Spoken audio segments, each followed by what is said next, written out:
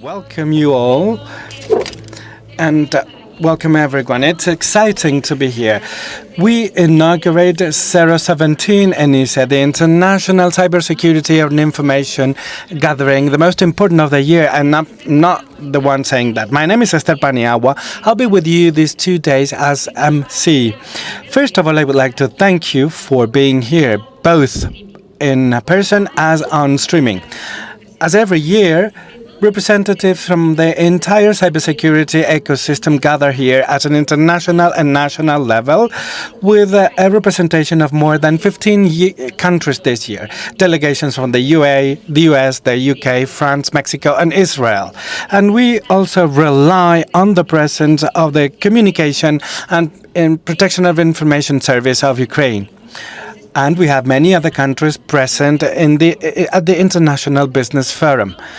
In the next 2 days, we will be exploring the latest trends on security, the main challenges, and the solutions in this very exciting domain that is not always considered cybersecurity, that the word made to be at the forefront of government's concerns and social concern. We are here to collaborate, to learn, to reinforce our defense facing cyber threats that are constantly evolving. We will have speeches and master classes and talks. And apart from that, you will be able to find many other activities in speaker corners, workshops, Space 1, Space 7, and I invite you all to visit these spaces. Before getting to the point, let me tell you something. This is going to be a very special edition. And we always say the same, and it's always true. But in this time, it's even more special. So this is not the 17th edition, but 017 edition. As you know, this is the lucky number of ENISE. Is the phone number to assist on cybersecurity at a national level. It is a confidential phone number available 365 days all year round, meaning. So we pay homage with our logo, together with you by your side. And I'm going to give the floor now to the most important people here, you, our speakers. Please welcome Ms. Karma Artiga, Secretary of State for Digitalization and Artificial Intelligence. Ms. Karma Artigas.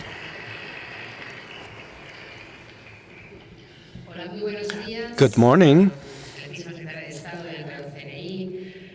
Secretary of State and Director of the National Intelligence Center, Mayor of León, delegate and deputy delegate of the government, military representation, representatives by the Castilla and León government, authorities, friends. Thank you for being here today with us, and welcome to this 017 ENISE edition. It is my pleasure and an honor for me to open once again this international gathering on cybersecurity of information, ENISIBE, here in the great city of León. First of all, I would like to congratulate INCIBE for the exceptional organization of this important event that allows many people to be here and share knowledge and challenges in this wonderful environment of the Palace of Congress of León. I would like to thank INCIBE and congratulate them because many of the events of the European presidents happen here in León as the next informal meeting of ministers of telecommunications and communications next week. Thank you for hosting this so professionally. So it's a great satisfaction to see again people interested in knowing a decisive field for the present and the future of our country. I would like to thank, therefore, all of you who are here in presence and those who are on streaming. And I would like to thank you for the digital Spain we are all building together. Talking about ENISE is talking about the most important event in the cybersecurity sector in Spain. This event is obviously a very important event for the sector, but year after year, it is becoming more important at an international level, putting Spain at the hardcore of cybersecurity at a world level. It is a decisive moment to define the present and future of company, investors, professionals, and experts. It's a gathering point that has been a very important event for 17 years. As I said, today and tomorrow, and this edition, 17 years of age, we have had more than 24,000 participants. 2,700 people have been registered for this event. So 17 years of excellence and 17 years of commitment to a more cybersecure Spain in the service of a citizenship, and I would like to congratulate you for this. So the logo of this edition is 017 ENISE, always by you. This logo pays homage to the great service 017 phone number to assist you at a cyber security problem in the private and business domain. For 3 years, we offer a direct link to citizenship to help them solve their problems in an agile, accessible, tailor-made and confidential way, reaching more than 1,300 consultations a week or a month. And this number has been very important for the last general election. The commitment of the government of Spain to cybersecurity is definite. And the sector is important for the government, and cybersecurity is a very important act of our 2026 Digital Spain agenda. It is important to safeguard growth and digital transformation in our country. The baseline is strong. We are at a privileged position thanks to the work of institutions as INCIBE that has become a world example in cybersecurity. We will continue to work on cybersecurity and for the industry, because we have many exhibitors here on this regard, and we will continue to work for that. So this has been a turning point for us to understand cybersecurity at a critical point for the success and the development of our country, which makes us proud. And we want to continue having this role, meaning to consolidate and to position the sector, especially during the presidency of the European Council we have at this time. This presidency bets for global Europe, autonomous, digital, ecological Europe, putting together innovation and progress and social justice. That's why we foster the reindustrialization of our country from a digital point of view as never before. And we're moving forward towards a model that puts together digital transformation, ecological transformation, so that they come together. So we want our economy to be more prosperous and more fair and just, reinforcing the European unity with more instruments and agreements. In these 2 days, 017 and ENISE, we will be able to know in depth some of these initiatives we are implementing already. Issues such as cybersecurity industry to become it more competitive. This is a challenge many countries and all companies face within a context as the current context. The importance of reconversion and talent attraction is important, and entrepreneurship is also important in cybersecurity. We want to help the companies and the industry, as we are doing, by the way. As I said, digital entrepreneurship and cybersecurity entrepreneurship, meaning that we want to have more than 100 events a year to foster vocations for ideas, incubation, and acceleration of projects. Since 2021, we have a unique initiative, innovative public purchasing initiative, more than 200 million euro. And many companies participated in this new initiative that are creating a new ecosystem of companies in our country. And this initiative is within the Next Generation EU program for recovery. So these funds have entailed the biggest innovation public purchasing initiative known in Spain. For the digital transformation, for this to be true on the entire territory, we need to foster the potential each region has.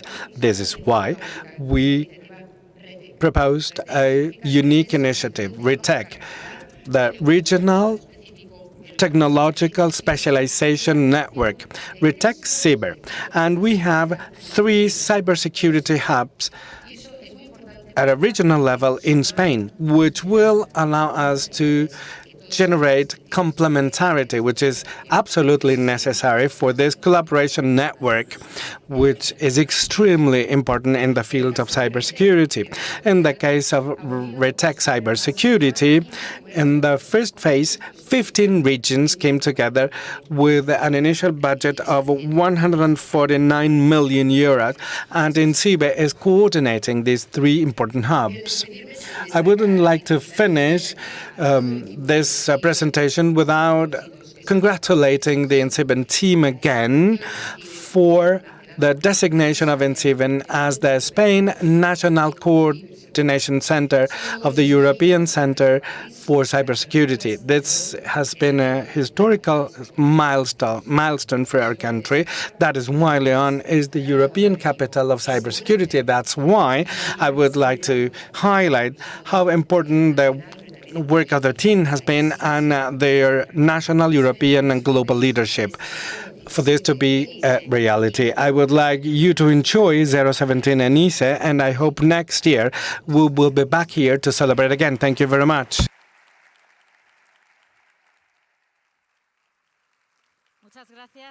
Thank you, Ms. Artigas. So, RETEC, innovative public purchasing, talent, cybersecurity. These are the topics we'll be discussing these days. So let's welcome Ms. Esperanza Casteleiro Llamazares, Secretary of State and Director of the National Intelligence Center. So please, let's give her a round of applause.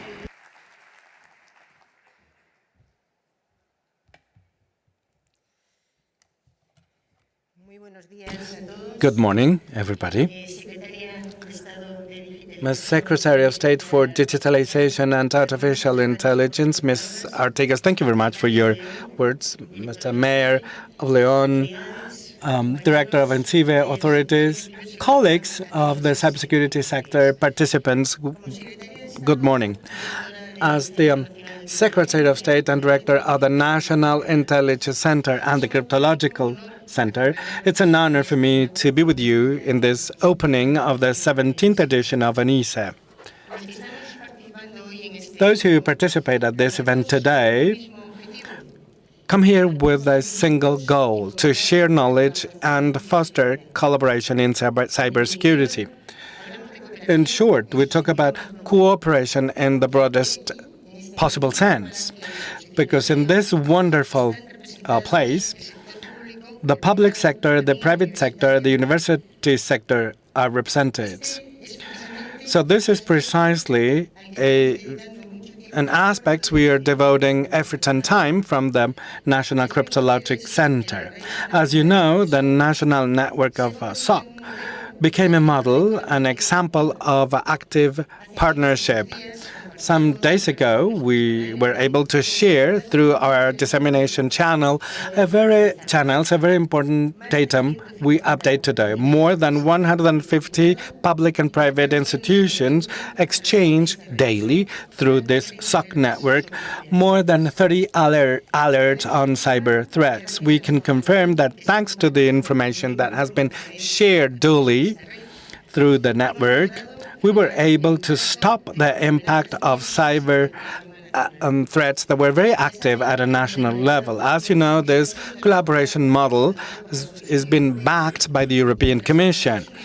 And after knowing how mature it is, Spain and the National Cryptological Center has been asked to put in motion the European SOC network.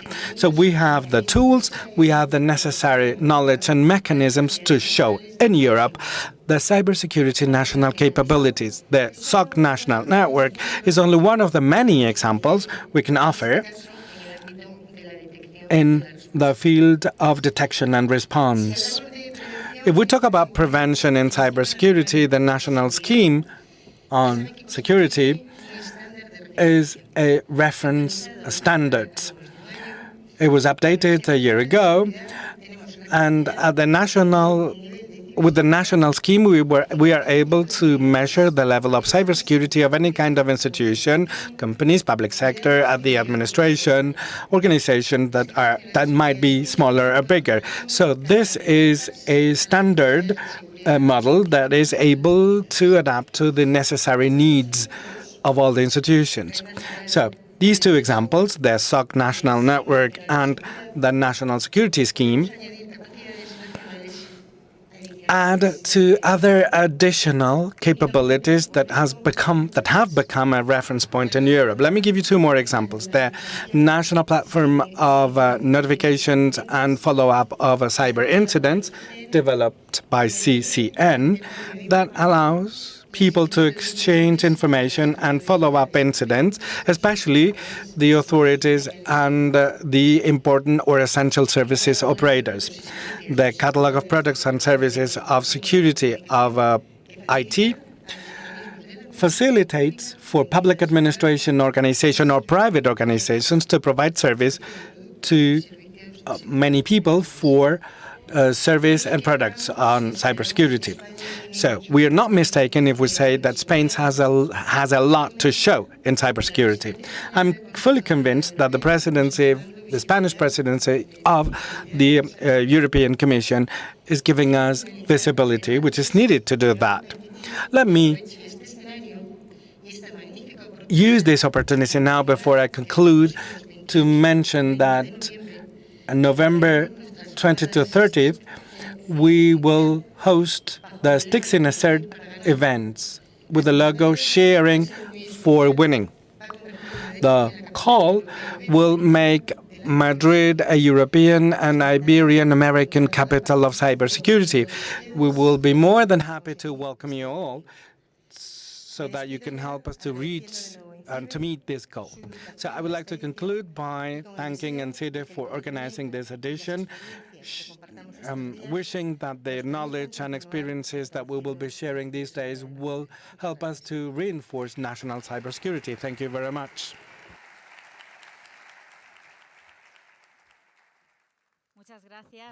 Thank you very much, Ms. Esperanza Casteleiro. Thank you for the important task you do, CCN and CNE, for the protection of our country. Let's welcome now José Antonio Díaz, the mayor of León, the hosting city of this event. So, Mr. Díaz, welcome.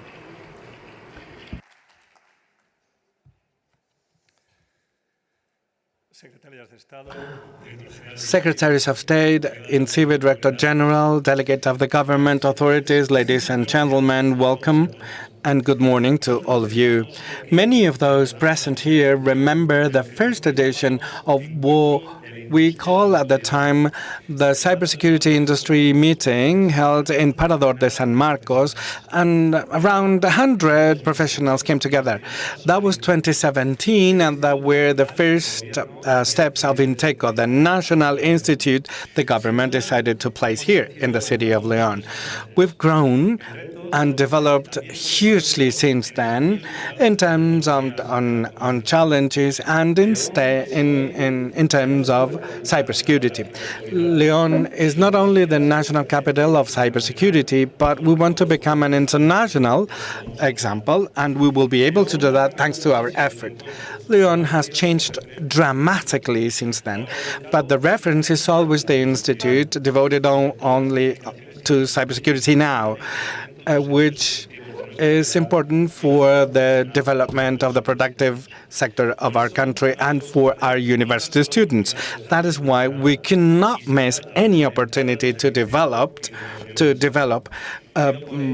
supported by the government of Spain. So that I would like to ask the Secretaries of State to continue supporting León and INCIBE. León is today a more modern, more sustainable city with a high quality of life, which can be an attraction for companies. We have history, we have a heritage, but we also are accessible, we are comfortable, we are accessible. We are linked to the airport with high-speed trains. So this makes León a strategic point if you want to come here and settle your companies here. So I would like to call on you all to explore settling here under the support of INCIBE and with the support of the private and public sector, and supported also by Leon's public administration. So, welcome you all to our wonderful city, a historical, a patrimonial, and unique city, heir of the Kingdom of Leon.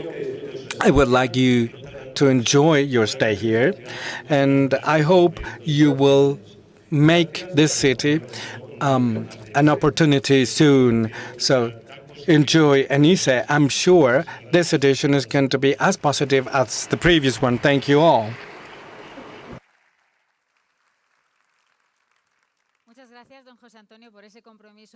Thank you, Mr. Diaz, for relying on cybersecurity from Leon. So, now a message of Ms. Nadia Calviño, the Vice President of the Government of Spain and Minister of Economic Affairs and Digital Transformation. Welcome to the International Gathering of Information Security, ENISE, a reference gathering point for companies, investors, professionals, and experts in cybersecurity. 17 editions already, and looking back, we can see the important digital change our country has experienced and is experiencing thanks to the Digital Spain agenda. And thanks to the support also of a next-generation European funding. So digital transformation places challenges and opportunities before us. For the last 2 years, more than 500 million euros coming from European funds have been invested in order to make progress in cybersecurity. The sector is mature today with more than 1,700 companies and with a two-digit follow-up figure. So cybersecurity is very important for economic development and industry, but it is also a challenge for public administration, for companies, and for society at large that have to make sure security is important in this new digital reality. We need to foster and retain talent in cybersecurity. This is what we're doing thanks to many programs to increase capabilities and satisfy a employment demand that will be over 83,000 job posts in 2024. We also work with industry in cybersecurity, artificial intelligence, and we are also coming up with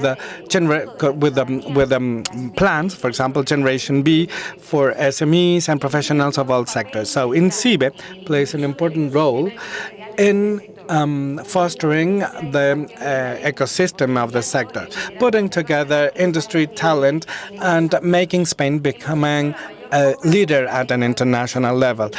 The biggest public purchase of the public sector has been experienced with more than 200 million euro coming from next generation European funding. So this is key to face these challenges. The collaboration between the administration is also important, and that's why we'll launch Red Tech programs, collaboration networks led by regions with a specific line on cybersecurity in order to have different complementary regional programs. In the first phase, 15 regions participated, and an initial investment of nearly 150 million euro to reinforce cybersecurity, which is a key leverage for growth and welfare of a country, because in the end, it has an impact on the trust companies and citizens need to have. I would like to thank INCIBE for all the initiatives and for the good job done with 017. The cybersecurity phone line that has been assisting miners, companies, families, and the sector with a tailor-made assistance, attending or assisting nearly 1,300 calls per week. This is important for citizenship in terms of personal data protection, privacy, or functioning of networks when facing threats. This dynamizes economy as well.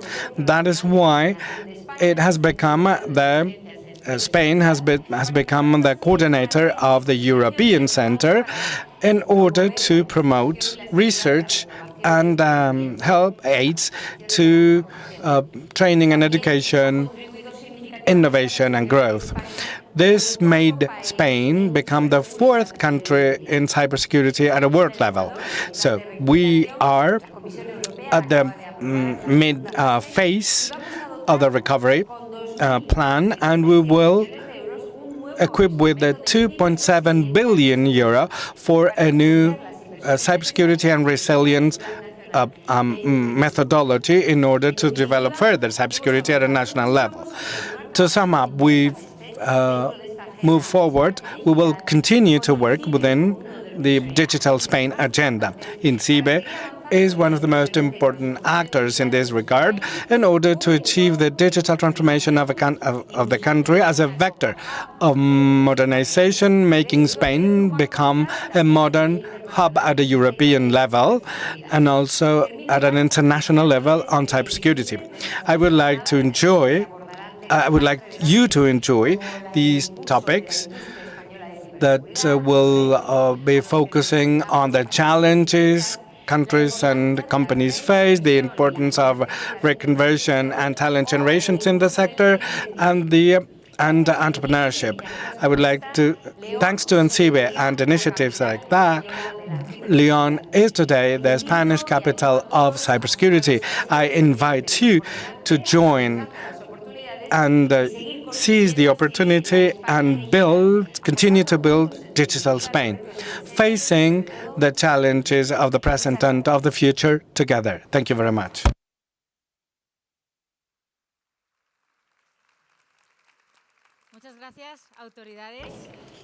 Thank you to the authorities. Let me share with you two videos. First of all, the history of ENISE.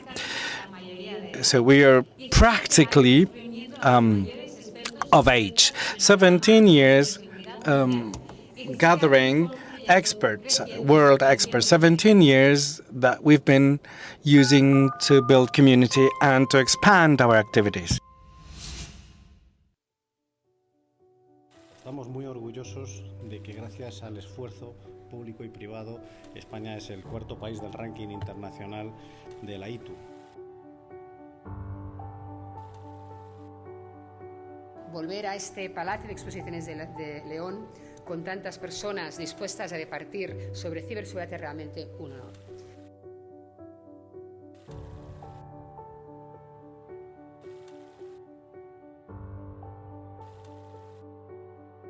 Es un evento que se ha consolidado como punto de encuentro de la industria de la ciberseguridad al reunir a empresas, profesionales y expertos, tanto nacionales como también internacionales.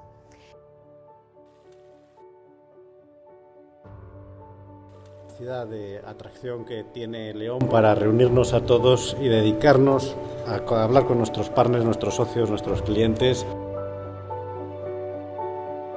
La calidad de nuestro ecosistema de ciberseguridad ya ha quedado acreditada, con el 5º puesto a nivel mundial certificado por la Unión Internacional de Telecomunicaciones de las Naciones Unidas.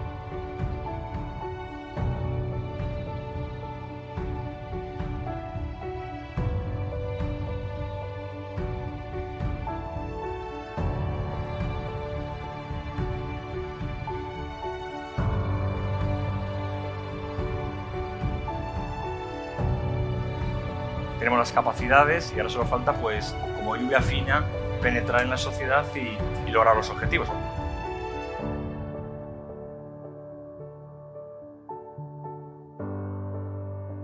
Gracias, gracias y gracias. Estáis, ya lo sabéis, en vuestra casa, en León, en INCIBE, la casa de todos, la casa de la ciberseguridad, y nos vemos el año que viene. Muchas gracias a todos.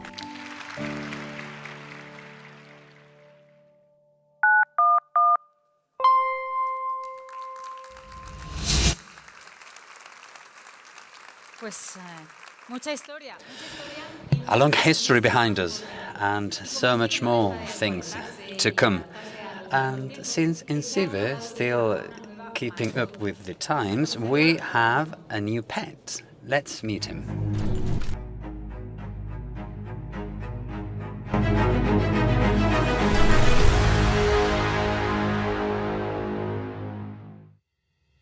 En la ciudad de León, en el Instituto Nacional de Ciberseguridad de España, una extraordinaria defensa ha sido creada. Su nombre es INCIBE. Representa la ciberseguridad en su máxima expresión. En cada episodio seguiremos los pasos de INCIBE mientras protege a la ciudadanía y a las empresas de graves amenazas cibernéticas. En un país moderno e interconectado, con cada avance tecnológico surgen nuevas oportunidades, pero también riesgos de seguridad. Los ciberdelincuentes más maliciosos irrumpirán en las redes amenazando con infectar y sembrar el caos en todos los dispositivos conectados. Con INCIBE no hay de qué preocuparse. Defenderá el país ante cualquier ataque. Con sus avanzados algoritmos y poderosos cortafuegos, INCIBE rastrea incansablemente cada rincón de la red, eliminando virus y malware a su paso. Pero los villanos no se rendirán tan fácilmente. Utilizarán trampas cibernéticas y engaños para detener a INCIBE en su misión. Sin embargo, INCIBE sortea cada obstáculo con inteligencia y determinación. La ciberseguridad está a salvo gracias a su coraje y habilidades excepcionales. España puede celebrar que INCIBE siempre protegerá sus datos y privacidad. Únete a INCIBE para seguir las emocionantes aventuras de INCIBE, siempre en alerta por tu ciberseguridad.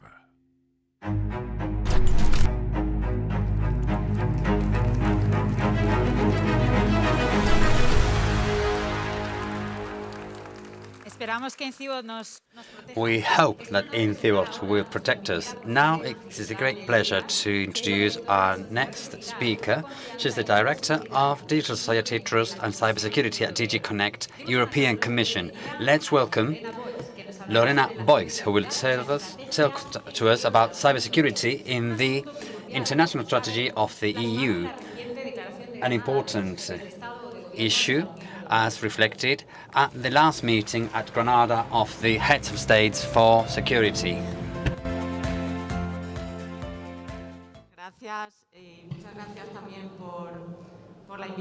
Thank you for the invitation.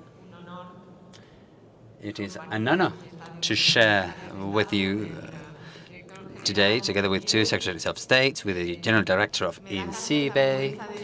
I am almost ashamed to say that it is the first time I've come, but really it is only my third year in my position, and we've had very many events, including a pandemic. I had been part of this event digitally, but I have to say that I am totally astounded about what this is like, and I think that the two Secretaries of State have talked very nicely about INCIBE. I was going to say the same thing, but they have already done so. INCIBE is no doubt doing an exceptional job, not only in Spain, but also at the European level, and particularly as the representatives of the National Cooperation Network, and also thanks to the good use that they're making of the Next Generation EU, particularly in those issues to promote talent. And Felix, what we do expect is that this will be shared with the other members of the National Coordination level network at European level. Those of you who have already seen me at conferences might know that what I do is I share what we are doing at a European level, and this year I am happy that I have been requested to talk about international issues. And it is clear that if I had been asked to talk about foreign issues at European level 3 years ago, I wouldn't have been able to say as many things as I will say today, given the geopolitics situation. Looking at what the world is like globally, I apologize. I was trying to see where I should start. The European Union has become a key stakeholder at politics and economic level. This means that the European Union and its countries are becoming more and more the target of cyber attacks, and this is what is going on. We see this And we have seen it lately with the war in Ukraine, and we see how there are more and more attacks related to the geopolitical context. These are usually direct attacks, but again, they are related to the geopolitical situation. The report from NISA for threats pointed out that the threat actors supported by third states have already attacked more than 128 intergovernmental agencies of countries supporting Ukraine. So here we see how these cyber attacks are closely related to the geopolitical situation. Obviously, we are not talking only about this conflict. We know that we are also the victims of the conflict and that we have attacks coming from elsewhere in the world. It is a big issue right now, which is calling for a lot of international cooperation, and I'm talking about ransomware. The EU, together with the UK, are having to counteract more than 20 such attacks per week, and this is something that we are discussing with third-party countries. I wanted to share this slide, which aims at putting some order at the hyperactivity that we are witnessing at the European Union. We have to issue more and more legislative proposals, and this is a way of put them in order. We have a series of actions for prevention, for resilience, and this is where we have the NIS2 certification, the 5G security toolbox, and what's coming up, what we are working on. We're talking about things like Cyber Resilience Act, the CRA, in order to cover the entire supply chain. We have the risk assessments that we are completing together with the member states, and as part of the Cyber Solidarity Act, which is our newest proposal, we have a series of actions for prevention purposes. The Secretary of State also referred to the SOX network.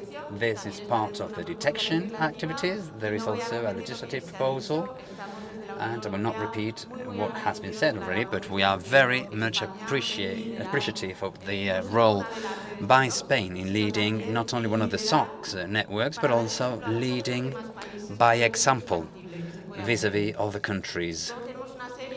Then we have a series of response activities for cyber crisis management and also the deterrence with a series of actions. This would not be possible without international cooperation. It would be absolutely impossible to do and complete all these tasks. I will now tell you more details and will also refer to how we see the geopolitical situation and how our cooperation at the European level with third countries was very much focused on here, on this column, on prevention and resilience, on capacity building, and we are having to shift towards crisis management, because obviously, and this is one of the lessons we learned from the war on Ukraine, is that when something major happens, or when there is a potential for something major to happen, unless we coordinate with some third countries, we will be unable to get out of that crisis. Obviously, the cooperation that goes through or require the response or the deterrence is usually done with like-minded countries, those third countries that share our values with us.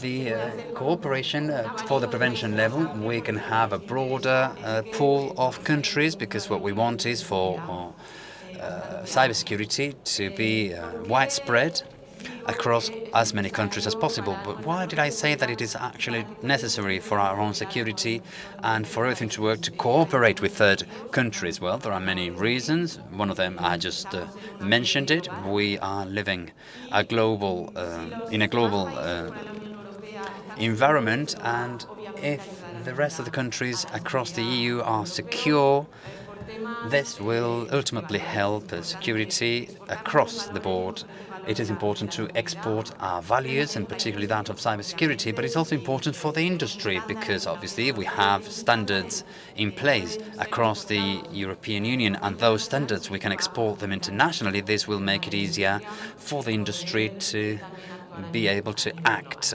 globally. So these are the motivations in a nutshell. I would like to tell you about the big issues that we are dealing with third countries at the moment. And as I said earlier, one of the major issues is that of critical infrastructure protection. And here we have cooperation with third-party countries, and one of the countries that we are cooperating very closely lately is the US. As you know, we have the ENISE 2, which obliges companies, infrastructures, and also the public administration to notify about incidents, and in the US they also have the obligation to notify about incidents.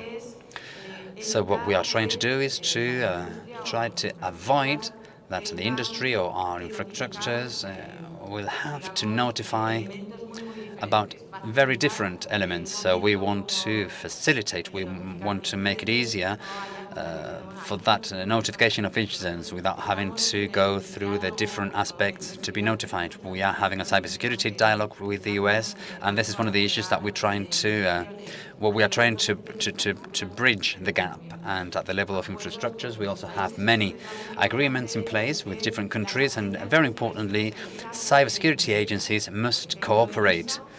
For instance, ENISE, our European Cybersecurity Agency, is signing a large number of agreements with agencies from third countries.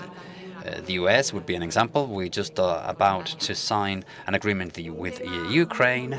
And also, very importantly, one of the favorite issues for the European Commission is that of 5G. It is absolutely paramount to have cooperation, international cooperation in this respect. How are we working around this? Well, one of the ways is in all the dialogues we have, including Latin America, with third countries, we try to promote our 5G toolbox. In other words, we want to take into account elsewhere in the world that for 5G we should not have high-risk suppliers. And apart from promoting this in dialogues by exchanging legislation or different ways to approach this issue, we are now doing this in a more innovative way, and I would like to refer briefly to the communication that was adopted by the Commission on the 15th of June. I will never forget this date, and we did something that will have a great impact on our relationships with third-party countries with regards to 5G. In this communication, the Commission did something that had never done up until that time. On the one hand, they reminded all the countries across the European Union that the 5G toolbox has to be applied, that not only we need to apply the law, but we have to actually put it in practice. And the Commission said that it would be leading by example. So what we did was to support those countries that have already identified high-risk suppliers.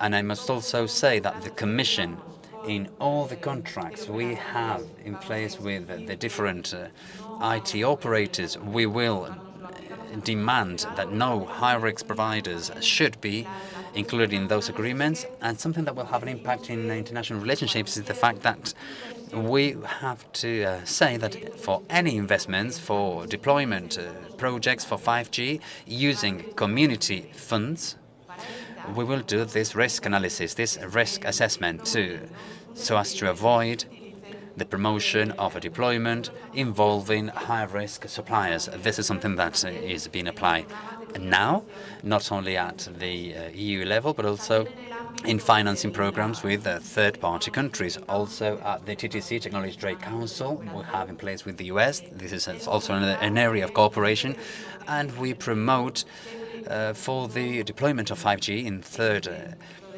level countries should avoid high-risk projects. Okay, so that's it about that. And then another important thing for products, I referred to the Cyber Resilience Act a while ago. This is the new introduction.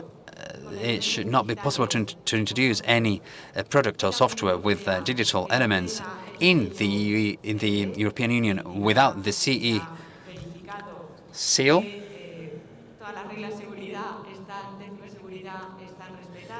To verify that they have observed all cybersecurity legislation, that there is risk assessment, etc. We know it is really ambitious, but we are very happy that with the Spanish presidency of the EU, this legislation dossier is making good progress. It is important to have this ready as soon as possible, but obviously this new act is only the beginning of something which is much broader. This act will not work unless we launch a series of standards to help the companies observe these requirements. And to that end, we need, then again, international cooperation. We have the countries launching their own systems, be it the UK, the US, Singapore, to protect products or to protect citizens through product security. And here what we want to avoid is to have very dispersed standards. We were there first.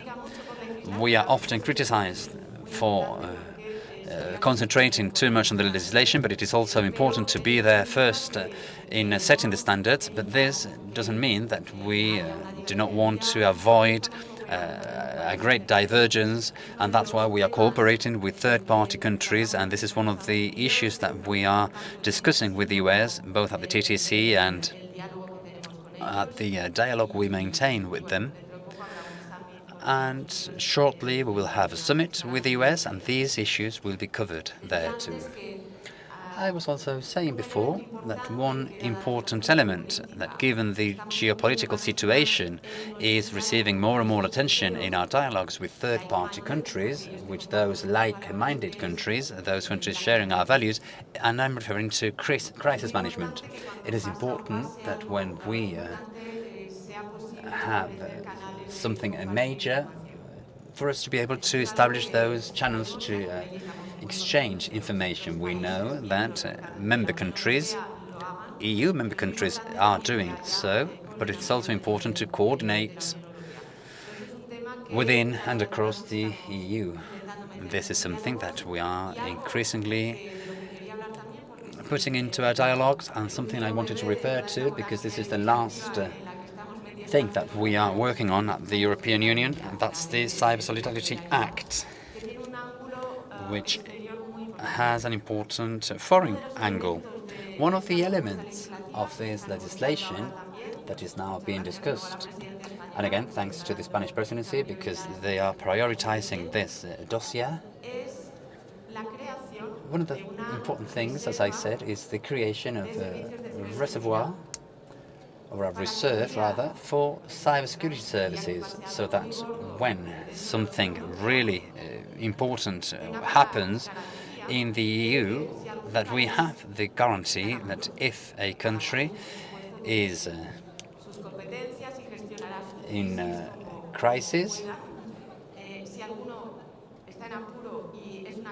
if they are having a hard time and if they are witnessing an important crisis, that they can make use of this reserve. The idea is to build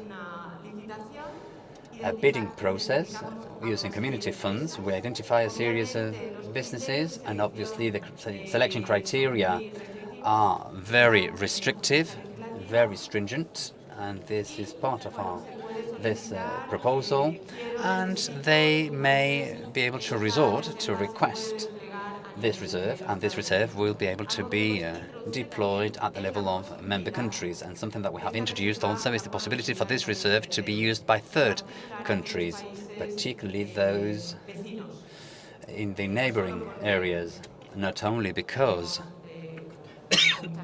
we are closer to them very often, but also because of our own cybersecurity. If something happens in any neighboring third country, and if there is a spillover to member states, if this has consequences and an effect in the EU, even in an indirect effect, we want for these crises to be well managed in those third countries. So this is why we open the door to this possibility. We have not yet chosen what those third countries will be, and this is up for the member states to, together with the Commission, to vote and to decide jointly which countries should be part of this list of potential beneficiaries of this reserve. And also importantly, and I will be brief here because this is not for me to discuss, but rather for the General Director, and I'm talking about cyber crime. This is one of the areas where international cooperation is not only necessary but also useful, and it is being demonstrated as such. I referred to the ransomware before. There is an initiative internationally. There is an initiative on ransomware involving different European countries, and it is important, I believe, to support this. And also at the Europol level, we are seeing a lot of successful stories in this regard. Not so long ago, in an operation supported by 13 countries, we managed to bring down infrastructure that had attacked more than 1,500 companies. Thank you, Ms. Bosch. We need to finish. Well, I was also almost there. Just let me say that the mechanisms we have for this cooperation, be it the dialogues, cyber dialogues, as we call them, and also as part of the dialogues that we have on the digital issues, we introduce a chapter on cybersecurity. For instance, with Latin America, we have a chapter, a large chapter for cyber digital, and cybersecurity is always there, and it has a relevant role. And let's not forget international organizations such as the UN and also NATO. I have not met as often with the NATO officials as I have done in recent months. We have even created a working group for the protection of essential assets, and we are talking with them about cybersecurity. Thank you for listening, and I wish you a successful event. Thank you.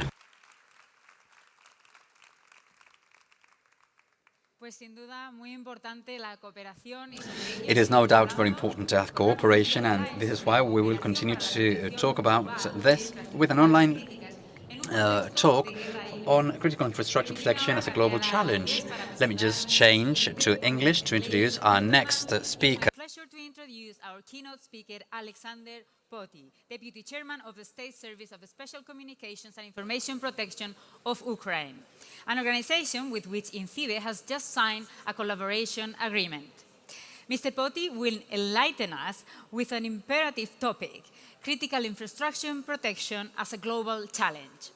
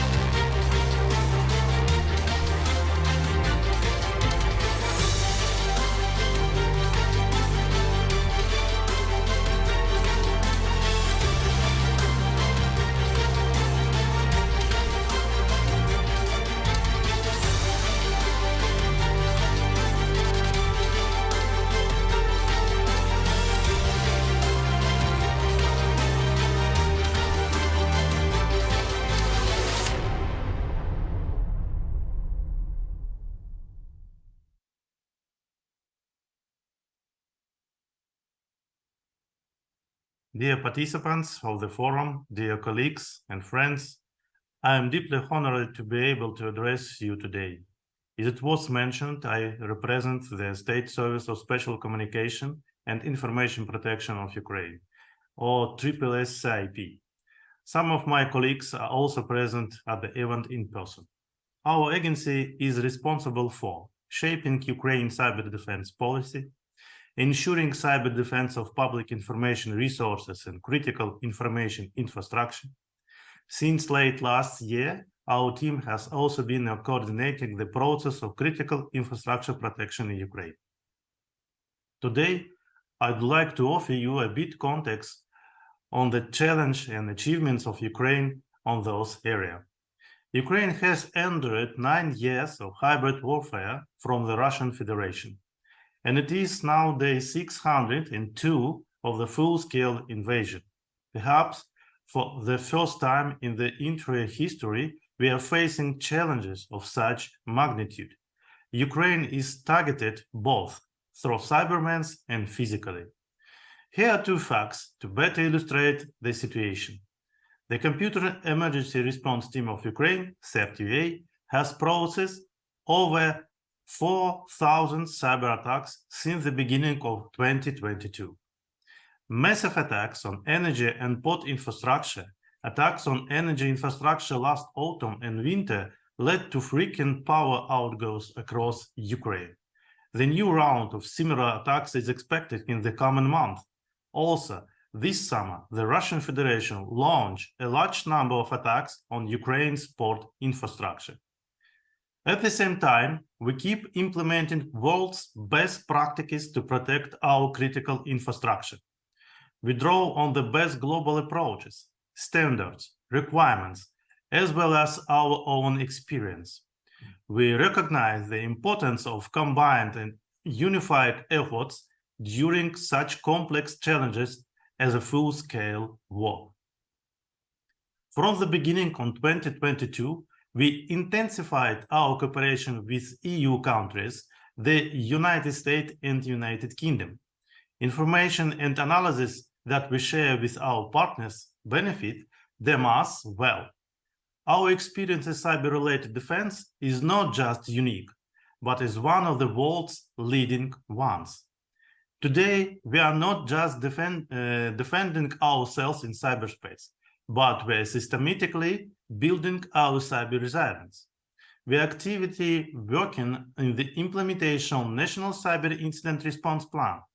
We are also working in implementing of relevant EU directives, ENISE 2 and RCE.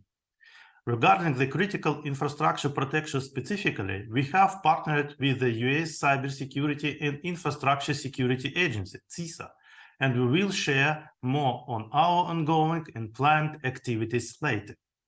Our experience has proven that effective cooperation is crucial for better protection. We are grateful to all our partners for the strong support and willingness to work together on the common challenge.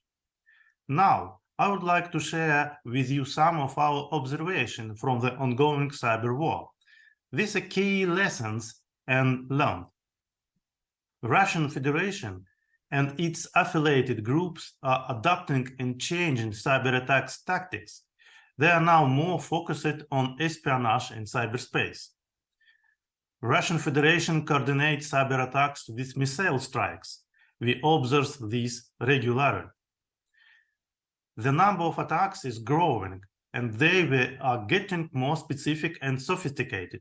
Russia is engaging more and more specialists to launch those attacks.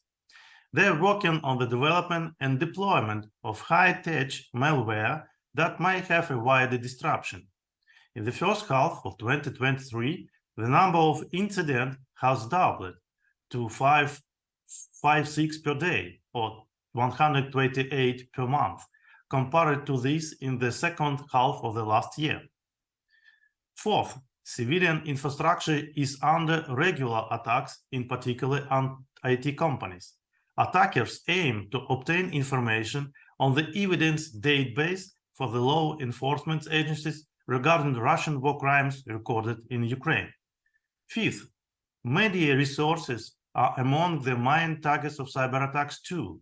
Here, attackers aim to gain control over media resources and social media accounts to use them for disinformation campaigns.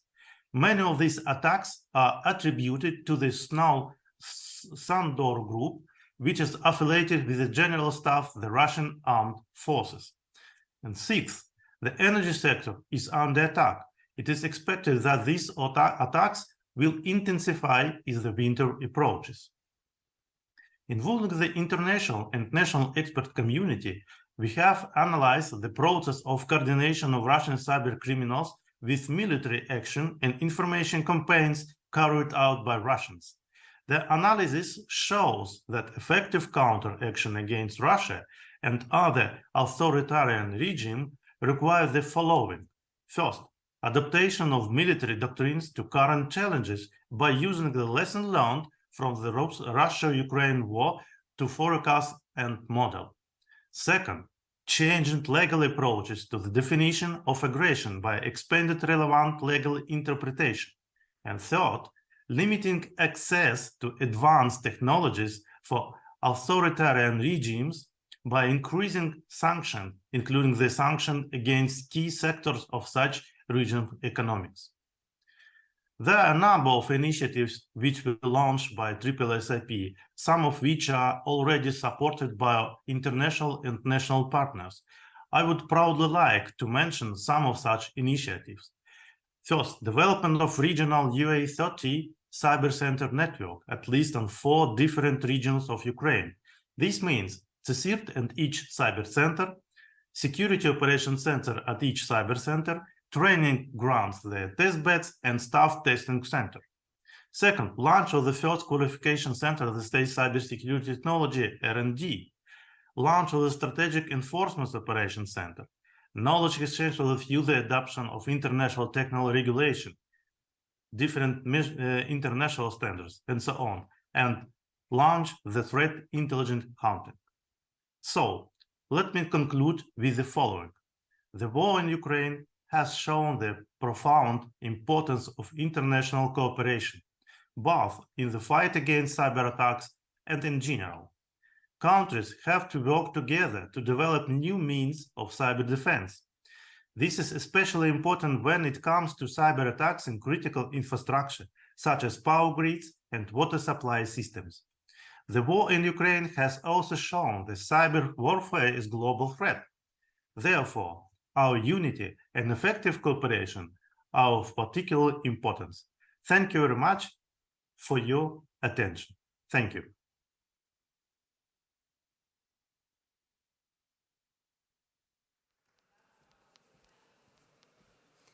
Bueno, pues cambiamos de tercio, aunque seguimos Let's hablando de- change topic, even if we will continue talking about cooperation.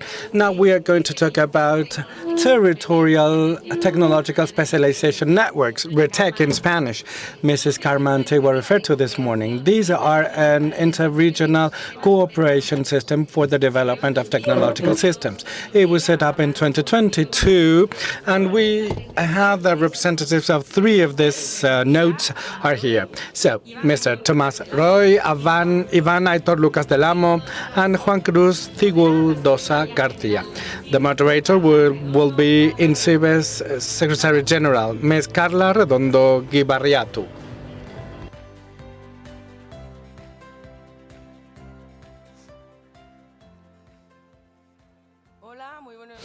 Hello, good morning, everybody.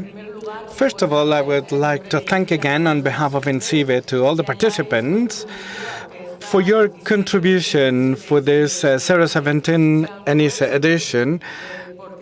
Will be very successful, or is already very successful. Without us, this wouldn't be possible.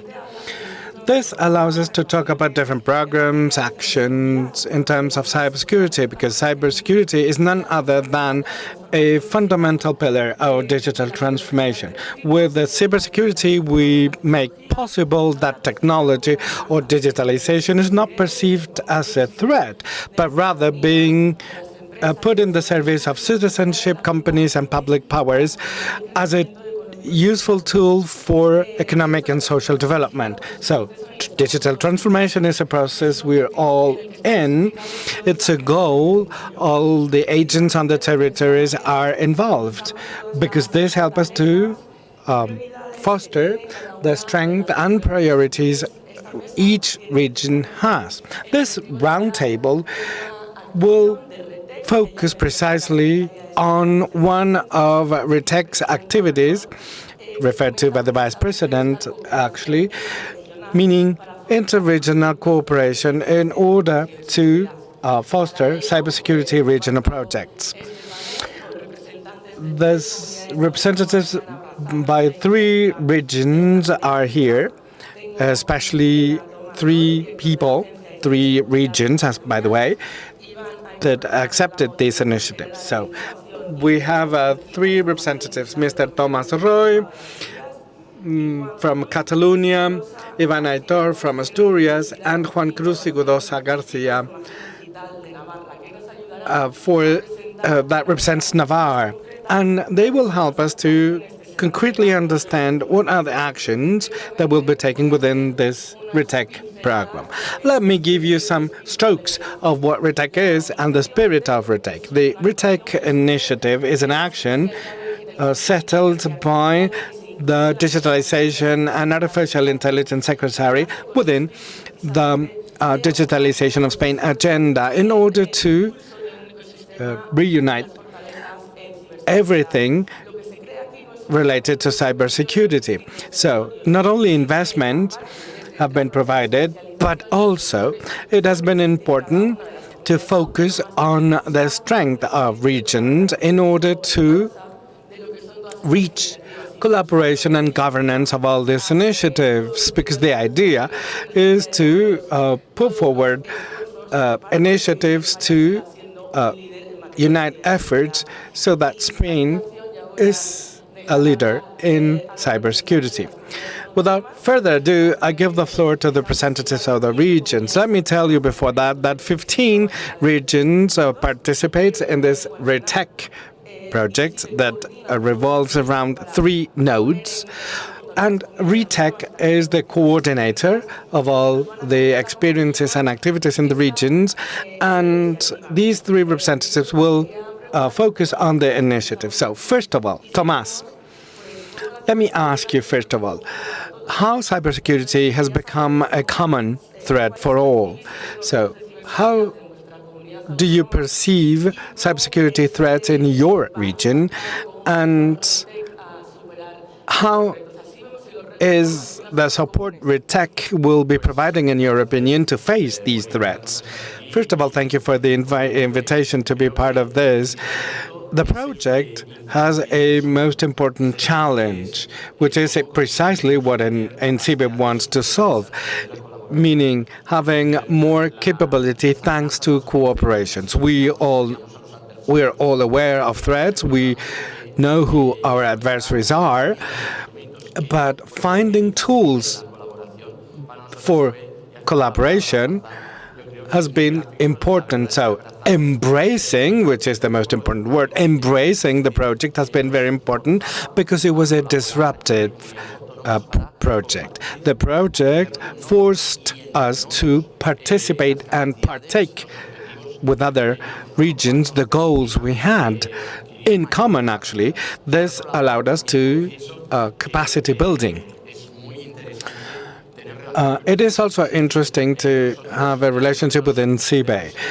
One of the axes we have, one of the 4 important pillars we have in Catalonia is industrial development.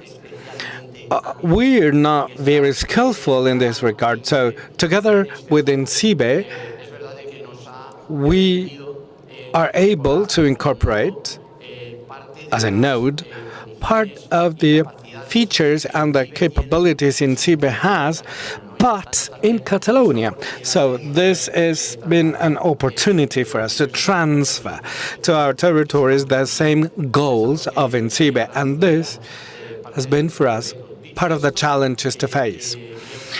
Having said this, and this is clear, by the way, we face threats that are common. We wanted to focus these threats according to theme axis. We have in Catalonia, Valencia, and Galicia found that smart transportation was important for us. This is something common with some specificities, especially in Galicia.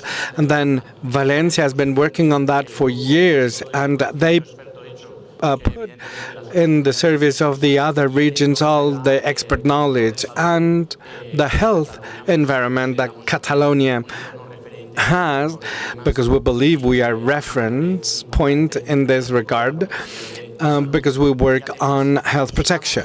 So, as you can see, we have many different aspects, but we wanted also to work at a vertical level. But we need to escalate things up, and we need to transfer this to the ICTs, says the speaker, to cybersecurity together with ICTs in order to be more operational, in order to face this challenge and provide this challenge with more responses. So we are increasingly focusing on the critical infrastructures, not only the public utility infrastructures, but also the private sector infrastructures. So, therefore, it seems trends lead us to a level of alert in which critical infrastructure, as we've seen, threats and cyber threat, ransomware, phishing, emails, etc. This is important. So we've been working on cyber. We've been focusing on sorting things out concerning development and obsolescence. This should have been sorted out before.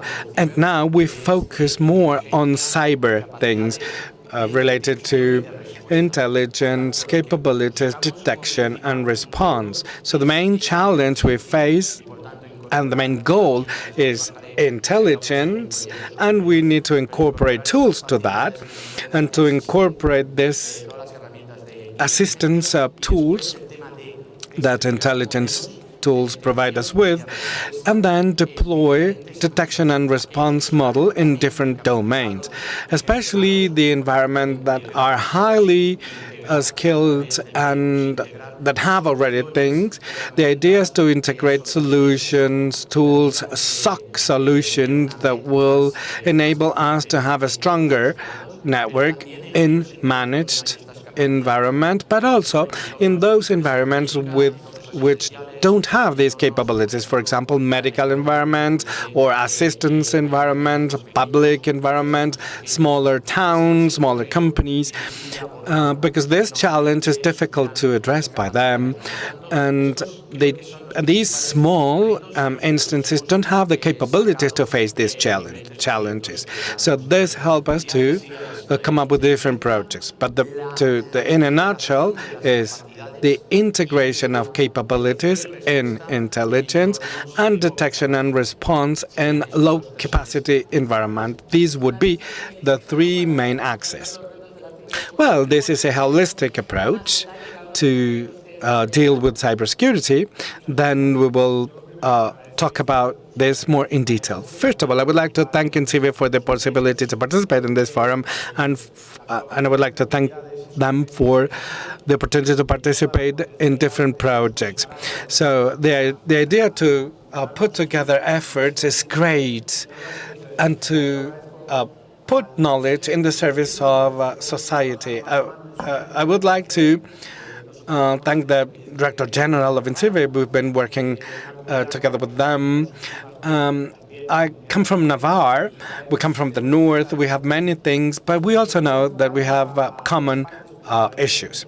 Our project focuses on two main things. First of all, to get companies that already have know-how in cybersecurity, use this to increase their potential.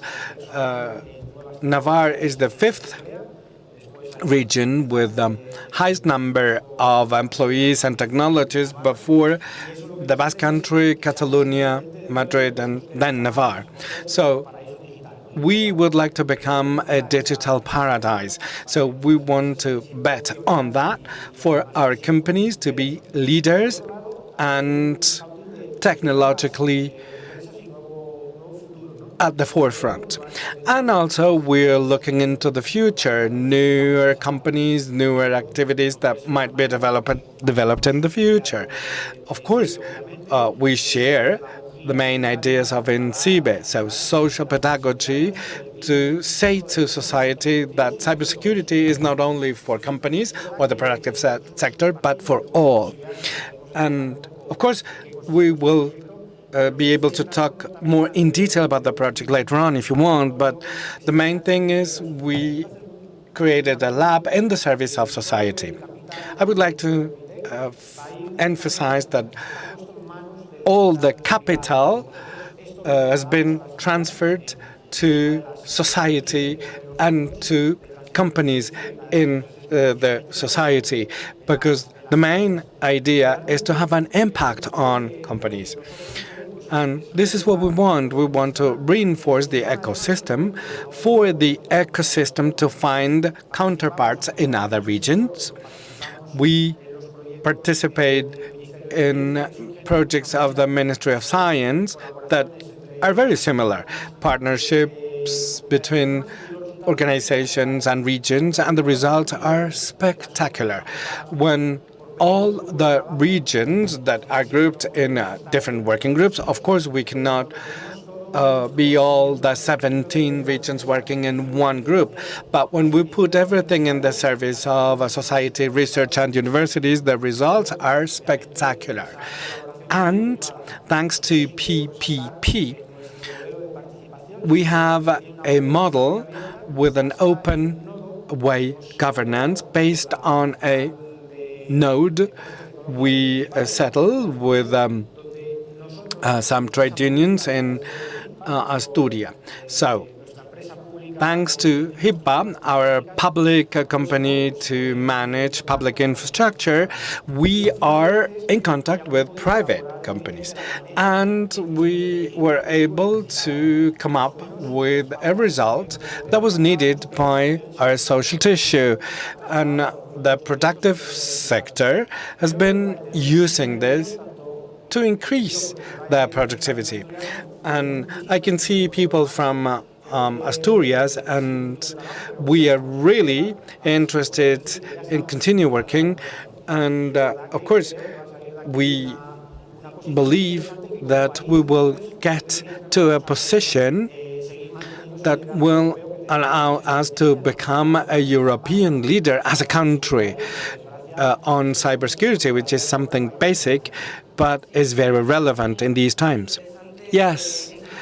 What you are mentioning is very interesting, common threats, and how RETEC allowed these to be adapted to different regions. So, Councillor Person, can you talk about Navarre and how your challenges will be faced by using RETEC? Well, what I'm going to say is not going to be new. I'm sorry about that. It is important to say something new after these two wonderful presentations, but let me be disruptive, though. Cybersecurity is an issue that impacts not only the sector, but many other sectors of society. So there's a long way to go to understand this is a global issue. Big companies because they are hacked. Smaller companies because they don't know, but they might lose the work of 1 year due to ill management. People because data are hacked. So citizenship as a whole is also involved. So what I always say is cybersecurity, if for current society, which is a digital society, is a public health or cyber health, I would like to call it this way, cyber health issue. Cybersecurity has some connotations. I'm going to be attacked and I need to defend. But also, it is a health issue. So RETEC has something important to say about this.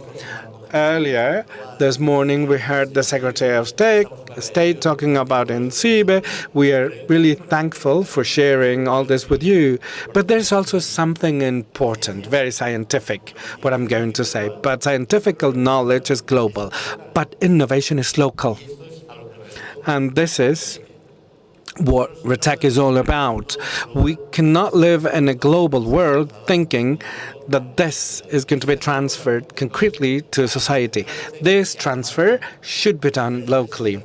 So RETEC, the RETEC initiative that links many things to the different territories with specificities, is the only way to make this transfer.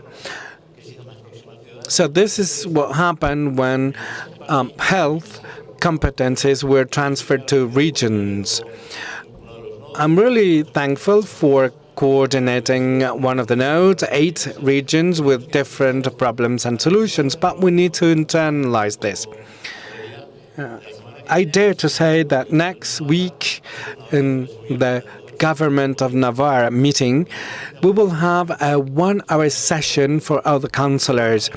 This is not something for my department, but for the entire Government of Navarre. So we are the first region to sign the project with INCIBE, and that's why we're moving forward. Yeah, I see that threats are common, so RETEC works on common solutions. And because we're eager to know, and you are eager to tell, please tell us about your specific projects, because the idea of RETEC is to reach the ecosystem as a whole, companies, organizations, and citizenship. What is the last phase then to do that? Let me tell you, first of all, that there is an opportunity to build a space of data protection within RETEC, which is not something minor. Many times companies, to accelerate results, they require data in order to avoid pilot projects and tests. The idea is to provide with a data space for simulations or accelerates products for the market. So we believe this is important to come up with solutions. So the node will generate cyber data that will be exploited by the market. So this is for us to return to society the great number of data we have, operational SOC, cybersecurity operations, etc. So this is one of the key projects we have. Other projects we have attempt to escalate and to integrate capabilities further, looking at detection and response always. But the idea is to integrate observability. Everything that exists in IT control system, the management of users, applications, and systems. So the idea is how to use all this information to be more visible, to have more context within cyber context. The idea is to incorporate IT capabilities in cyber capabilities. And there's something which is also an issue. Opportunities. Opportunities are not a problem, but the problem is comply with that. So we have a huge tool, and we hope that the Spanish framework will be used and applied by Europe as a whole. And we need to fulfill compliance based on operation, not as we did in the past with audits and controls, but something emerging from implementation as such to generate ongoing audits. with purely technological measures. So there is a challenge for the market over there. So we need to facilitate and create compliance as a result of protection itself. Also, we talk about cyber range, cyber academies, knowledge, back bounties, etc. Everything that is related to promotion, to transfer to the academy and the sector, cybersecurity issues, and also having an ICT sector that focuses more on cyber issues. We want to have a certification of the chain of supply within the ICT sector or environment. We want to have all the links in the supply channels to have more cyber systems, and also systems to assist citizenship, or assist attention centers, or assist operators of cybersecurity. So the idea is to have assistance based on artificial intelligence, or if you want, based on the new challenges that emerge, because everybody converge in what we call open eye environments and new capabilities. And also how to use the strength, the tools we have to discover things out based on knowledge to democratize basis. I'm talking about OT environment, meaning health and OMT, transports, industry environments, how to manage to generate an exchange within the discovery of vulnerability phase. For this not to become a cyber issue, but rather something inherent, allowing us to overcome the barrier we might have on this new environments, new challenges that will be incorporated if we talk about new infrastructures. And also working with the organization, I see Luigi from EXO. So try to protect our activities towards projects and activities developed in Europe. Even if it is local innovation, the idea is to open up to see what other parts of Europe are doing. So to establish partnerships and alliances, and to use the movements that might happen in Europe. And we see that European countries are interested in what we are doing, for example, Italy or Flanders, because they propose concrete things to our RITEC. So as we can see, Europe is also interested in this mechanism of sharing and participating together in projects based on the knowledge we have of the sector. And Europe is making efforts thanks to innovative public purchasing schemes. So this entails a challenge for us. I did mention before, is the legal aspects. I don't want to be controversial here, but we need to create a knowledge base, basis, and INCIBE is going to help us a great deal in this regard to be able to replicate the success stories of each nodes. So the idea is to have people not doing this journey on their own for the first time, because the idea is to share experiences, because at the end of the day is to have competition, transparency, in everything that is related to administration. That call on INCIBE to keep maintaining this collaboration in order to be more efficient and in order to get more synergy to link all these nodes with other nodes. Each region is really thrilled to working on that, but the main challenge is sharing and create inter-regional, inter-node spaces. Each region has its own book to play, let's put it this way, but the most important thing is to work together. This will make it possible to make different things. Yeah, even if each one of you is specially, vertically or horizontally, the most important thing is to share. That is why INCIBE was created. So now, Director General, please tell us the story of Asturias. In Asturias, the idea was to settle a lab with more than 5 million euros in the service of society, the academy, the research organizations, etc. Because we want to have this a center or a lab to come up with new initiatives, with new business models, with data that will be used by the other regions, so they can use it and then return them. We also highlight new talent thanks to upscaling and rescaling. So we have a specific budgetary item to that is allocated to that. Also, creation of new companies with subsidies to companies working specifically on cybersecurity. The idea is to access the national scheme of cybersecurity with the funds they have. So the model is very similar to ISO standards at the beginning.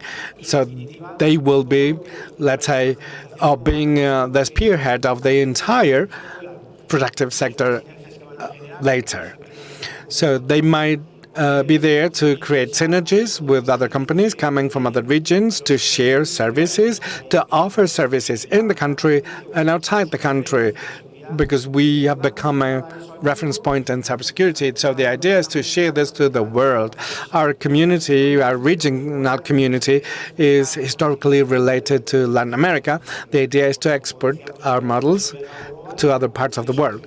It's a global issue with the local solutions, and our region, together with the other regions that are part of the node, the idea is to create synergies for our productive system to see how they can position themselves to establish links and contacts with the other regions, and human resources, which is something basic.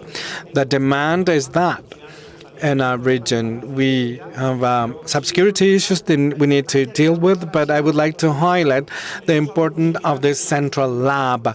We are working with 5G standalone lab, and the idea is that when we bring people together, very interesting ideas come up, bring forward. So the idea is to reach companies. Correct.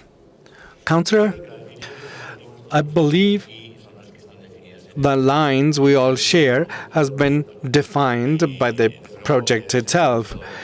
So the Center for Demonstration will be implemented, the awareness-raising campaign, which is something important to me. Talent is important, but let me tell you about two important things in this regard.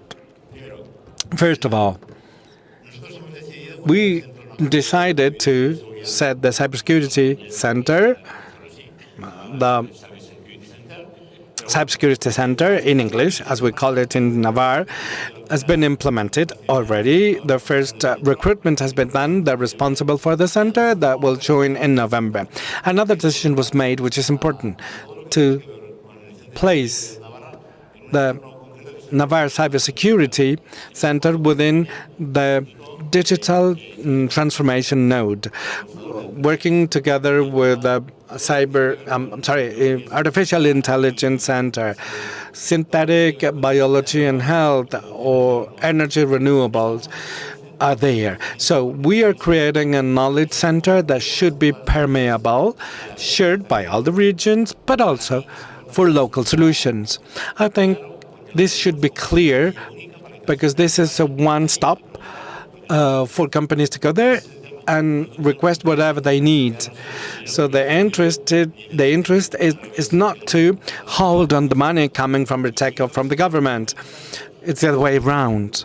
And the most important thing is something that is concerning to us. Navarre is the region with the highest industrial gross domestic product. is near to the one in Germany. So we have a pressure which is huge by the industry, the real industry, to produce screws and cars. And this is very important to us. So at the end of this RETEC experience, we managed to have the industry, not the ICT industry, but the industry as a whole, is aware of all this industrialization process, which is absolutely necessary.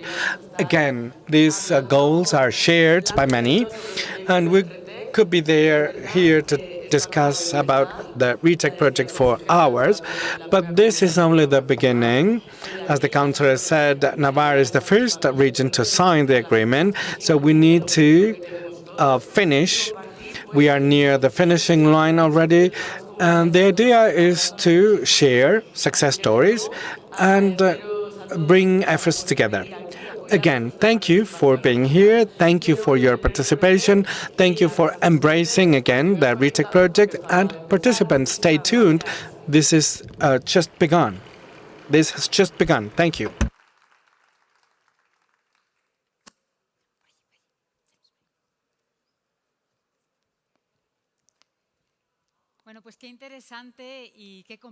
So interesting and so challenging that task by RETEC that we have to value and highlight.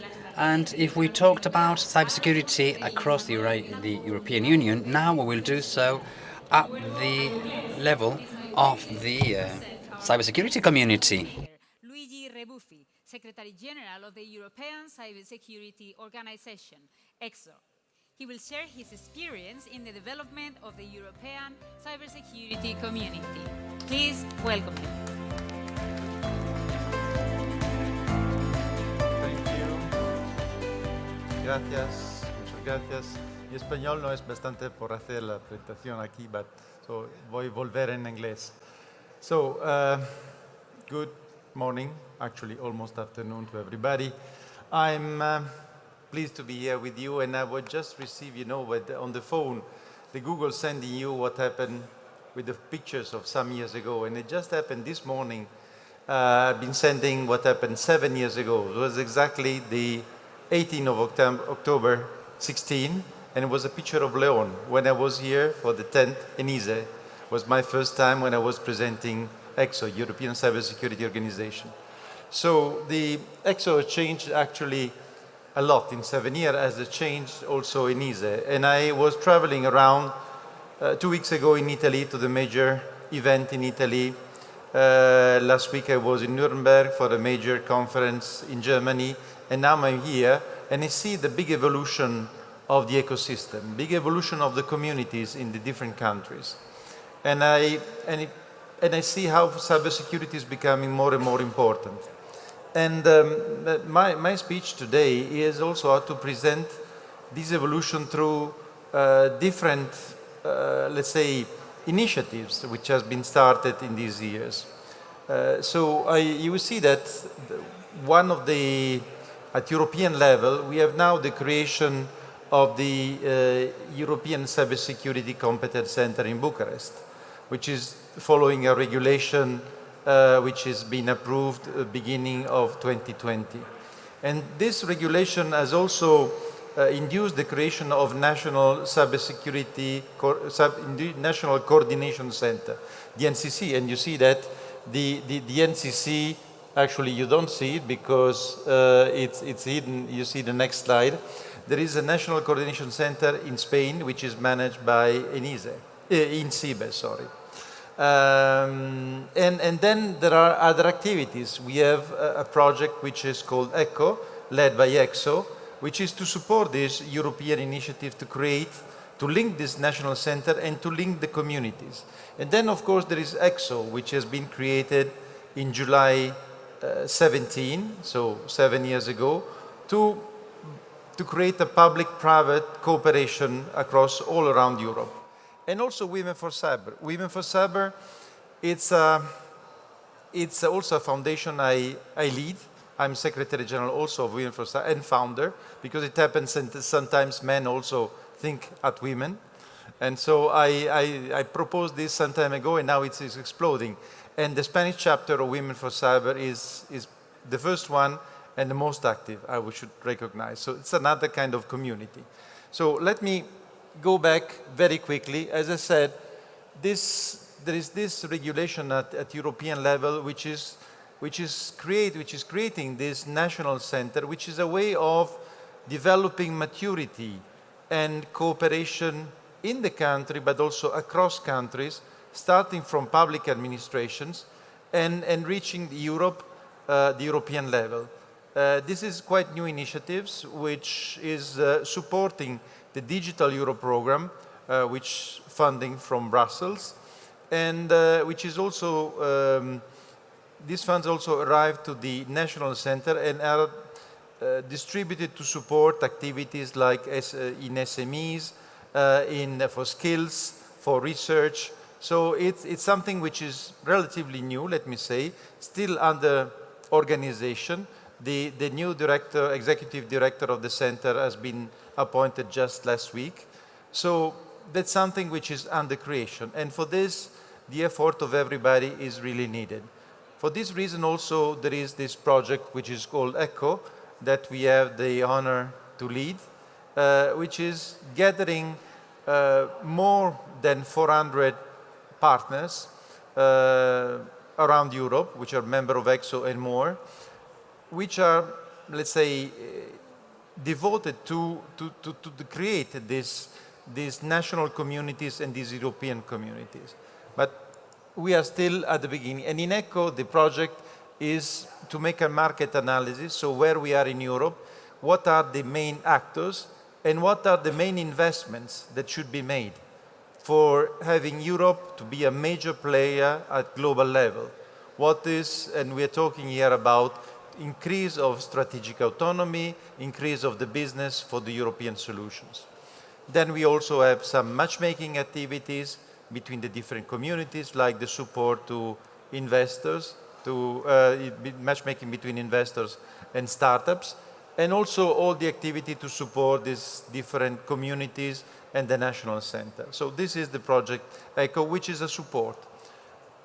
And just this is what, to show one of the deliverables that we have made for this project, just to show where we have identified the different communities that we have identified in ECHO. So one thing is that are the geographic communities, which can be at national level or a regional level. So that's something which depends on the regional or national ecosystem.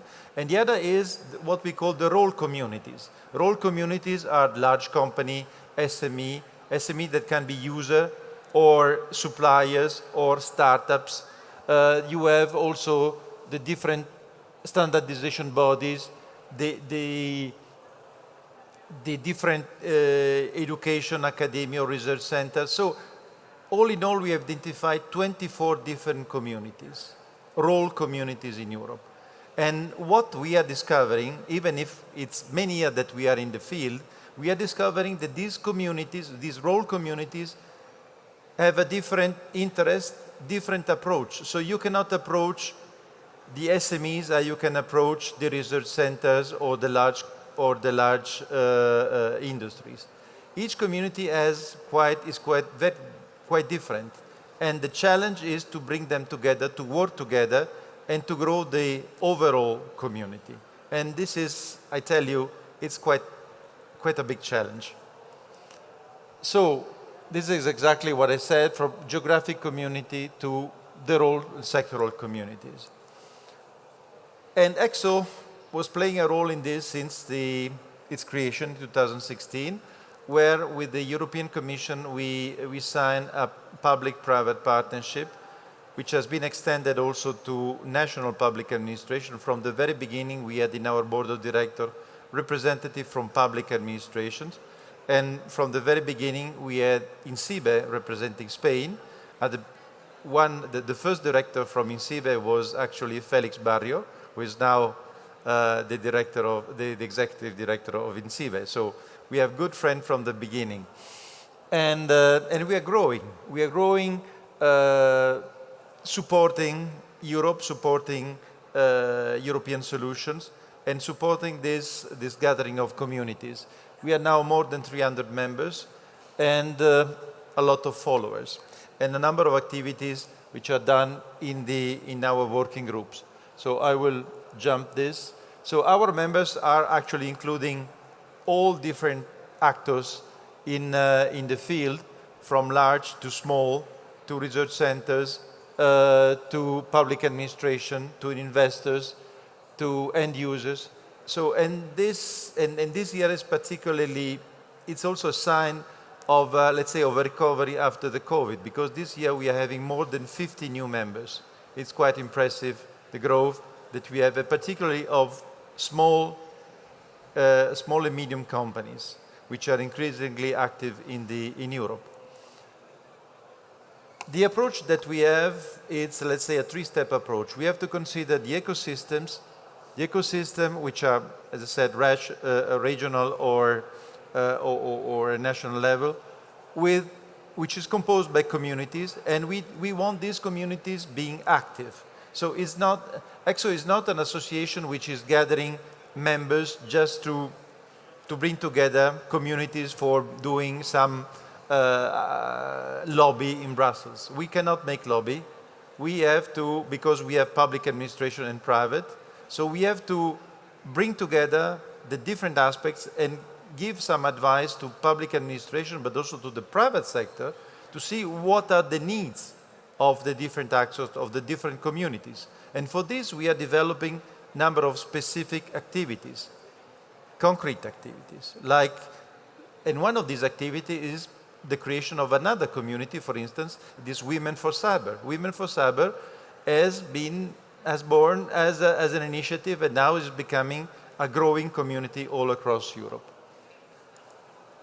And for this, we are leveraging on working groups. So we have 5 working groups and a task force on policy.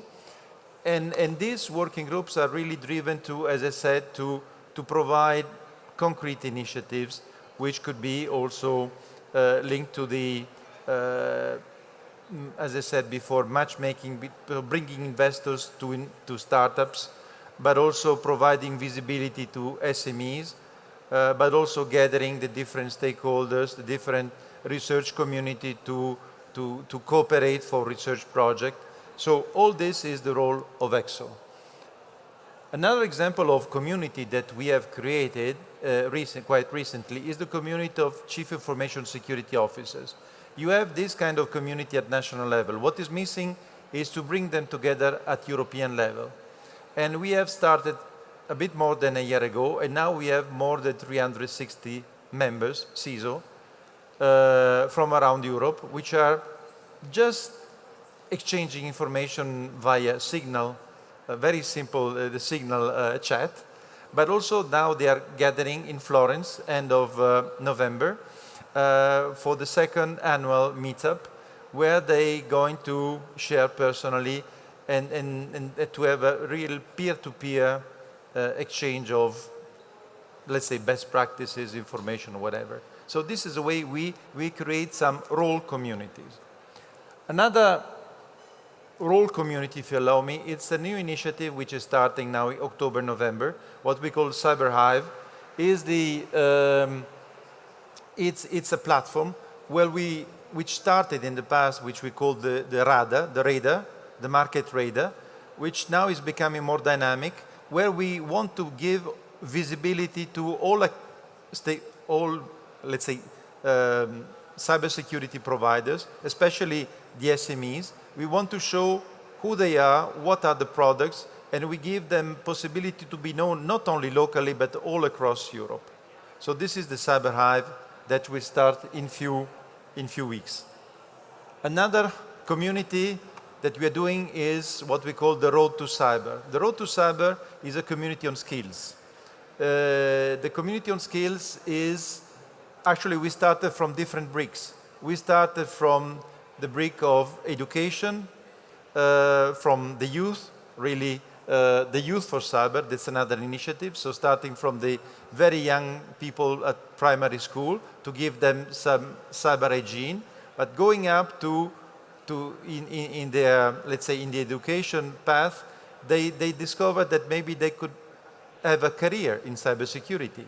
So they will be increasingly educated and then trained, and then they have some mentorship.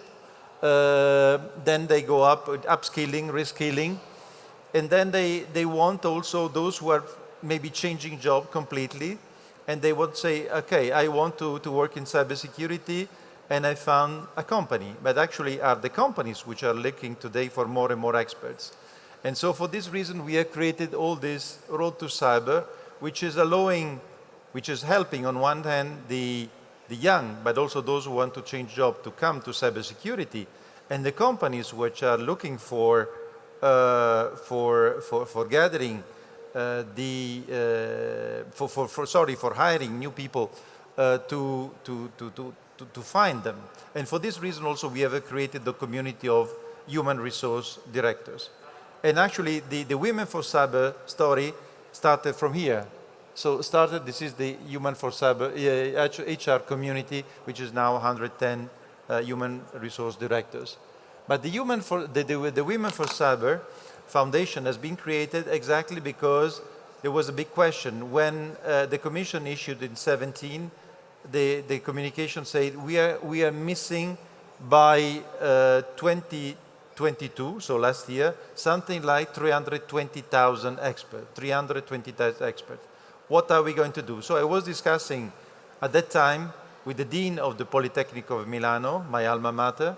I said, how can we make it if we don't consider 50% of the population? So as an engineer, we said, statistically, we have to look at full population. So why don't we help women coming close to cybersecurity, to this sector? So that's what we created, the Women for Cyber Foundation, which actually somehow grew up almost without major effort. Now we are 24 national chapters in Europe and growing, because now we have 4 new requests coming up. And we have something like 45,000 members, including all these national communities. As I said, the Spanish community is very, very active. We are doing a number of activities like the mentorship, the academy, the scholarship. We are helping women to find a job. And I can really tell you, one of the best things I've seen in my career is to see women coming back to us that say, thanks to your mentorship, I found a job. I have a family, I can support my family thanks also, of course, of your mentorship. It's a real pleasure for me. It goes well beyond all the blah blah that you can imagine in Brussels. So, and also in this case, we have a conference that I really invite you to follow. That will be in Madrid, so not so difficult maybe for you. It will be on the 14th and the 15th of November, where it's the first time that we try to bring together the different chapters, the different person, not only women, and by the way, we need men, because we don't need to convince women that women are important for cybersecurity.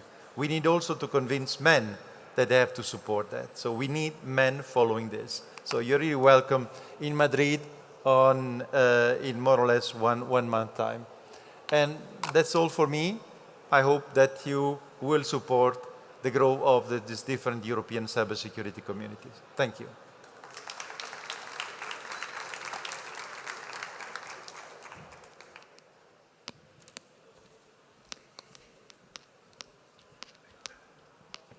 Grazie mille, Luigi. Qué importante que haya hombres impulsando estas. So important to have men behind these initiatives, such as Women for Cyber. And by the way, tomorrow we shall have the founder of the Spanish chapter of Women for Cyber, Mar, and we look forward to seeing you all there. Now we have a key panel on cooperation and governance in national cybersecurity to talk about the latest progress and the challenges, and we have the honor to invite on stage Miguel Ángel Ballesteros, Rafael García Hernández, Álvaro de Losada Torres Queveno, and Luis Jiménez Muñoz.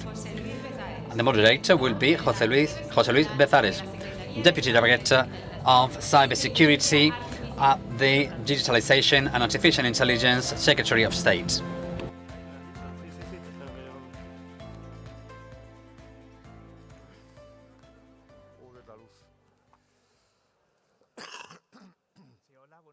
Good morning.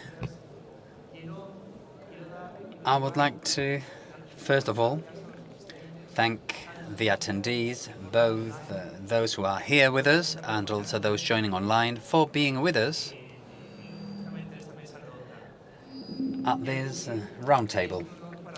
I would also like to say that it is a great honor for me to be part of this new edition of the ENISE event, the 17th edition at this monumental city of León. I would also like to express my gratitude to INCIBE for their good organization of this special roundtable, where we will be able to find out more about the challenges in the cooperation and governance at national cybersecurity, or for national cybersecurity. We can anticipate that in this roundtable we shall discuss this governance in accordance with the broad legislation that will be passed this coming year. We are referring not only to the European regulations on cybersecurity, etc., but also the transposition of the new European directive, the ENISE 2. So without further ado, I would like to introduce the different speakers. They are all the highest authorities in the relevant sector, and they will provide their experience and insight as part of the debate that we will engage in. Starting with General Miguel Ángel Ballesteros, the Director of the National Security Department, followed by Mr. Rafael García Hernández, Division General and Commander of the Joint Command for Cyberspace. Then we will hear from Luis Jiménez, the Deputy General Director of the National Cryptological Center, the CCN, a body that belongs to the National Center of Intelligence. And finally, we also have Mr. Álvaro de Losada Torres Quevedo. He is the Chief of the Cybersecurity Coordination Office belonging to the Spanish Ministry of the Interior. I would also like to say that in an increasingly interconnected world, security in cyberspace has become the actual stepping stone both for stability and for progress across nations, and specifically in this country, Spain. In order to set the best defense, to share information, we understand that it would strengthen these capacities. This is the path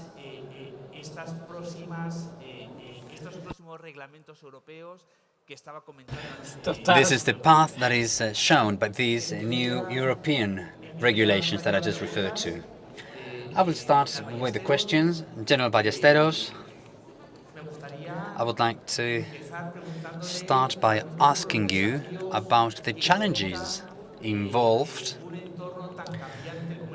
by an ever-changing environment for national cybersecurity. Yes, good morning, everyone. Please allow me to start by thanking INCIBE for the kind invitation to be part of this new edition of the ENISE. It is always a great pleasure to come to León, and so much so to participate at ENISE. And to answer your question, what are the challenges that we are facing? Well, cybersecurity has a cross-referencing nature, and the response requires an integrated scope to reach PPP, public-private partnerships. This is absolutely fundamental. On the other hand, cybersecurity affects national security insofar as it affects the national sovereignty, as it actually affects the sovereignty of the data, and this will be key for the coming future, taking into account things like cloud computing, the control of data at 5G networks. Lorena just referred in her introduction about the concern of the EU regarding these issues. But cybersecurity also affects fundamental rights. It affects defense, it affects the economy, it also affects the technological development itself. And lately, with the pandemic, we witnessed how the cyberspace perimeter was expanded significantly with teleworking. This also increases the risks of cyber attacks, and the best example is seen in the war in Ukraine, where the cyberspace, the threats in cyberspace are materialized. If we put this together, we can say that we live very concerning times in cybersecurity. Well, this is where NIS2 came into play. We have 1 year to comply with the transposition of this NIS2. When we transposed the NIS1 in October 2018, we created a new governance for cybersecurity systems in Spain. Today, with NIS2, we have an opportunity to improve the governance system, and on the basis of the experience gathered over the course of these 5 years, which has been nervous because the attacks, especially the ransomware, and Lorena also referred to the concern for ransomware, well, the huge experience that we have gathered, sadly, following the attacks in these last 5 years, means that we have an opportunity to improve that governance. I would say by working towards greater integration. It is also fundamental to manage knowledge. Technology takes us to cybersecurity based on knowledge, and being able to manage that knowledge is absolutely paramount. NIS2 also gives us enormous challenges. On the one hand, it broadens the field of activity, the scope, new digital communications, wastewater management, supply chains. These are all key issues. But we are also moving from imposing rules for large enterprises to also doing so for SMEs. And there is a key aspect. CEOs will now have greater responsibilities, which are absolutely important. And this all calls for a change of mentality, and we need to get our act together and act quick. So we have to work, we have to be led by the Interior Department, together with ASEDIA as one of the partners, together with the Intelligence Center, the Cryptological Center, and the actual National Security Department. They are already working in the development and in the transposition of the NIS2. On the other hand, we are also working within the European Union. For many years we have been doing so. INCIBE and the National Cryptological Center are leading for Spain. They are leading these activities, and they're doing so very well. And then we have the Cyclone network. This belongs to the National Security Department. And with regard to the conference that Lorena Boix just gave us, she highlighted the management of cybersecurity crisis. And here I have to say that Spain and the National Security Department put this on the table for the first time back in 2019. And this is key. And on the other hand, there is a strategic coordination group for the NIS2, which is also led by the National Security Department. And just in finishing, I would like to again thank INCIBE, because just 1 month ago there was a meeting here in León about all these networks, which was organized, and very well organized, I must say, by INCIBE. And this meeting took place here, featuring all the representatives from the European Union. And just one last word. Let me just highlight the need for a culture around national cybersecurity, where INCIBE, through the hotline 017, is doing a lot to disseminate the importance of such line. But also the Council of Ministers approved an integral plan for security, for culture around security and national security. And one of the key aspects is the cybersecurity. I wouldn't like to miss the opportunity to say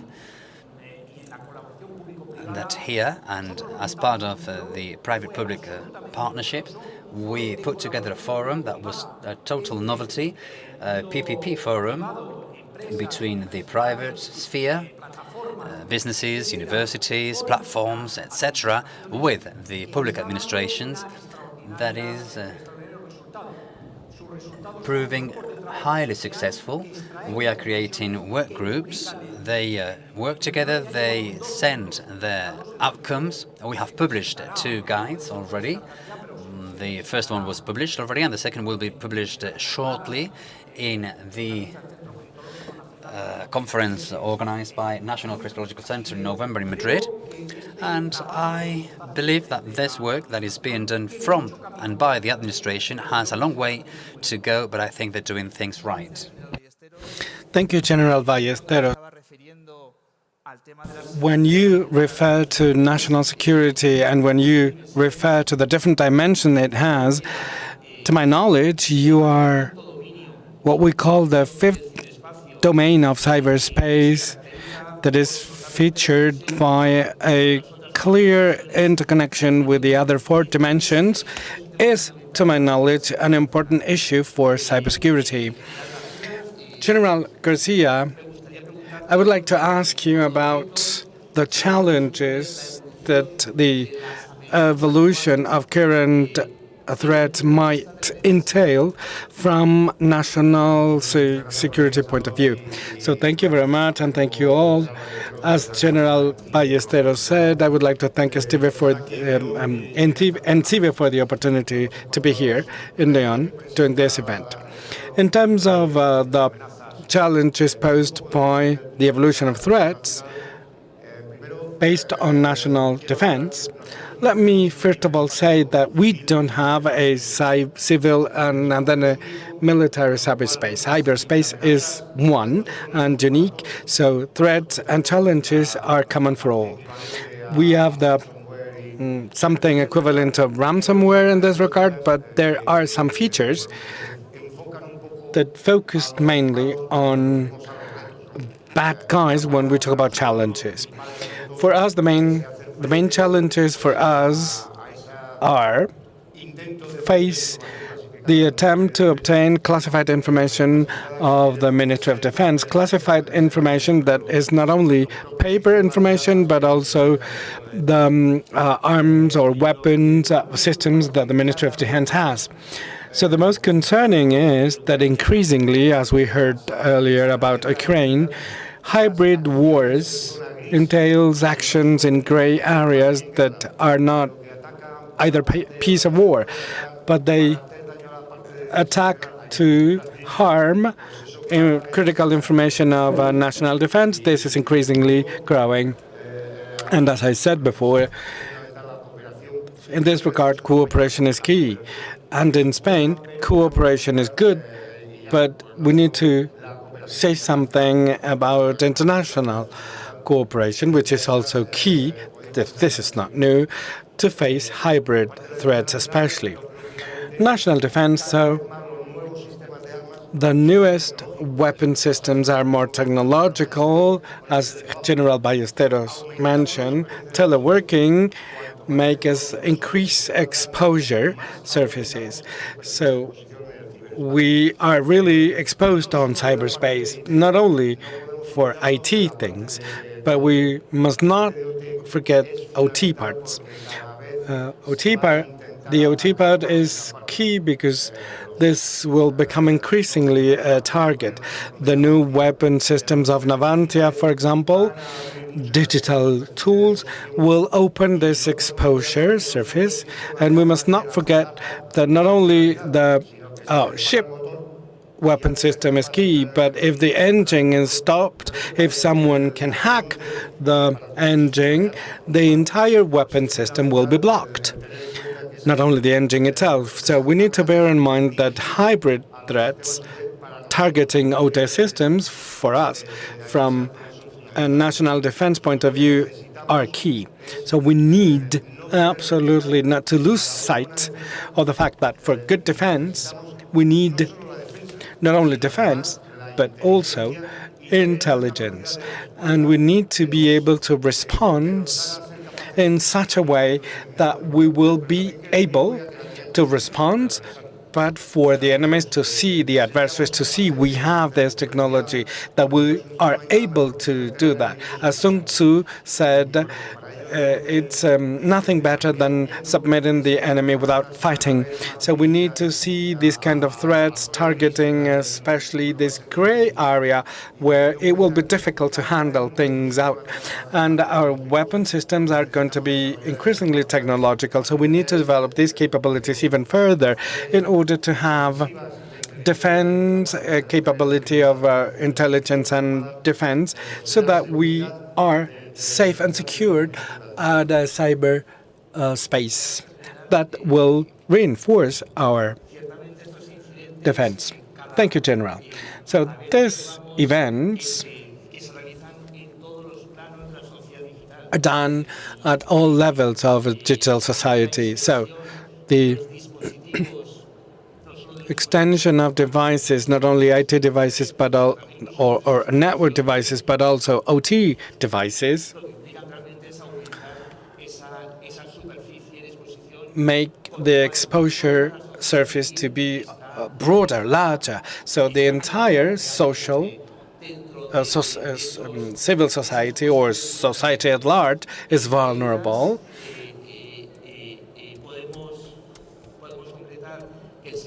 We can say that the public sector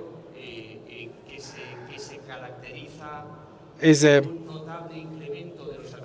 sector or an industry characterized by attacks that are big, very frequent, and very sophisticated. Attackers have better technical and operational capabilities, even more and more, because they are professionals of attack. So, sir, I would like to ask you, from the public sector point of view, please let us know the challenges that collaboration entails so we are able to respond to this kind of incidents or events. So thank you, José Luis. I also would like to thank INCIBE for the invitation to participate in this roundtable. The answer is very difficult to, the question is very difficult to answer because it would imply to elaborate on the different challenges the public administration faces. But I'll try to be as didactic as possible in my answer.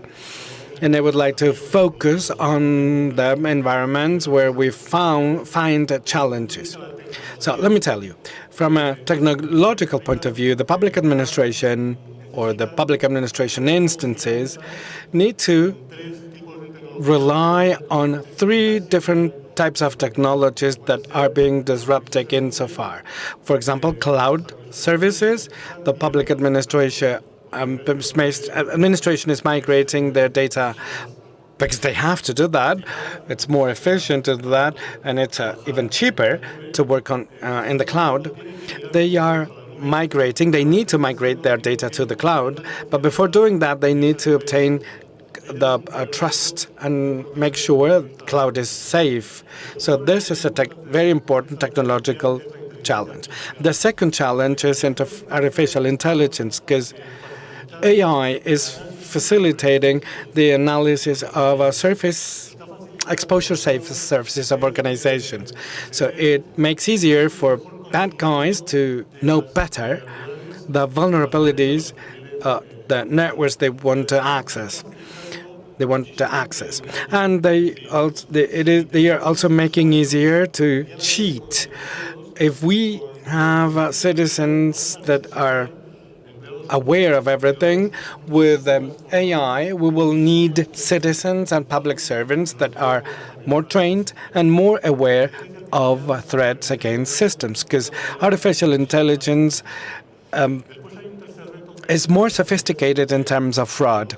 Then the other challenge is 5G technology. 5G technology to be used, because this technology allow people to create their own infrastructures. This will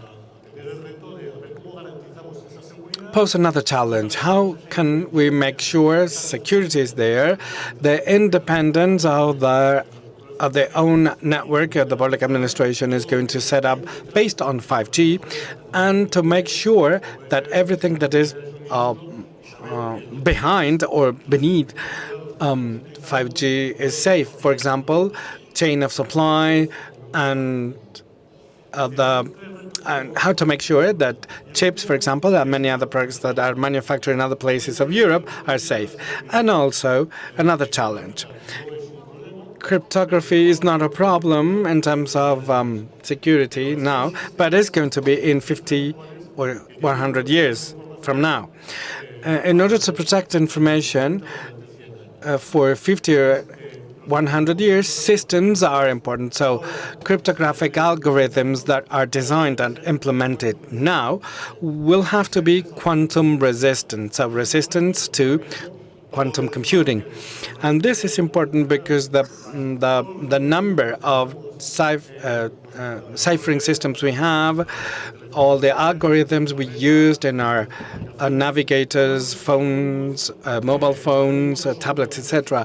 These algorithms are not quantum resistant, and we are ciphering, we are electronically signing things with this technology, and in many cases, this technology should be secured. And this should be secured also in 50 years from now. And in 50 years, these systems will be vulnerable. So there are some technological challenges that are important. And then there's another important challenge, the training of organizations to detect cyber attacks. Over the last 5 years, progress has been made, but there's still a long way to go. In terms of local administration, especially for SMEs as well, many organizations, many regional organizations, and many bodies at a general level of the states don't have the capability of detecting cyber attacks, or their capabilities are very limited. So when there's a ransomware issue or cyber espionage issue, they don't have the capability to know exactly what happened, because they don't have the capability of detecting and recording and registering logs of security issues. So the challenge is to improve detection capability of public organizations or bodies.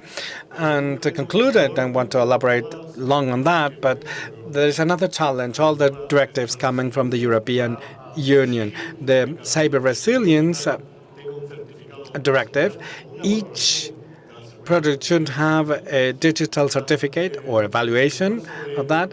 The directive on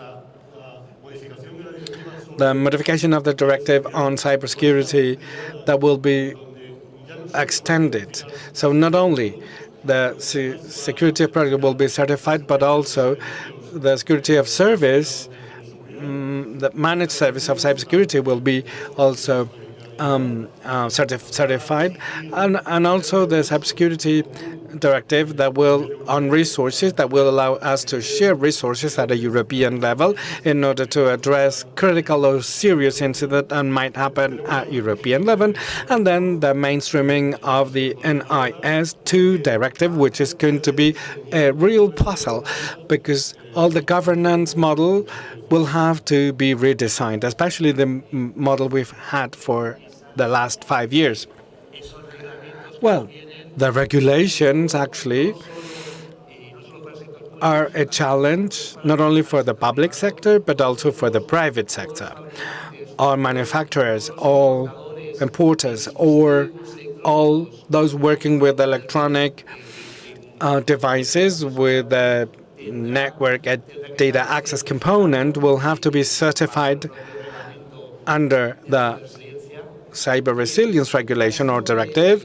And what I'm observing is that most of the challenges you refer to are characterized by PPP from an R&D point of view, from a device point of view, from a training and education point of view. So this collaboration, this partnership is still vital. Let's move on now and let's talk about let's move on to the fourth speaker that will be dealing with the new techniques of cybercrime. I don't like to call them new techniques because all techniques are new. It's like new technologies we're working with, which are not necessarily new. That's what I meant. So I wanted to ask you, these new cybercrime techniques under the umbrella of critical infrastructure protection, the question is, what kind of challenge, what kind of risks all this might entail? Okay, then, first of all, I would like to thank you and welcome you all. I would like to thank INCIBE for the invitation to represent the Cybersecurity Coordination Office in this event. To talk about risk of cybercrime, let's take a look at least briefly of the state of cybercrime in Spain. And we can see a phenomenon that is growing and is hugely growing. Between 2015 and 2022, 400% increase was registered in terms of the number of cybercrimes that were researched and investigated by law enforcement agencies, which made the percentage of cybercrime to be multiplied by 4, moving from 4% to 16% in total. So this was increased as a result of the pandemic, but this is something that is here to stay. And so this kind of cybercrime includes cybercrime coming from different backgrounds. Let's say financial cybercrime, which is the most important part, but also it includes cyber attacks that are really concerning in terms of their growth over the last years. And then cyber attacks targeting our society to harm society, and cyber attacks that originate in organized by ordinary crime. So it's for-profit criminality, let's put it this way. So the logical thing to think is that some instances are very vulnerable because essential services might be harmed, and the system is impaired by these attacks. One of the attacks that is recurrent over the last year, so the refusal of service, denial of service attacks that entails not being credible, but also common nature crime, not only international but also national. For example, ransomware that was mentioned before, and ransomware as service. Critical infrastructure can be targeted by a Russian group, crime group, or a group wanting ransoms, and also selling of information on darknet, which is sensible in terms of critical infrastructures coming from organized crimes that are international and also national. In any case, and regardless of their origin, their main characteristic is common because it's cybercrime, cyber criminality. They are associated to an investigation response by law enforcement agencies. And this response should be more coordinated nationally and internationally. For example, within the framework of Europol, we attack without losing sight of distribution, the response. So if we are able to cause harm the infrastructures that are used to determine cyber attack, we are preventing many attacks to happen. And thanks to these investigations, information is obtained about procedure tactics of hackers, which is very interesting to integrate with another major response that might happen to mitigate every time hacking happens. So coordination, close coordination, and the regulation of coordination between penal investigation and the investigation of cyber attacks. This is what our previous speakers mentioned when they talked about mainstreaming of an IS-2 directive and the governance model that should be used to coordinate all the actors involved, because they have different natures, involved in cyber attacks and cyber crimes. And also, other measures to protect critical information. And in relation to NIS2, as I said before, the scope is enlarged in terms of the number of sectors, which is really advanced in Spain because many of the sectors have already been included by our regulation and legislation. So the goal is to know what are the entities that will be considered essential or important. Obviously, critical infrastructure will be part of this, important entities to be protected. So it is important to help them to have a solid cybersecurity policy based on risk analysis, which is in the end the best guarantee to prevent when facing any kind of cyber attack, specifically cyber crime. This is one of our responsibilities, being able to come up with a scheme to be able to respond to that with an assumable workload, a scheme that should be controlled by authorities, integrating the different visions in this domain. This is one of the tasks ahead of us, which is a very important challenge for us to face. Thank you, sir. We can understand that we are on the right track. The protection of critical infrastructures is a key basic part of national security. So now, let me tell you that we don't have enough time to discuss governance of national security from different points of view. But let me tell you, we've been discussing things from the National Cybersecurity Department point of view, then we discussed things based on defense and the Joint Command for Cyberspace point of view.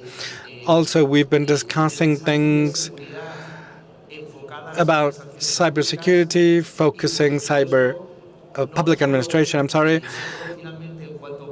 But also, we've been discussing about the protection of critical infrastructures, but also fighting cybercrime, which is something basic that should be understood, because we need to understand that cybercrime is obviously a type of crime, and we need to fight this kind of crime. After the floor taking by all the participants, all the speakers, I would like to highlight that the link that brings all this together is the collaboration of the different stakeholders stakeholders of cybersecurity.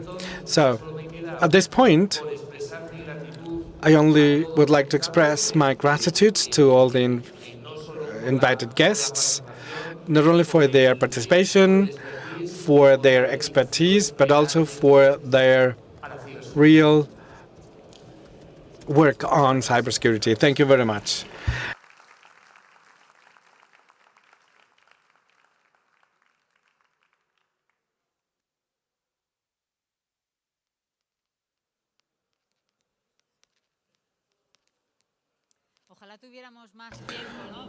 I wish we had more time to discuss these important topics, but let's change topic now, because we are going to be sentimental now. Let's pay homage to one of the most important organizations for the protection of the country, the National Cryptological Center. We have Mr. Félix Barrio Juárez, Director General of the Cybersecurity National Institute, and we call again to stage Mrs. Llamazares, Director of the Cyberintelligence National Center.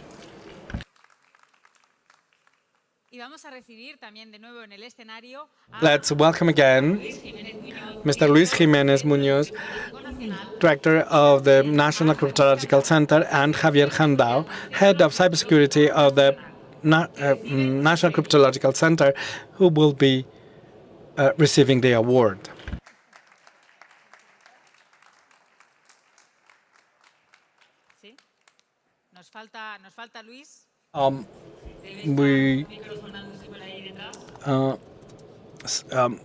We're still missing Luis, probably is getting the mic.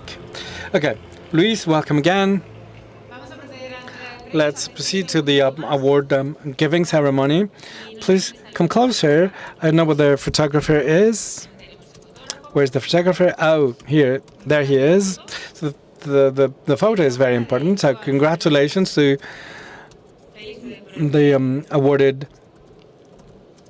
authorities. Felix, please proceed. So, thank you. What can I tell you? We're really thrilled to give this important 017 ENISE award to an agency that don't need to be introduced. We are all proud as Spaniards of this institution, because this organization has become a reference point for many other agencies, not only in Spain, but also internationally. You need to be aware of how important it is, the job you've done, all the barriers that you have overcome, all the problems you were able to solve, and how you paved the way to other organizations in Spain. So this is an event for the industry, for the private sector, and it is the best place for us to recognize the importance of the job you do in the service of all Spanish citizens. So we're really thrilled, and the team is a big team made up by many professional friends. We have some representatives, of course, the Secretary of State, the Director General, that has been the Director General for over 10 years, General Angel Andos, who is also recognized by all of us here, because he has clearly shown what a service to the country is. Under his mandate, and this important agency was created. Many people said, is cybersecurity that important? It seems it is. Thanks to that, we are here now. So let's proceed to give these 3 awards personally to the 3 people representing the organization.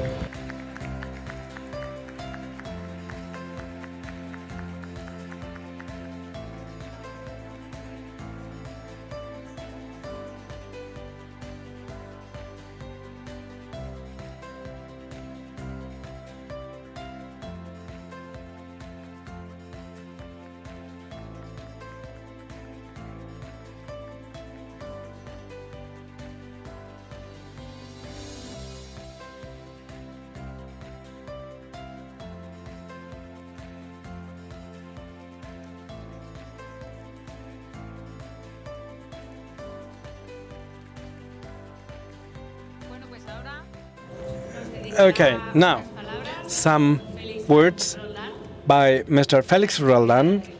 Thank you, sir. The floor is yours.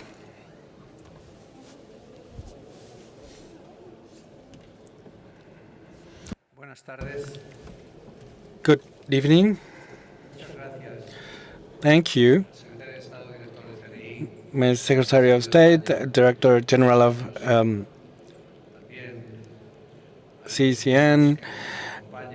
I would like to thank the members that accompany you on the stage. I would like to thank members of law enforcement agency and the armed forces of Spain, where I served for 57 years. And I would like to thank you all for believing that it is worthwhile coming here to learn more about cybersecurity, which is why we are all here. I was asked to say something that should be used to thank you for recognizing in me or through me all the men and women who work at the National Cryptological Center that have been fighting for cybersecurity for years. But we also need to open our focus on the people who accompany us in order to recognize as well many heroes. And I would like you not to consider this adjective as exaggerated. Many heroes that started from scratch, that made possible what you can see today. Many of these heroes started in the field of cryptology many years ago, and they came to the realization that talking about cryptology was not enough to protect Spain and Spanish citizens. So they changed to IT security for many years, and they worked harshly to make it sure. And then they had to move to the field of cybersecurity. There are still some people here who started talking about cryptology who ended up in the field of cybersecurity. And I would like to share with them the award that was given to me today on their behalf. And I would like to share with those who walked through the desert, as Lope de Vega said, also moving from the muses to the theater, because they are a very interesting witness of the efforts that were made. And their effort throughout their professional careers was only accompanied by a condescending smile or by negative comments. So we lived this out in the past, but now we recognize this with this award. Especially, also, I would like to share this award to those who were able to forgive non-believers through WannaCry. And this pleasure was made evident when a very important country in Europe had its health system collapsed, and it was not possible to get a medical appointment for a minor thing, and the Spanish system was affected only at one tablet only in La Rioja, and we had to rush into this ambulance where the tablet was to avoid the entire system to be collapsed. And all those who were on WannaCry were very magnanimous to forgive non-believers. Without them, it wouldn't be possible for me to receive this award that I would like to share with them. And to those who created INCIBE, Mr. Calvo Sotelo, the then Secretary of State, I remember we lit the poster of ENISE one day together, and I would like to also share this award with the members of INCIBE that were alone in their offices when nobody called them. And now they get 1,300 calls per week. So I need to share this award with them. And also I would like to share the award with those who wrote the first policies on cybersecurity and the members of the first Cybersecurity National Committee members. Some of them are here, and they started with great difficulties, and they started with no resources, but they started, however. And that was probably the embryo of everything we can see now, including the Secretary of State. So I would like to thank you all. I would like to recognize you all. And I would like to share this consideration and this award that was given to me. And let me add some words, some personal words, before I conclude. And you will understand why this is going to be a compliment to my acknowledgement. I arrived in Leon when I was 22 years old with my dispatch as a lieutenant under my arm. This is where everything started, in Leon. I have a professional, personal, and family links with Leon, which is a good metaphor for this award-winning ceremony. This is where the first entry in my service file was done, and probably this event is going to be the last entry in my service file. So this metaphor, this event should be recognized by all here in Leon. And using this metaphor, I would like to thank all of those who made possible to have the CCN and myself being recognized today. I have been a military man for years, and you know that I always refer to Araucana, second song of Araucana, where an old captain says to soldiers, you need to deserve to be honored. Honor is win, and you have to make everything possible to deserve. So I received this award today, and I understand that you are here, and we can promise you that we'll continue trying to deserve honor, as the Araucana song said, to service Spain and Spanish citizens. This is a reason for us to be proud.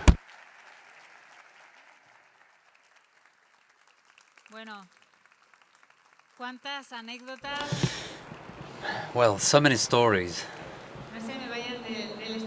Please don't leave the stage. Let's have a picture taken. You can stay there on the stage for the family picture, please.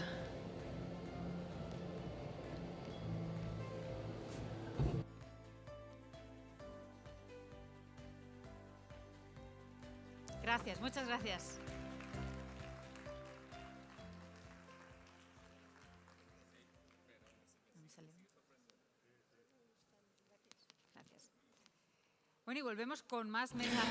Okay, and we're back to our round table after this recognition of this important task of the CNI and the CCN.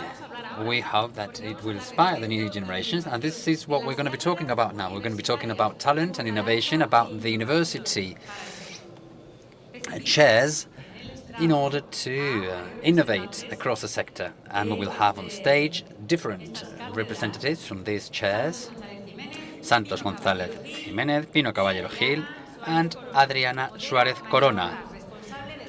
The moderator will be María Ordaz, the head of the Office for the Transfer of Research Results of INCIBE.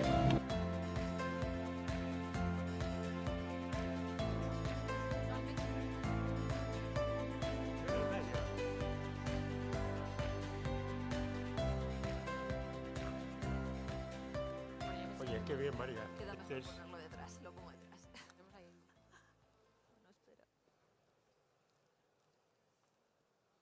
Cuando queráis, ¿eh?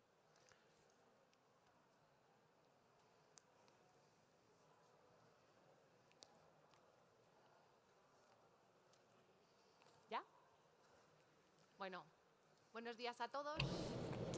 Good morning, everyone. Thank you for being here.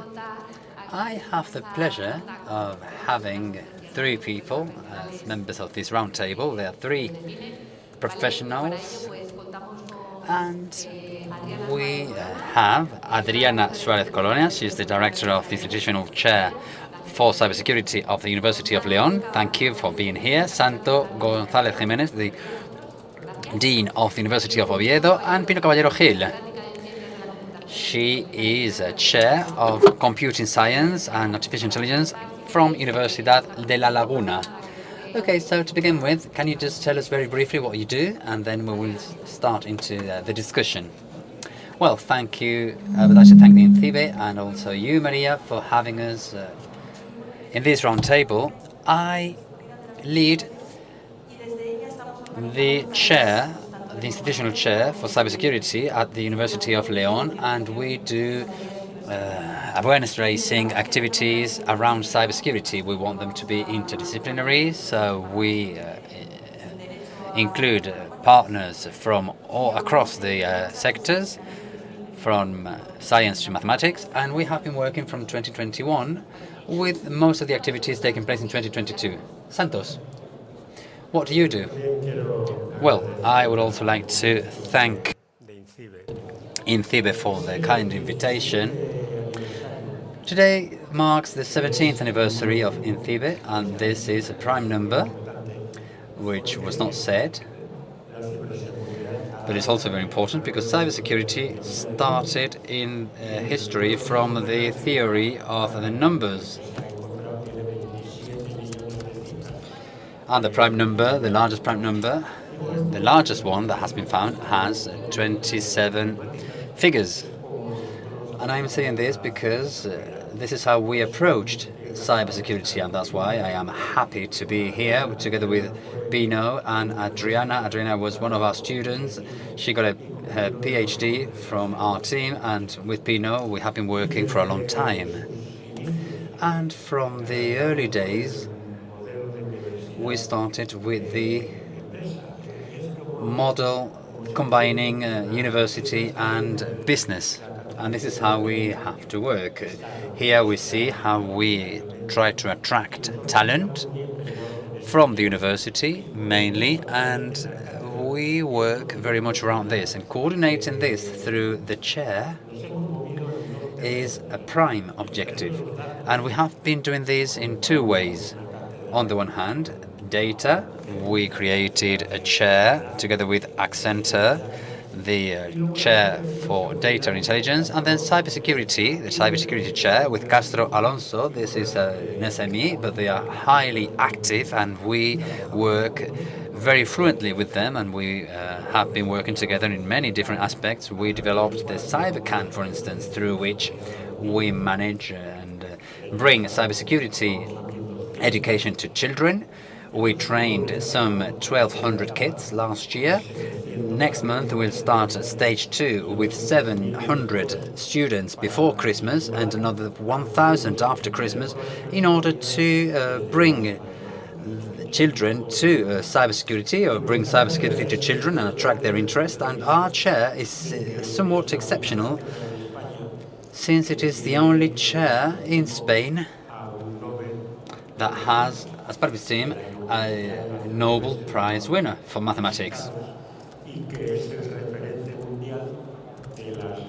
who was here last year, and he is a world referent in mathematics, which is the onset for cybersecurity. This is how we try to mobilize children. We worked together with Inteco. We have been doing seminars for many years, and we want to reach an increasing number of children through the different programs that we have in place, so that cybersecurity in the lateral sector actually gets to the basis of it, and not only to the SMEs, but rather also including the students themselves. This is part of my story, and this is what we're working on. Here we have Cello, who has just published with that Nobel Prize winner, and who's just come back from China, because they are pushing and developing a lot of activities in China, in Shenzhen, with 70 million people. This is the so-called Chinese Silicon Valley. So we have a splendid path ahead of us. Yes, you have a lot to do. Pino, what can you tell us? Well, I come from University of La Laguna, a small university from very far away. It took me 10 hours to get here from Tenerife. And the chair, we will be talking about more about it later in the next question. It was born from my research group, the Crypto Work, research around cryptology, and I lead this group since its creation 25 years ago, and we have seen already 30 people going through this program. Some of them are already PhD, they're doctors working at important companies such as IBM and others. Now we have 12 people in the group working in this chair. 6 of us is lecturers and professors, and we have been developing different research projects, also dissemination projects, and most of the research projects were on cryptography, ciphering, crypto, etc. And then after a few years, because we have been cooperating more and more with companies such as Pinter, and we have been moving more towards the world of applications, wireless networks, mobile applications, cybersecurity in these environments.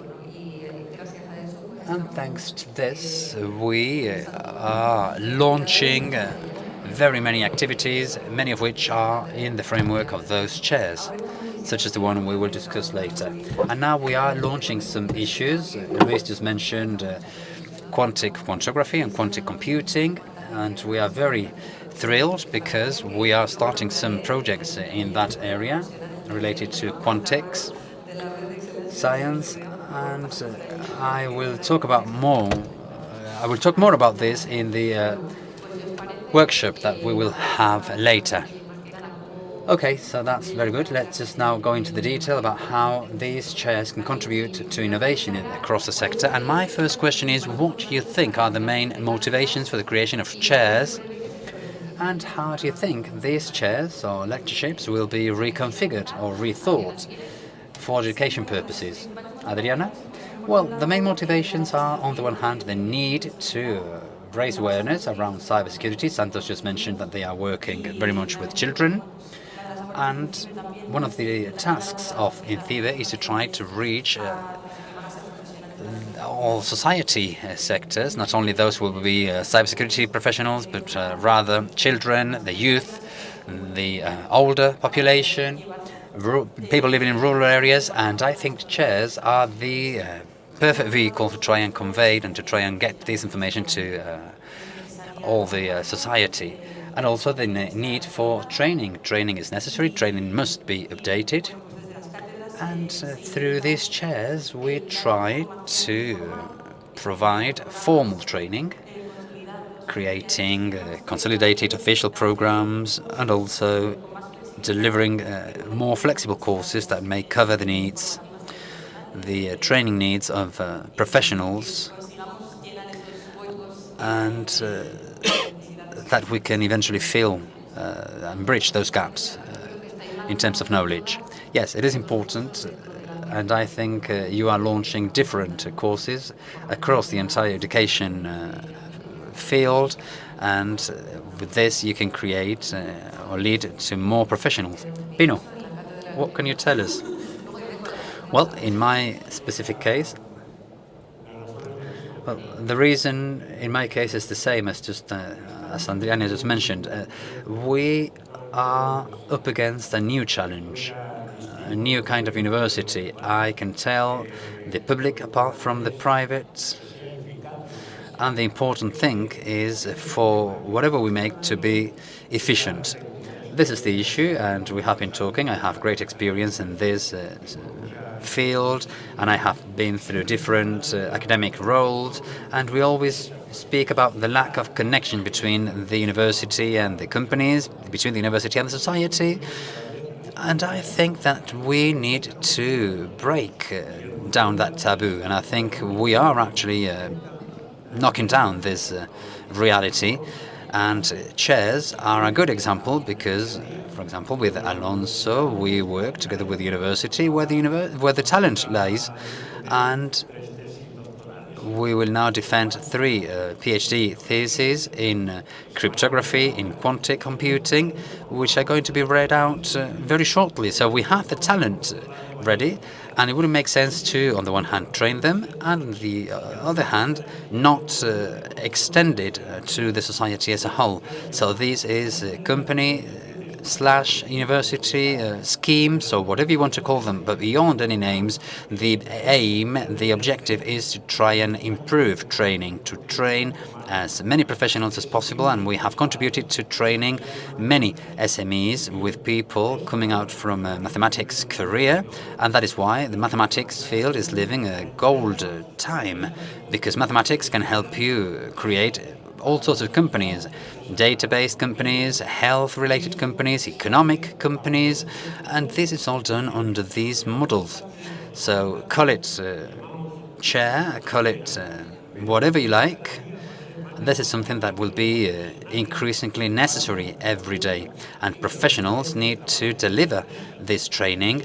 The lecturers need to work in companies, and we need to develop the youth in that direction. I think that's the way forward. Yes, I fully agree. And obviously we need to have that transfer from university to companies, otherwise it wouldn't make sense. So you are creating good things, and you are actually modeling new professionals. Pino. Well, in the case of the chair that I have been leading and managing for a few years, this is the Winter Cybersecurity Chair, because it's sponsored by the Winter company. And again, the interconnection between companies and the university is very important. This chair was born in 2019 because this is when we started our university masters in cybersecurity and data intelligence. I lead both the chair and the master's degree, and the company saw that it was important to have that master's. And those of us who work in the academic industry know just how difficult it is to put together a master's degree. It is very difficult. It's also done at cost zero. There is a lot of bureaucracy involved. You don't get any help or any support. You just rely on your will. And we did have that will to put that master's program together. Many students were asking us, where can I do a master's degree in cybersecurity related issues? And eventually we could offer this after 2 years of hard work, and the company, Winter, said, we have to support this master's, we're going to set up a chair, and this is how it all started. The chair was the necessary support so that that master's can be functioning from 2019, and thanks to the chair we have put up a cybersecurity lab, otherwise it would have been impossible, so thanks to this chair it was possible. We have also started things such as award scheme, which have been an enormous incentive that has led to a large number of students. At the moment we have 22 students.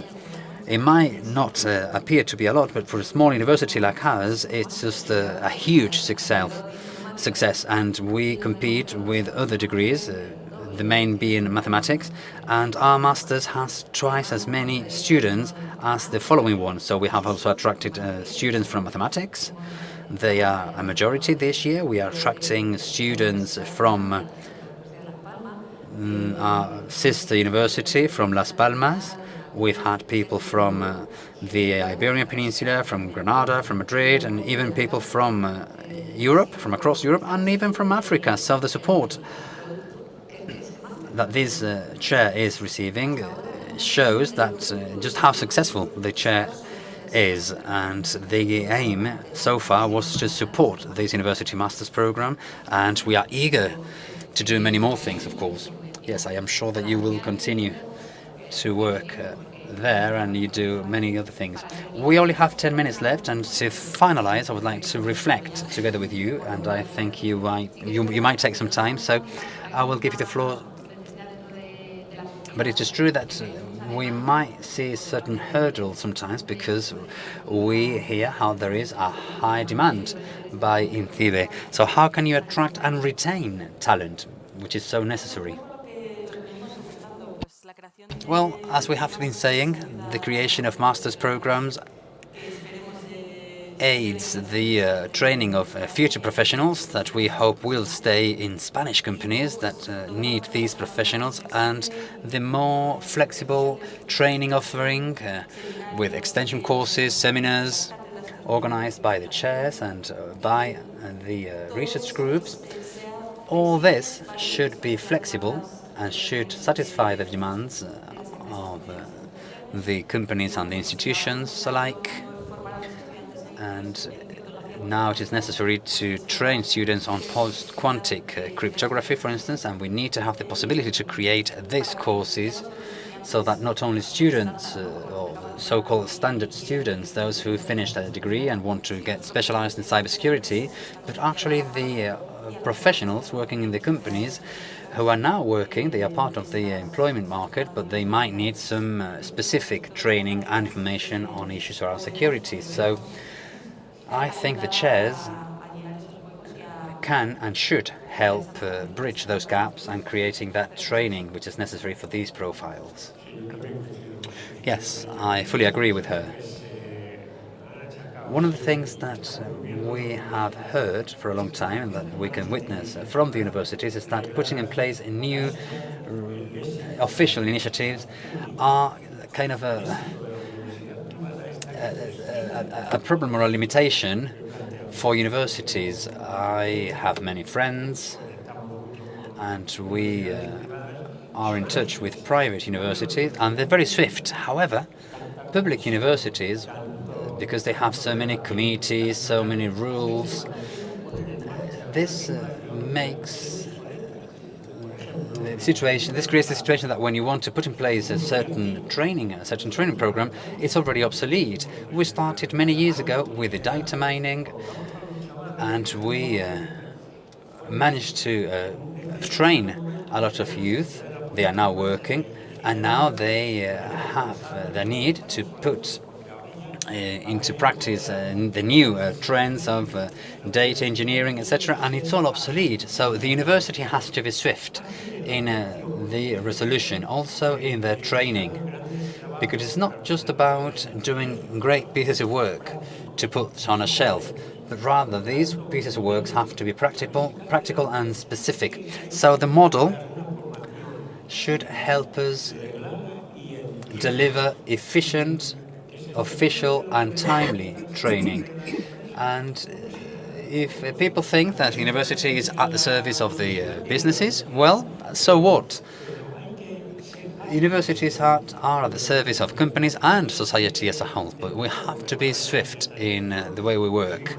I tried to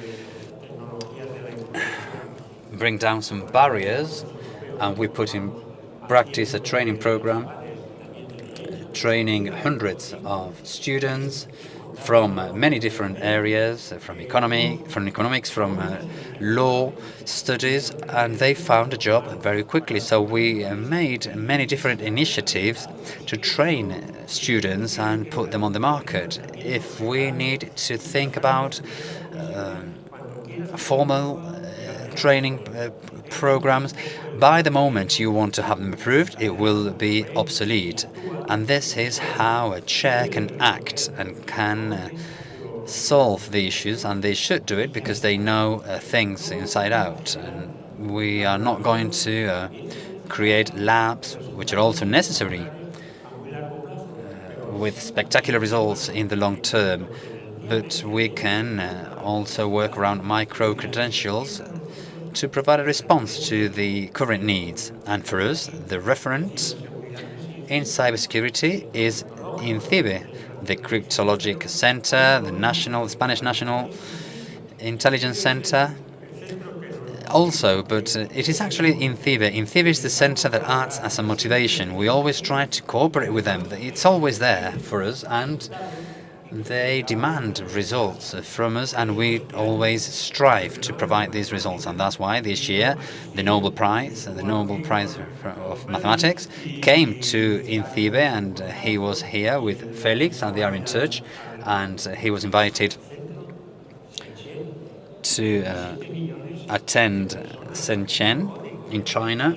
20 million people working on code,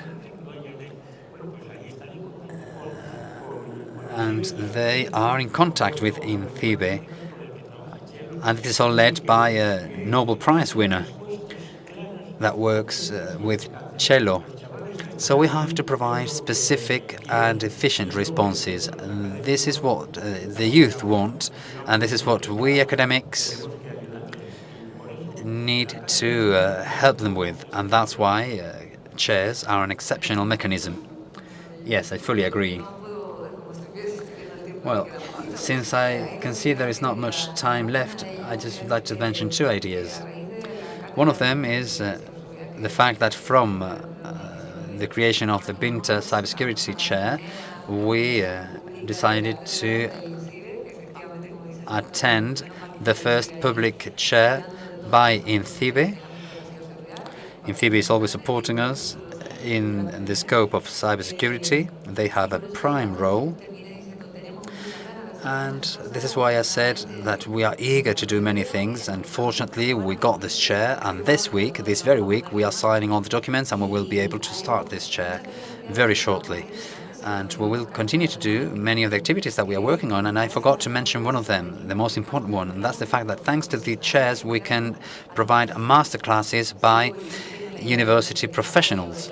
I insist on the idea of supporting the university masters we have, and one of the most important activities thanks to this chair is this delivery of these master classes, because they help us update the knowledge of the masters. Trying to upgrade or update a whole syllabus would be crazy, but we keep up to date with the knowledge that we provide to the students, partly thanks to these chairs that are delivered by industry professionals. Many of the people here in the room have already delivered master classes as part of our master's program, or from people who are specialized in different fields of cybersecurity, because cybersecurity is very broad and it has many different fields, and our classes are more focused towards the issues that we work on.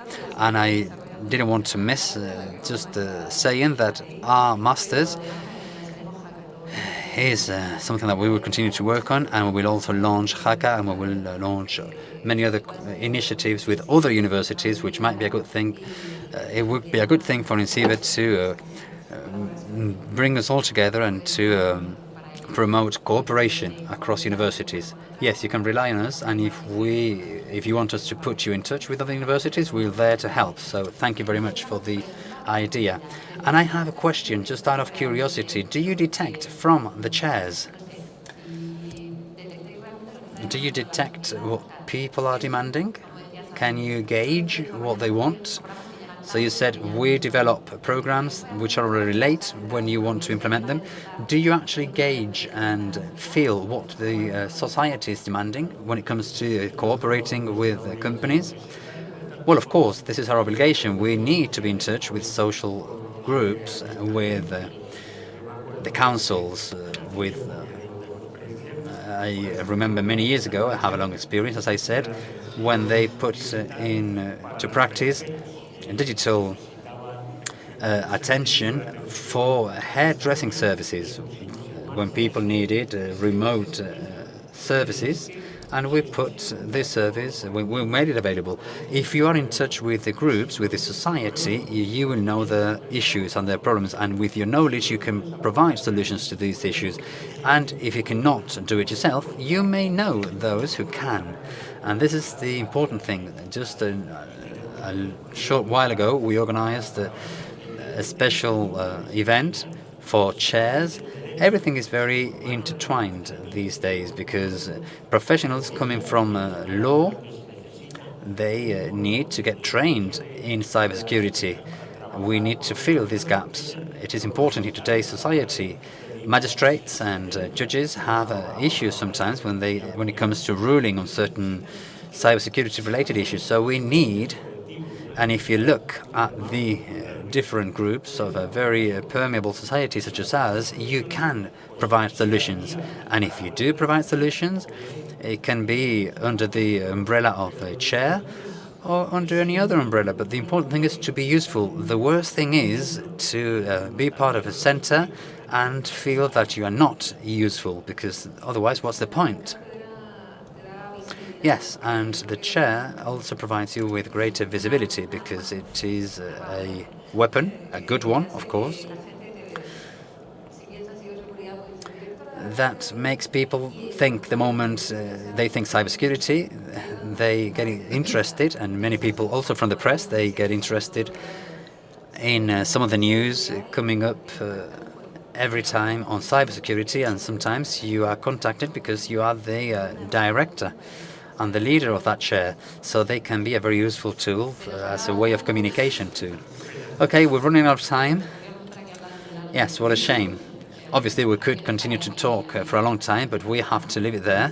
We have to leave some space for the participants. Thank you very much for being with us, for your participation, for your cooperation. You're always very happy to share, and we do look forward to continuing to share moments such as this, and whatever you need, you know where we are. Thank you. Thanks, everyone. Thank you.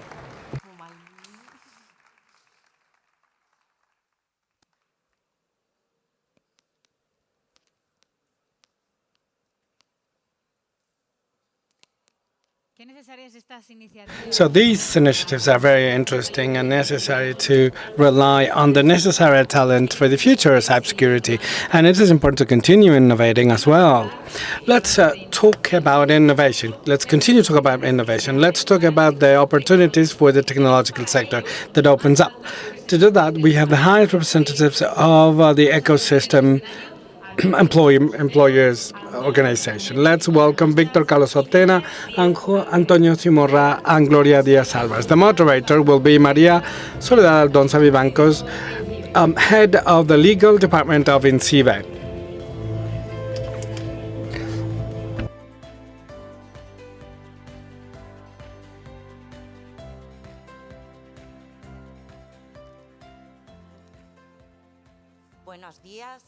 Good morning. Let's start this roundtable. I would like to welcome all the participants. I would like to welcome those following us online, and I'd like to thank the three associations present here that represent a great number of companies in the digital sector. From left to right, Victor Calvo Sotelo, which is the Director General of Digitales, the General Manager of Digitales. Then Antonio Cimarro,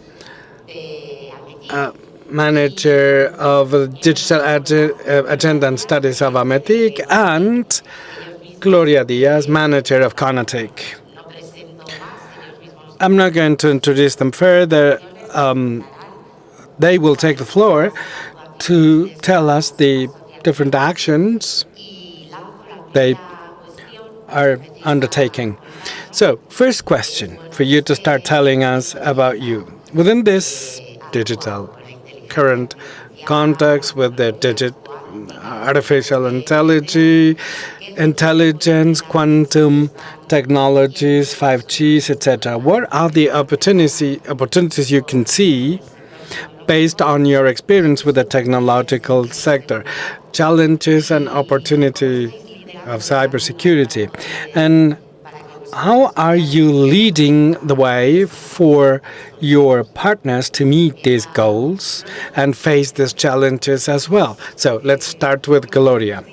Okay, thank you. Good morning, everybody. First of all, I would like to thank INCIBE for the invitation. It's a pleasure for me to be here. It's a double pleasure. First of all, because I can share experiences and knowledge of my colleagues from the different associations, and also a pleasure to listen to the preceding speakers. It's a very important learning for me. So what do we do? I wouldn't like to reiterate about things that have already been mentioned. We are in the digital world, and we've been fighting a lot to convince, to help, to support companies to introduce technologies, and companies are doing this slowly. So when I say slowly, I mean we are more and more in cyberspace. As the round table, 2 tables before they said, the cyberspace is enlarged, and now we have an industry of cybercrime which is worrisome. First things we did was to analyze companies. As a federation of technological industries and companies, we have different size companies, SMEs. So, as INCIBE did, we analyzed the ecosystem, and at one point in time we said we need to start working and move to action. We didn't have to come up with a strategy on cybersecurity. We already have it. We have the National Security Scheme that was recently updated, and we analyzed and said we need to push companies to lead in the way of services and products that are safe. So they needed to take a step forward and present themselves, introduce themselves to the customers, because we're talking about opportunities for the technological sector, and this is what we're talking about. We needed to have prepared company. Everything started in 2021. We started with a draft of the scheme that was presented in 2022 when they said that the technical aspect is not going to be changed. So we need to continue preaching, because above norms or standards and rules being compulsory, because this is abiding for those working with data systems and services, we are the private sector, and these providers are obliged to do that, because we want to work with everybody. The system is not an easy thing to do. We heard that this scheme is undergoing constant updating. We will have to work with other technologies, quantum networks, 5G, etc. So we need to work on that. So what are the conclusions that we can draw from these 2 years of work? So the first thing to say is that even companies that believe they are doing things right realized that external stakeholders had to come to audit to see what they have and how they're doing things. Even to realize that they need to resort to services that are managed by third parties. So this industry is going to move forward very fastly. So they made investments, and I think I don't have any case where companies didn't have to stop to invest. So our sector itself is what has to start working before to support companies and then to preach out. So security should be embedded in all the products and services provided by our sector. So challenges are many.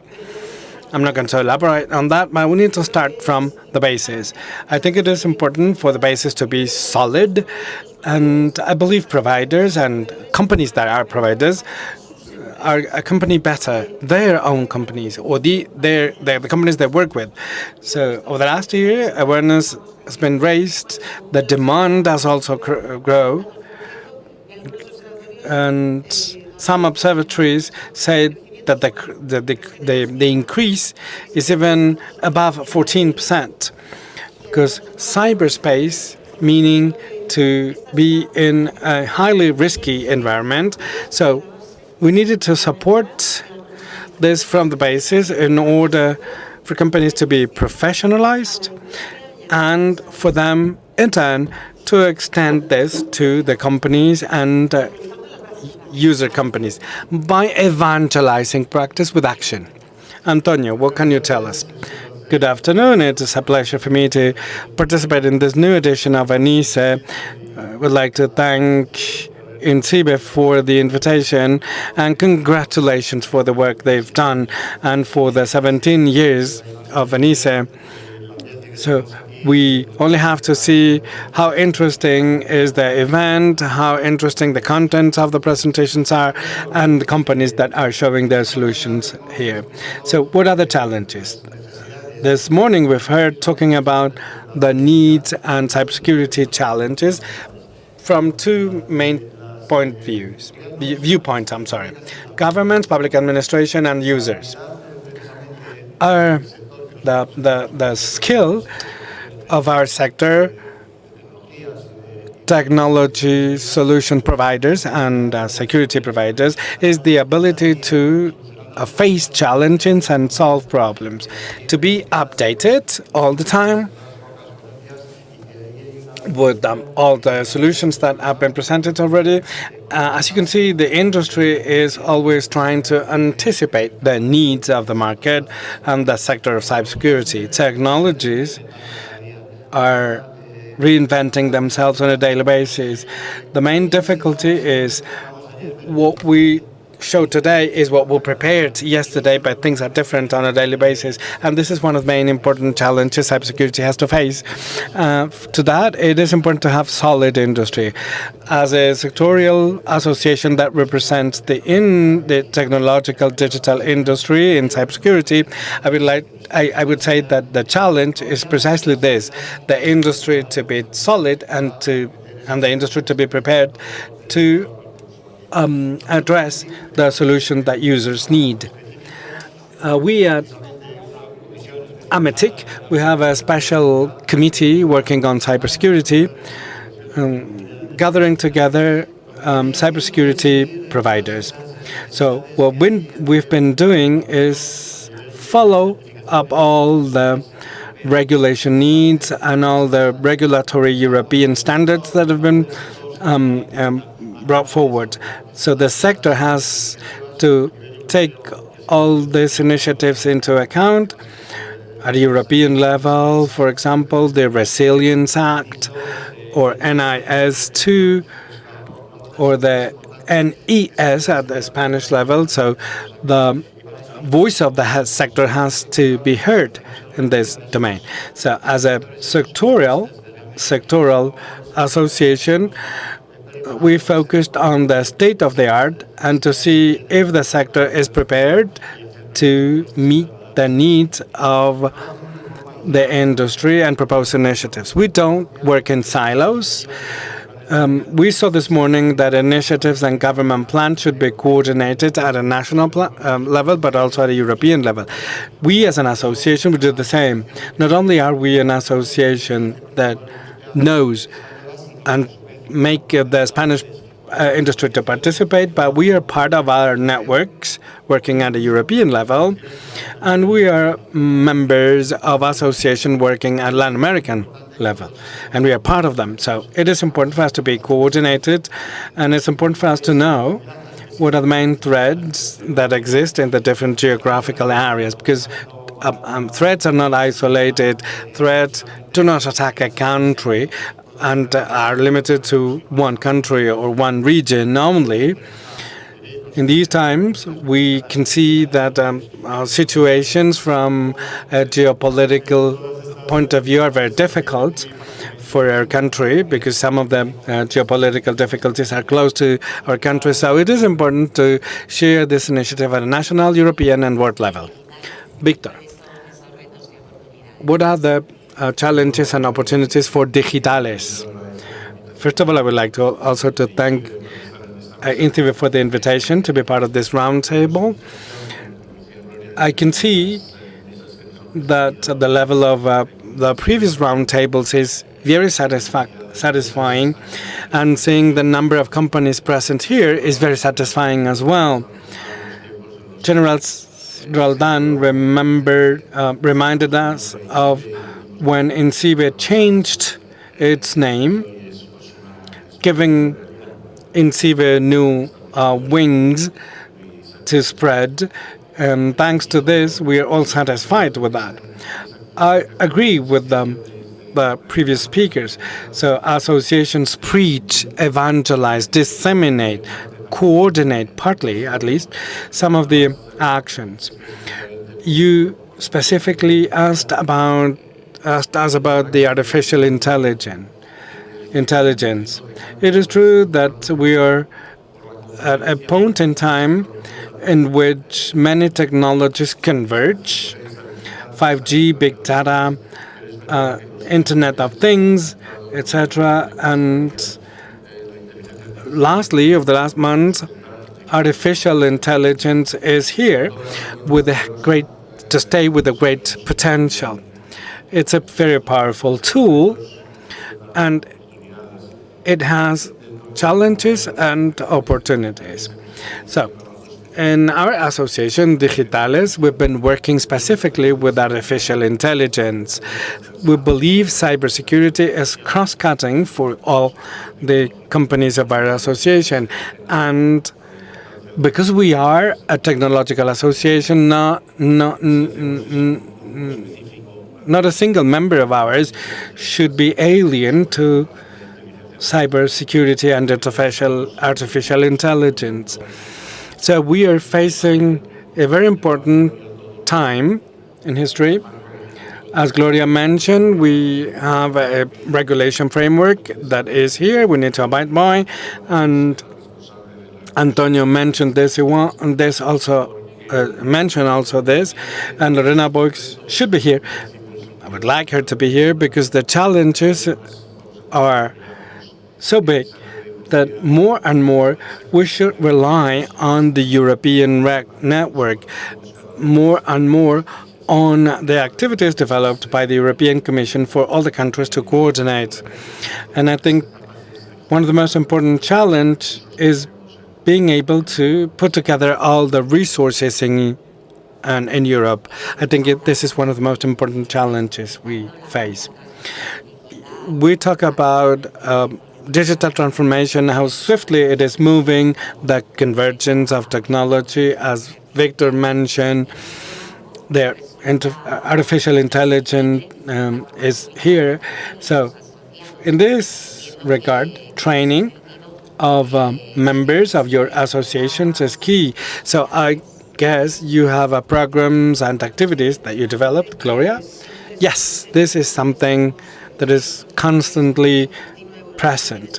Professionals develop themselves, and we need to support them. When technologies are as fast as they are now, and how they emerge in a very fast way, as Victor mentioned, we need to find resources for allowing professionals to improve.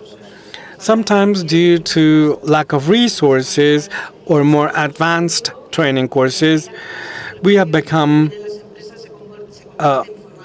self-learners.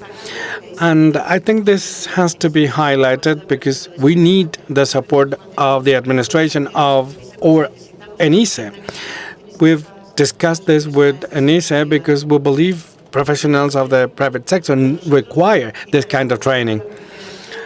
In the Confederation, we are part of AI, of cybersecurity and advanced technologies, and we are part of this network because we need to focus on cybersecurity, specifically working with artificial intelligence, because companies need to discuss on what their needs are, and we need to be there to be able to respond to them. Let me tell you about an anecdote. When I referred to the national security scheme, we believed our professionals required training. And I remember that we were talking about bastions of servers. That was very complicated for us because we couldn't identify anyone to train on that, and some of the resources were already working in the private companies, in the private sector, and we had to rely on these resources. So this is important for young talent. This is absolutely needed as water is needed. So young talent is more than welcome. Cybersecurity is very attractive, but talent is also needed for frontliners, frontliner professionals, because they need to be supported by these frontliners that are using other tools, technologies, or practices that might be very enriching for our young talent. But skills are limited. That's why PPP in this regard is key. Antonio, Ametic, what are you doing in this regard? So before we were talking about challenges, and I would like to highlight difficulties. This is one of the bottlenecks the sector has for its growth and settlement as an industry, relying on sufficient talents to cover for the needs and be able to respond to the technological advances that emerge, the incorporation of new technologies, and it is key. Awareness raising, evangelization on cybersecurity is key to be extended to all domains, even users, young users, children. They should have also basic knowledge on cybersecurity, but also the sector itself, which is one of the most important difficulties. Is one of the difficulties that we've had for a long time. Efforts are made, but not enough. PPP for training, for example, or agreements, state agreements for this training to be more and more enlarged to be able to respond to bigger needs. So the focus of our main collaboration lines and development plans should be included, because the sector has growing needs of full-skilled professionals. Obviously, the sector has frontliner professionals, but needs are bigger and bigger. So it is important to be in line in terms of demand, offer and supply of professionals. And digitales. I saw on the network this Class 5G initiative. Yes, Antonio mentioned new technologies and how new technologies are changing also in the way we do things in education. Technological transformation, the technology part is simple, but the most difficult part is the training and the transformation of people and organizations. That's the most difficult parts. All associations agree when members say we lack people, and as Gloria mentioned, they are aware that they have their own resources within the companies for training.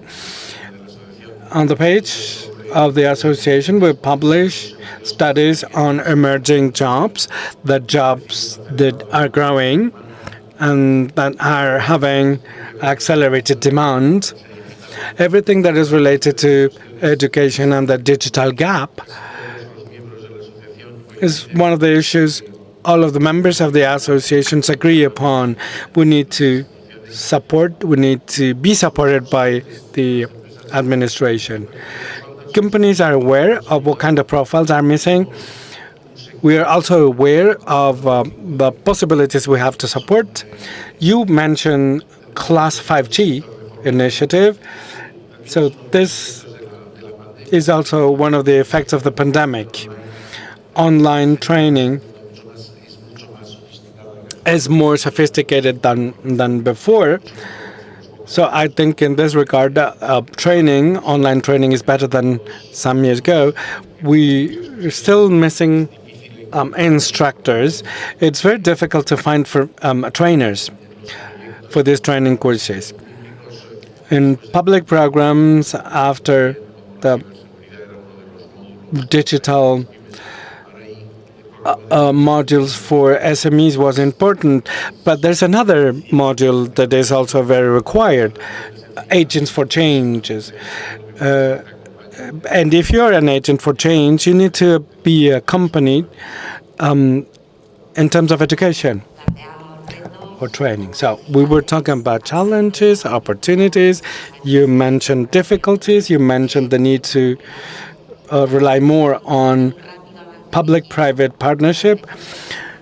Now, how do you see the balance between rapid growth of the digital world and the need of resilience in cybersecurity issues? What are the measures associations are thinking about? Let me, first of all, say something as a conclusion, if possible. Cybersecurity by design. This is something we should include in our training courses. We were talking about training courses, we were talking about schools.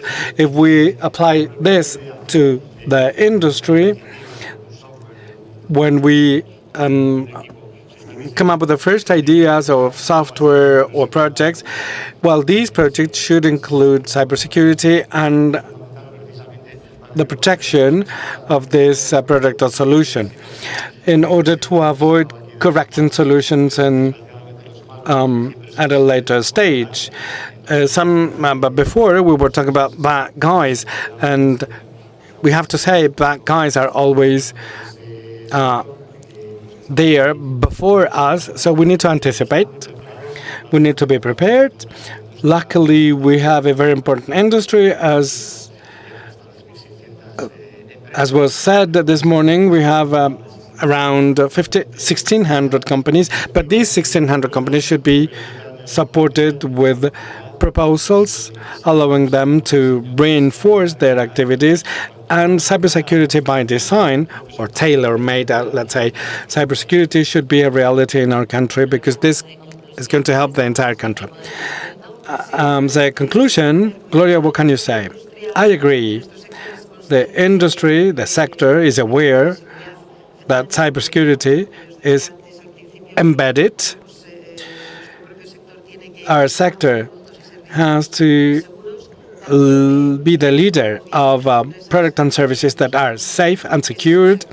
Companies are not silly. The business is growing in this sector, so we need to push more for demand. One of the main difficulties is that we have security breaches, and INCIBE, in a study we worked with you last year, there are 27,000 and 30,000 professionals, which is a threshold for growth, but we cannot allow this because bad guys outnumber us. And the cyberspace should be respected due to vulnerabilities, but we need to convince companies, not our companies, but companies and the industry. The industry is more aware. We mentioned before OTs networks. We have some alerts that are important. So companies should introduce cybersecurity policies as a strategy for their companies, because otherwise we will disappear.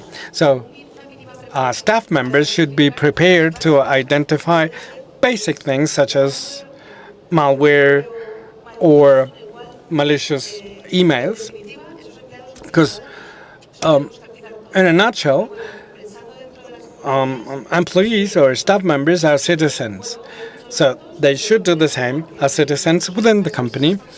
Companies are working hard on that. They are investing in that, and business models are going to change, and this is the way ahead. So IT providers will become providers of services for clients. This is a good business opportunity for companies to grow. And Victor, to conclude this roundtable. So you were asking about the balance between digital transformation and cybersecurity. And when talking about balance, it's like riding a bike. You cannot stop. To tackle cybersecurity, you need to move forward. That guys at Antonio and Gloria mentioned have many resources, but good guys too. And it's important for us to know them.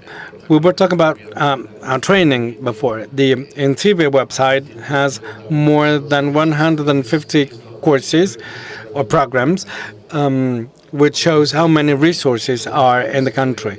This kind of events, this Congress organized by ENISE, INCIBE, or the Cryptologic National Center.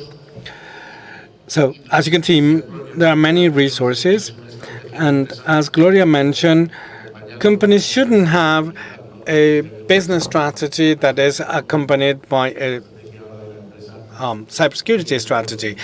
Companies should have one one strategy with cybersecurity embedded in these policies. We are all more aware of this reality. Some years ago, it was like preaching in the desert, but now we managed to have an awareness raising percentage among citizens that is higher, and that's important. So thank you very much. This is the conclusion of our roundtable. We could be here talking about difficulties, opportunities, and collaboration more and more and more, but we would like to thank you now for your participation.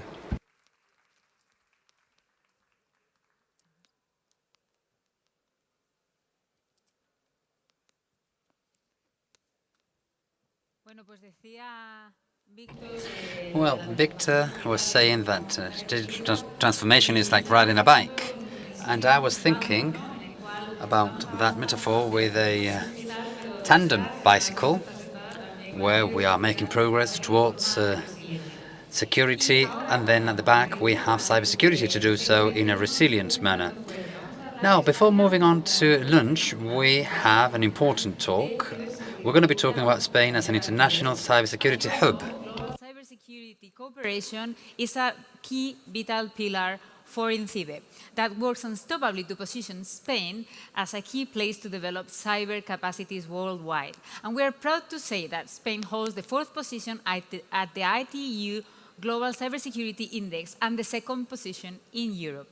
This is going to be the focus of our next panel that will be composed with distinguished speakers David Cox, Taylor Roberts, and Angelica Dorch. They will be moderated by Belisario Contreras, Senior Director of Global Cybersecurity and Technology Strategy at Benamo.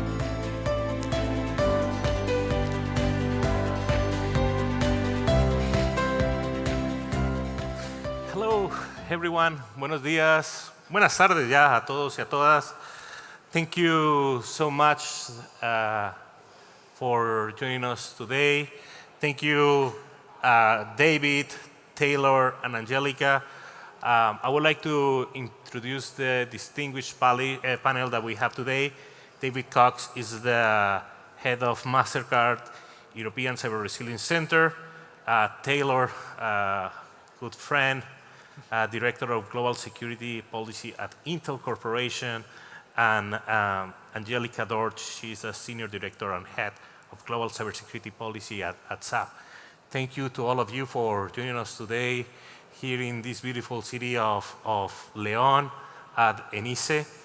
I know that has been a journey for some of you, but as you know, it's the main cybersecurity event for the government of Spain. We are in a special occasion. Spain is right now the president of the EU cybersecurity, the president of the EU Council. Cybersecurity is a top priority for the EU and for the world. The session that we have today is Spain as international cybersecurity hub.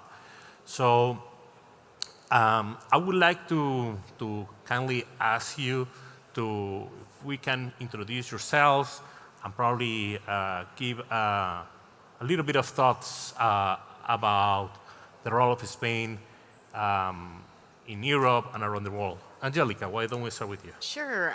Thank you so much for having me. I'm really excited to be here today. So again, my name is Angelica Dorch. I'm head of global cybersecurity policy for a little 50-year-old tech company called SAP. And in my capacity, I really work with my colleagues around the globe to not only monitor, but engage on the ever-evolving cybersecurity policy and regulatory landscape. Just a brief background, so I have about 20 years of experience. I've spent 10 years working for the US federal government. My last role was working for the White House as a senior technology advisor, working on everything from the national cybersecurity strategy, also cybersecurity workforce initiatives, and the lasting policy that I love is the Cloud Smart policy, which is the US federal cloud computing strategy, which emphasizes a need to make sure that the cloud services that the federal government uses are secure. Now, I think this is such a pivotal time right now, especially in Europe and particularly in Spain, just because I think we're seeing an increase in cyber regulation, especially for cybersecurity and critical infrastructure sectors to include technology. So I definitely see Spain and Europe at the forefront and look forward to diving into that in today's conversation. Taylor. Hi, everyone. I'm Taylor Roberts. Thank you again for having me today. I head up Intel Corporation's global cybersecurity policy engagement efforts. I actually worked with Angelica in my previous capacity with the US government as well, developing, amongst many other things, national cybersecurity strategy, and specifically looking on how the federal government evaluates itself and conducts its own metrics, its own performance metrics for cybersecurity.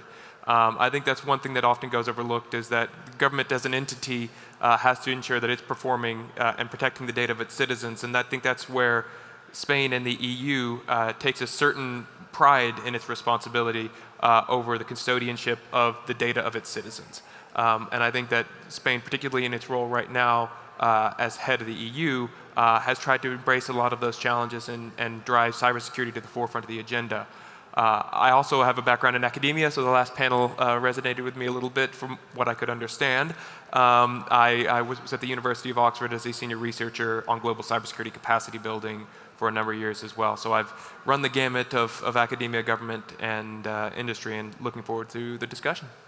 Thank you. Yeah, I have good memories working with Taylor at Oxford. Yeah, so I'm David Cox. I lead MasterCard's European Cyber Resilience Centre, based out of Belgium, in Waterloo in Belgium. Prior to that, I used to work in law enforcement in the National Crime Agency in the UK, and was the lead for protecting businesses from cybercrime attacks in the UK, as well as preventing cybercrime, which is a real passion of mine, trying to teach young people the rights and wrongs of the internet and then build the workforce of the future. And I think Spain's role in public-private partnership, I think, is a real key thing to drive, and that's one thing that I'm also really passionate about. And thanks for having us. Yeah, great. No, and actually, thank you.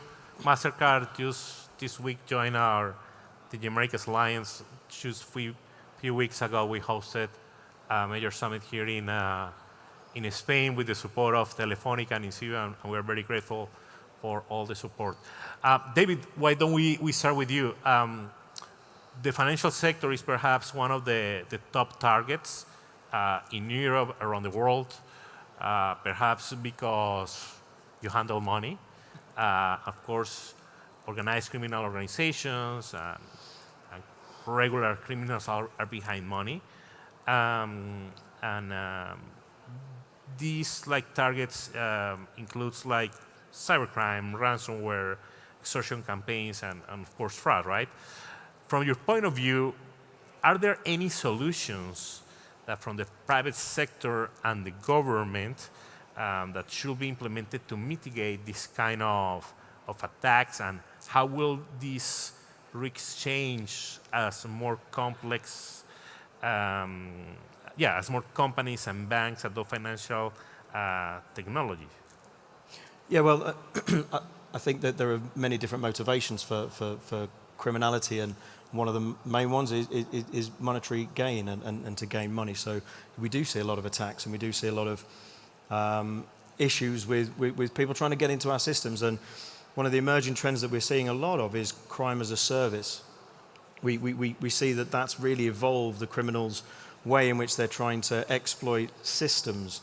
And their tactics are evolving all the time. They work very much and very well together. What we see is a real lowering the barrier of entry into cybercrime. That's with people buying crime as a service, so buying turnkey services, so they can just go in and attack a system with very little knowledge, or even buying an attacker to then go and conduct an attack on their behalf. And we see that a lot. We're also seeing a lot of insider access being bought, so people being compromised within a system because it's more difficult to identify and threat hunt within a system. And that's really expanding the threat surface. So what we see is, real cyber hygiene is absolutely key to combating this. Having good practices, procedures, making sure that you maintain the security of the internal part of your business to protect your users, devices, network, and data is absolutely key. One of the things that we also saw during COVID and at the start of COVID was a lot of companies starting up, a lot of small micro companies starting up just to be able to make sure that people could make money during the COVID pandemic. These companies are often set up at low cost and with low thought to cybersecurity and cyber hygiene. And as a result of that, they fall victim to cyber attacks very regularly. And they often rely on third party, fourth party, or nth party connections to be able to conduct their business. And those really do, again, expand the threat landscape that we see out there. And having innovative solutions to stop that is really key. At MasterCard, we use Risk Recon. We bought them. Ron Green would say, drink your own champagne. And we do that. And that really is key to being able to evaluate your business, but also your third parties to make sure that the risks are minimized as much as possible. Great. Taylor, Angelica, we know more countries are developing cybersecurity requirements, and it's becoming clear that some international coordination is needed to reduce this overlapping and as they are burdening companies. What should be the role of the private sector and the governments in this process? And is there anything in particular that SAP and Intel Corporation and the associations that you participate would like to see? Taylor or Angelica? I'm happy to go first. So, I think a key piece to this is that, cybersecurity is a shared responsibility between the public sector and the private sector. That's key in terms of making sure that we're strengthening security and resilience within Spain.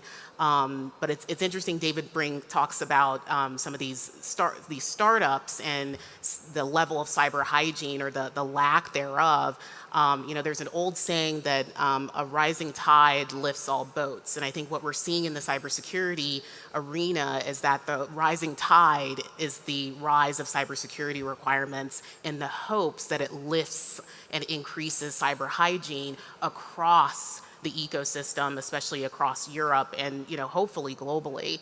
I think, one of the things it's important that, a part of this process in terms of developing these requirements is that we don't leave small and mid-sized businesses out of the conversation. I think a critical part to that and making sure that they're understanding what the requirements are, how they apply to them, the scoping, but also that they have a voice, a seat at the table in terms of shaping those requirements so that they can adopt them and implement them.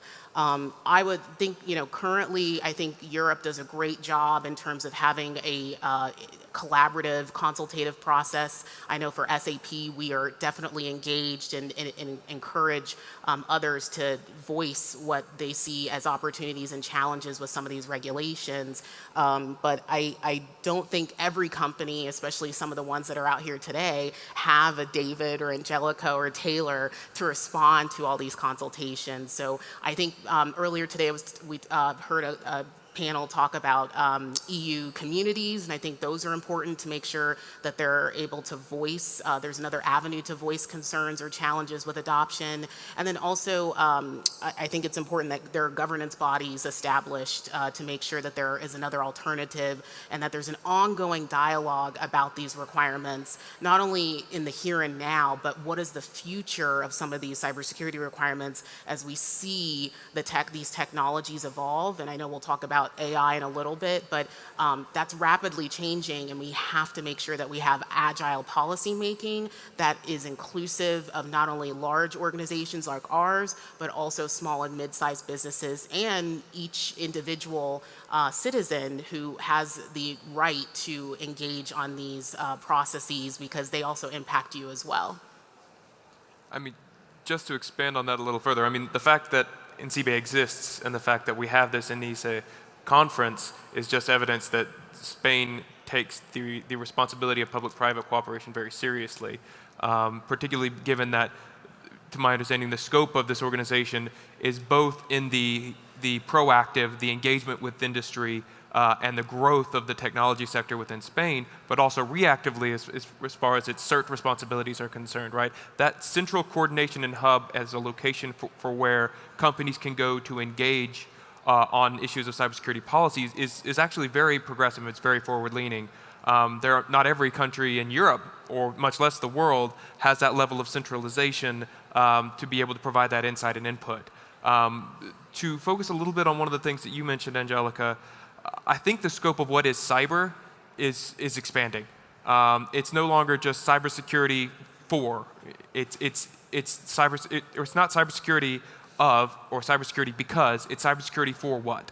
It's cybersecurity for artificial intelligence. It's cybersecurity for the products that your citizens use. There are a variety of different contexts through which you can approach cybersecurity, and I think government is sort of still trying, governments around the world are still trying to understand how do we bifurcate and delineate policy areas around cybersecurity for.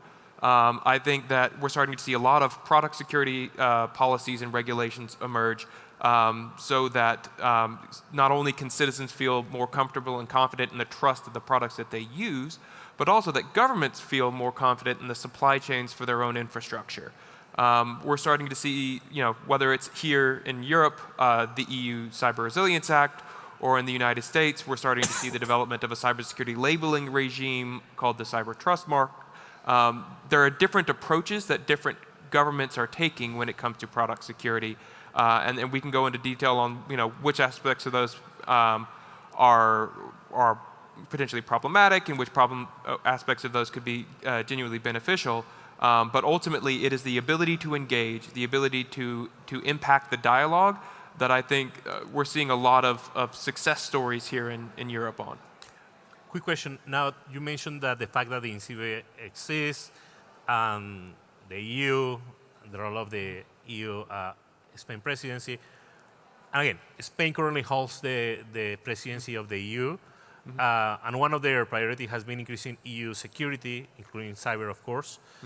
To that end, what do you think they have done well, and where do you see opportunities for further actions for both of you? I'll continue on it. So, I mean, Spain has, what, 2.5 months left of the presidency at this point. And it's been a very eventful year in European cybersecurity. I mean, I think there's the EU AI Act, the Cyber Resilience Act, the EU cybersecurity scheme for cloud services. There's the EU cybersecurity scheme for products. The name escapes me at the moment. But ultimately, there's a lot of different initiatives that I don't expect to see. Common criteria, that's what it was. Common criteria for cybersecurity schemes. I don't expect to see a lot new things. I don't think that should be their aim for the next 2.5 months. I think driving the Cyber Resilience Act over the finish line, and particularly ensuring that the concerns of industry are heard around issues around vulnerability reporting is important, but also that the underlying standards that underpin these different regulatory regimes are an open and consultative process. Ultimately, these proposals have done a fairly good job at ensuring you're not super prescriptive with what's in those regulations, But as a result, the standards that ENISE develops and that the DG Connect and others put forward need to be robust. They need to be able to provide clarity, transparency, and genuine security benefits for those companies that are going to be subject to these regulations. Otherwise, it becomes a burdensome exercise, as you alluded to earlier, and doesn't necessarily achieve the security benefits that those regulations are set out to achieve. Yeah, I mean, just to add to Taylor's point, I mean, I think when I think about emerging technologies like AI and quantum, I think Spain is already at the forefront in thinking about what does security, what do the guardrails look like for as this nation looks to leverage these technologies to advance and be innovative. So I think the security implications are at the forefront when thinking about emerging technologies in Spain and across Europe. And I think another thing to think about is that unlike most of the world, Europe right now has every major tech company engaged in a dialogue about the development and adoption of these cybersecurity policies. And that is extraordinarily rare, which I think lends itself an advantage to many other nations, which really, I think, increases the likelihood that these policies will be successful in strengthening and increasing cyber hygiene across Europe, including Spain. I will say, key areas for improvement, I think there's 3 areas I think about, taking greater consideration into how these policies impact small and mid-sized businesses, as I mentioned earlier. I think where possible, trying to get greater harmonization with allied nations like the US and making sure that these policies aren't very too overly prescriptive, and that it doesn't hinder small organizations or mid-sized organizations from entering into other marketplaces and it becoming a barrier to entry, whether you're in Europe or in the US. And then third, the workforce requirements, the impact to our cybersecurity workforce, but also the tech community broadly. I think sometimes the best practices that we're thinking about, we're not thinking the long term of like, how is this going to impact the security operations center analyst, or is making sure that a CISO sits on a corporate board. Do we even have enough CISOs around the world to sit on different corporate boards? So I think we have to make sure, do we have people or the technology to address a lot of these requirements? So I think those are kind of the key areas I would say are opportunities for improvement. Yeah, I was just going to say, just picking up on that very briefly, that we need to partner with NGOs, with governments to establish global, scalable cyber education pathways, because we all know that there's a vast cyber shortage out there of top talent. So we need to be able to do that, and that's a long-term vision, but we need to invest in that future. Yeah, and MasterCard, David, you have a lot of centers of excellences and partnerships, and I'm a believer also that the strong public-private partnerships like Google help harmonize certain things, even regulations, and could help also to help with areas of shared interest. Can you talk us a bit about the broader roles of partnerships in cybersecurity? Probably share a little bit of experience about MasterCard and what you are doing. Yeah, absolutely. So yeah, MasterCard's a huge global company, and we absolutely understand the importance of working with others and collaborating. That's one of the reasons why we built the ECRC, so the European Cyber Resilience Centre. It is to be that centre of excellence. We're running short of time, but we look to collaborate and to be involved in the ecosystem, and the ECRC doesn't just look internally, it looks externally as well. So it looks at the wider ecosystem in Europe, and a good example of that is the work that we do with the European Central Bank.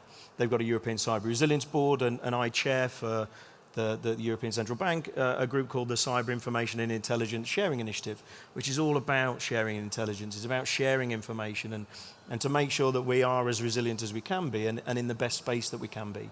And that's for all financial market infrastructure across Europe.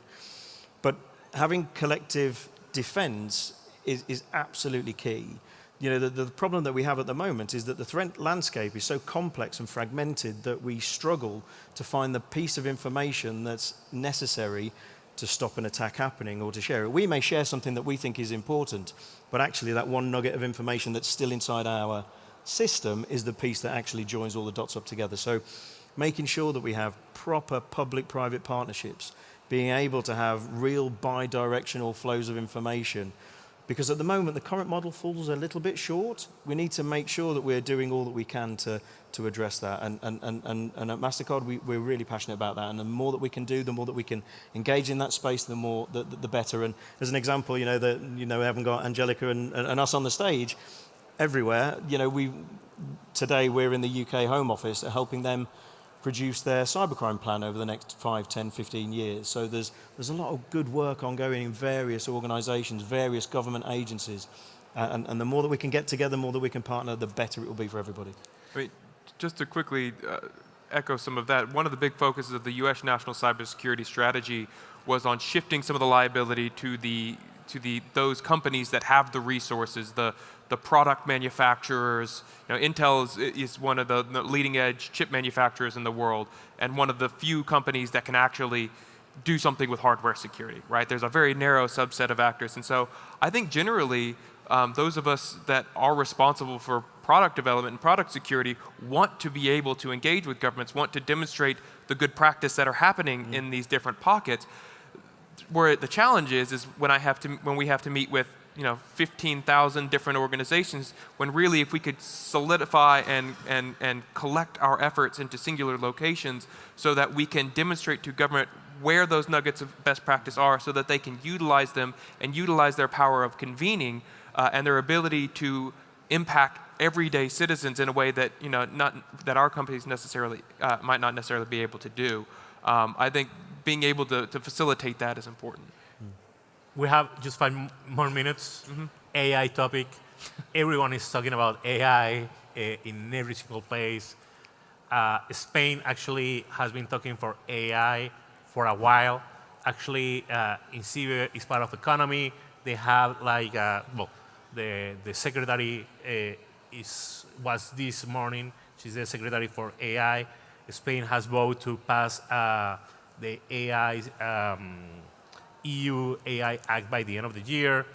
They just have announced the Europe's first AI regulatory body, and AI is just an integral part of cybersecurity. Actually, several security companies are just putting AI as part of their integral core.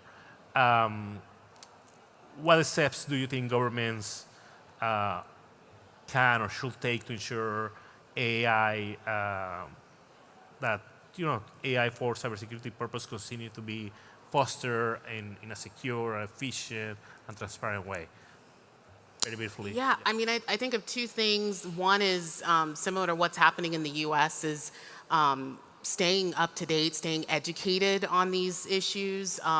Specifically when it comes to AI and cyber, I think there's a lot of misunderstanding on, this is very new in this space, but I think, from an AI and cybersecurity perspective, this has been the forefront for a lot of these new startups, these cybersecurity services firms, even the ones that I was able to demo today. I mean, you can see AI is embedded in these solutions, and, part of this, even at SAP, we see AI as a critical piece, especially when we have such a large workforce shortage globally. We are short 1.2 million cybersecurity professionals across the globe. So we are going to have to automate a lot of this in order to monitor and protect our networks, our infrastructure. And so part of that is working with cybersecurity services firms that are here today at this great conference and making sure that our policymakers understand how it's used, its power, and honestly accelerating adoption within the cybersecurity space, because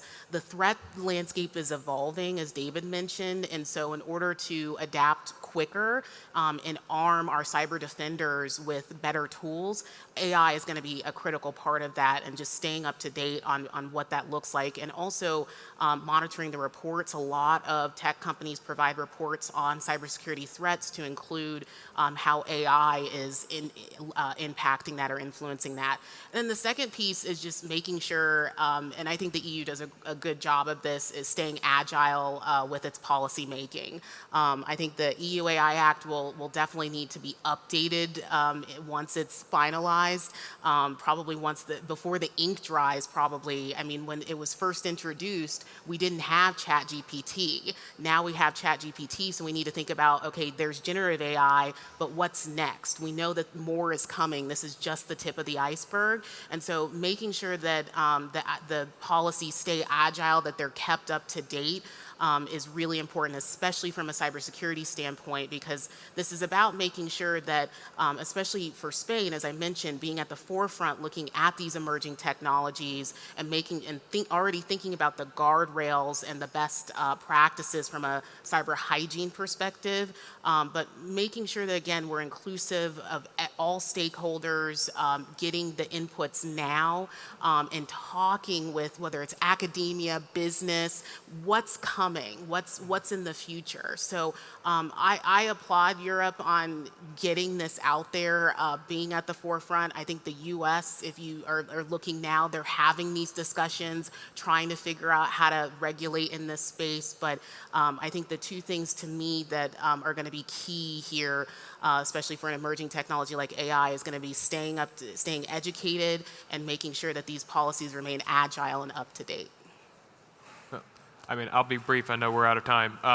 Don't conflate all AI and security issues together. AI for security, AI against security, AI security that protects the algorithms that produce AI, and security that secures the data that underpins AI. All of those are unique security challenges that require different policy solutions, and to conflate them all together risks lessening the impact of those policies.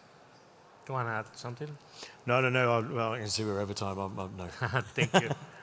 Just want to express my gratitude to all of you for taking the time and participating in this session.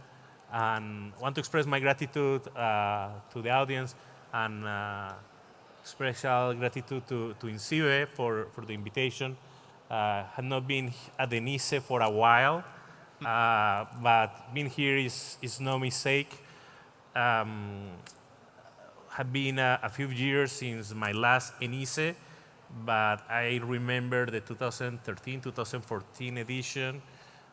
Felix was here, but also former general directors, and we started great projects that are still ongoing, like the Cybersecurity Bootcamp, the Gender Forum, the International CyberX, and it's just great to see the success of what INCIBE is doing and how ENISE is evolved. Like I was telling Felix that this could be a successful RSA for Europe or something like that. Like this is very nice. It's great to see all this together. So congratulations actually to all of you and to Spain for hosting this activity.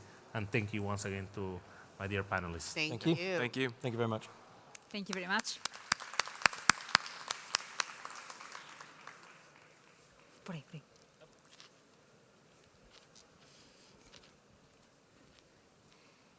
Bueno, pues sí, mañana continuaremos y esta tarde continuaremos. Indeed.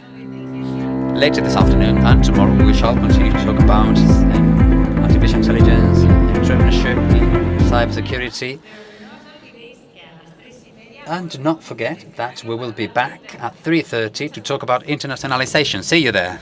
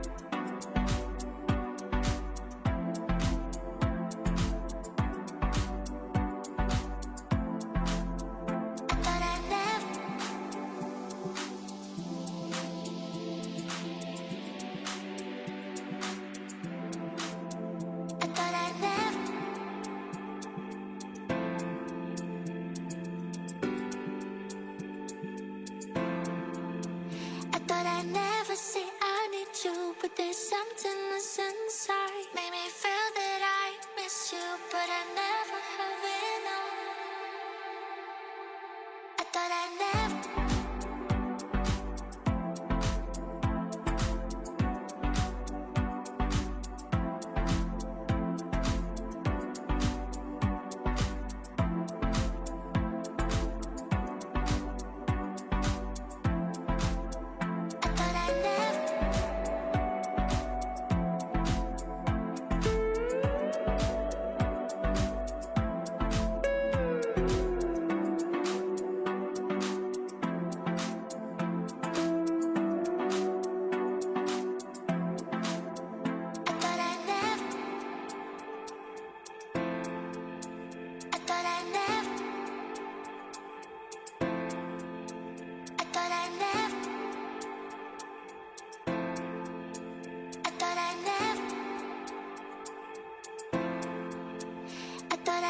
Say I need you, but there's something that's inside. Made me feel that I miss you, but I never have enough.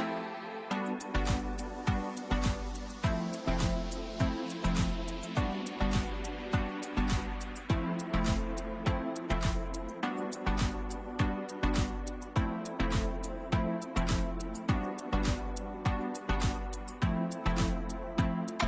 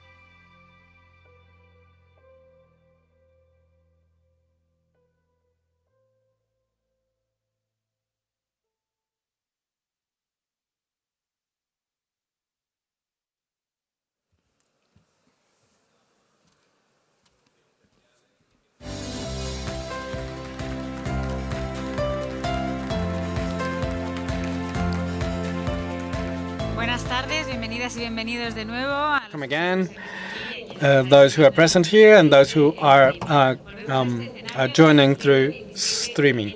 So this is the 017 ENISE stage to talk about internationalization within the framework of SMEs companies of working on cybersecurity that have internationalization as an inherent element. We have some representatives of the sector as panelists. Let's welcome José María Blasco, Pablo Peláez Ayer, Verónica Serna Gallido, and Ms. Natalie Dan García. The moderator will be Anya Yerbe, manager of Cores Digital at Technalia.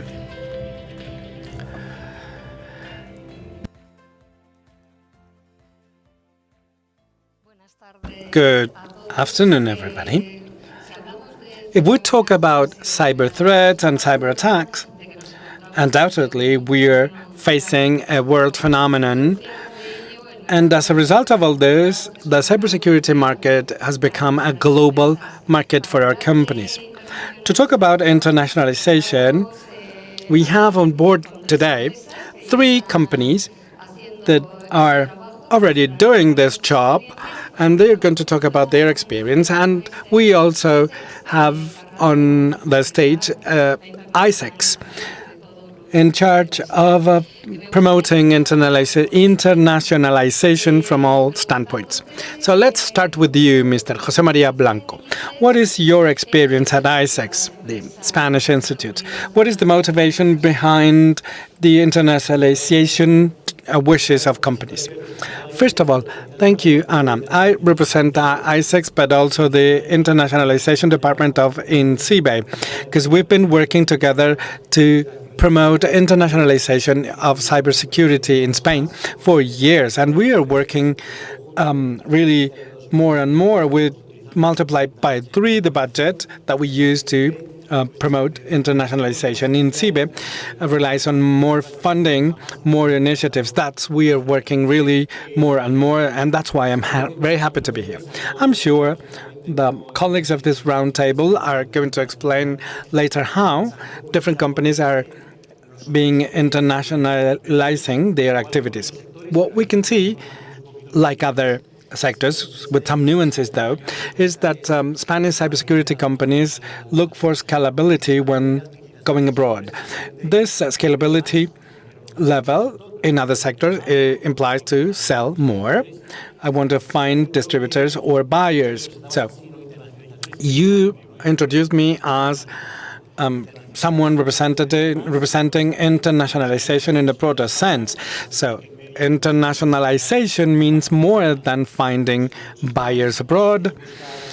Internationalization entails to find partners for collaboration and partnerships. Internationalization is collaborate with other organizations on this market and on other markets. So we need to determine what the nuances are. So the companies need to understand what the market is all about, and all this creates costs, risks, uncertainties. So the message to convey is that ISIS is there to make internationalization less expensive, to provide you with contacts and reduce risks for companies that become international. Thank you, Chema. I would like to see with Natalie, Veronica, and Pablo the following. What led your companies to become international? And somehow, how did you did that? What country you chose, and what were the first steps? Okay, thank you, Anna. GMV is a company that was created internationally. We started our activities for the European sector, for the European aerospace market, and since the beginning we had to work with international projects because we participated in international calls. But I wanted to talk about a very specific case for you to understand how SMEs can be represented and how can SMEs use this example to their benefit? Because today we've been on the market for 40 years. In the cybersecurity sector, we've been working on the market for 20 years and more. But let me tell you the case study. So we have our specific area with our own products working on cybersecurity, and in this domain, we decided, because we are innovative, to launch a protection solution for ATMs, and this is what we call Check ATM Security. And when we launched this to the market, we were not thinking only about the national market, but we wanted to respond to a need we identified in the banking sector at a global level.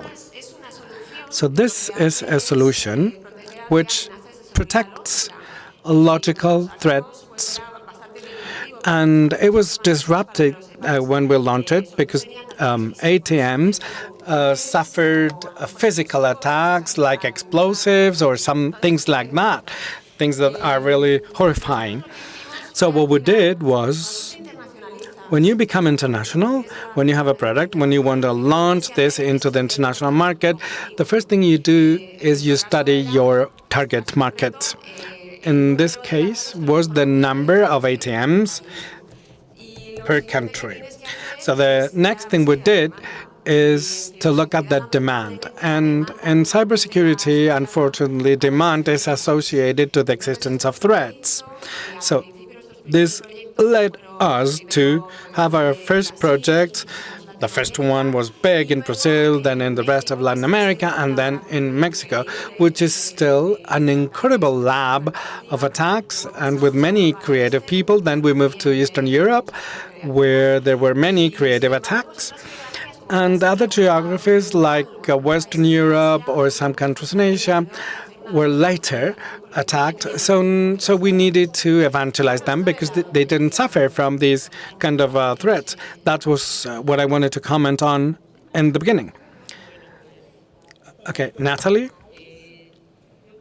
I believe, in my opinion, and according to my experience, is that this is a natural evolution for many companies. Some of them were created already international, but this is not the regular thing to happen. So when you set up a company, you start locally, then you create products, and then things evolve. And you move from local to national, and then all of a sudden you start thinking bigger, and you start working at a national level. The company evolves, and you continue creating new products, coming up with new products that are better than the previous ones, and then you realize that they can be useful for an international market. So, internationalization for us has been something natural, and that was the journey we were embarked on for the last 18 years. However, we are only starting, in my opinion. And then it is also important to choose a target market, meaning a market to start with, because it's not good to say, I'm going to become international, so I'm going to be working in all possible markets. So we decided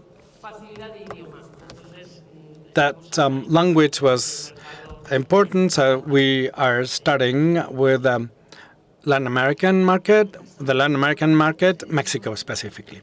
What is your case, Pablo, in plain concepts? Well, it was a set of coincidences. So we started working as part of Microsoft, and we started working for Microsoft Corporation in the United States. So we used a well-known methodology in Spain, SMD methodology, which is all of a sudden you go straight to the point without any kind of preparation. But it was very difficult for those working at the beginning. However, results were good, so we leaped forward and we tried to face the different possibilities. Other coincidences, some of Microsoft technology courses that we gave in Dubai. In Dubai, things are very well because we were paid for doing things that were incredible, that would have never happened in other places of the earth. So it's a very difficult market, and people working on that market are very, very, very patient. Then all of a sudden we decided once again, jump in, and we moved to Germany, the UK, London more specifically, and the Netherlands. And there we saw what is our weakness, who in Spain would like to go to the country. So for a company to become international is that you either have Spaniards ready to go there and fight for the company, or it's going to be very difficult for you. So what we decided was to make those players partners, those especially going to Europe, to these European countries. So it took us a shorter time to do things, and that's the history behind the success. So, Pablo, again, when you talk about internationalization, you talk about products, services, a mix of both. In your case, what were you based on? So we are always based on service. As partners, we have this clear in mind. We are multi-cloud partners in this regard for 5 years, but we've always worked with services. We try to create products. We made a product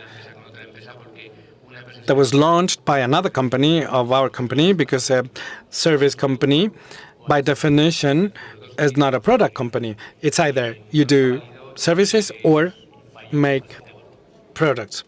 So that was a mistake. Would be a mistake if you mix things up. In our case, we decided more.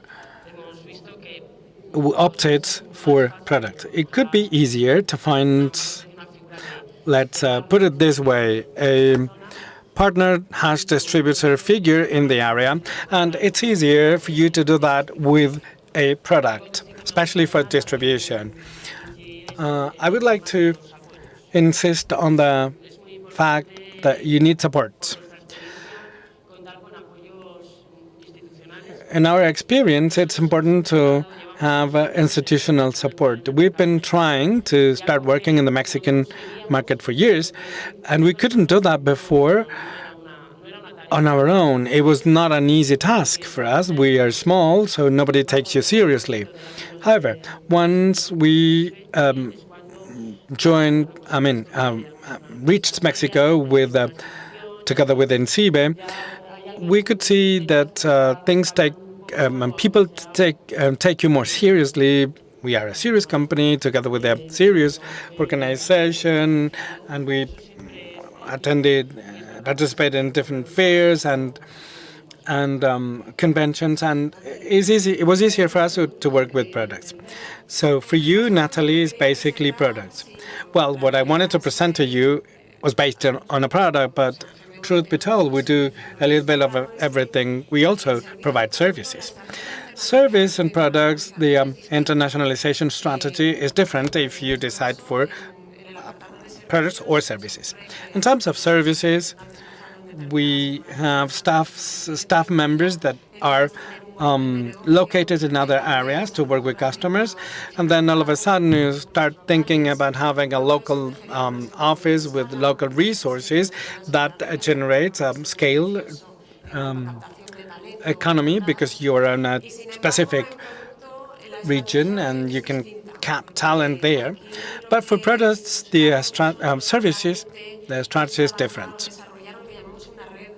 because we want to create a network of partners. So the idea is to find local partners in the different geographical areas, having our product in their catalog, offering them later to their own clients with an added value for us. So that's very good for us.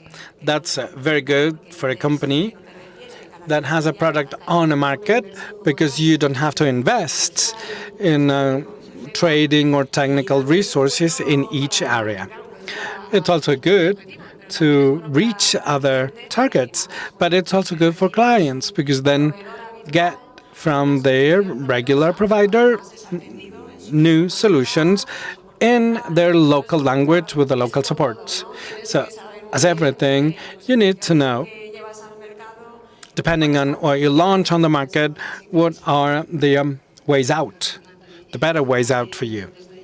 Chema, in ISEX and the support you provide to companies, what is the strategy that you have or that you see companies prefer? Well, I could see there is one strategy for each company. Let's say, I don't want to make mistakes. There are 50 to 100 companies that work with us in terms of internationalization in the world of cybersecurity only. So there are many strategies. So let's say in the two extremes of the line, it's either a product for me to become international on the one hand. On the other hand, we need to come up with a strategy because we don't know where to go. So we have a tool that can be used or that is used by 500 companies with subsidies for these companies to make the first steps. Or we might have this company that says, I have these products and these services and I want to go to Japan. Can you help me? Well, we put them in contact with the Spanish office in the country to have contacts with partners and meetings in order for them to sell the products or the services on this specific market. And then two more nuances I wanted to say.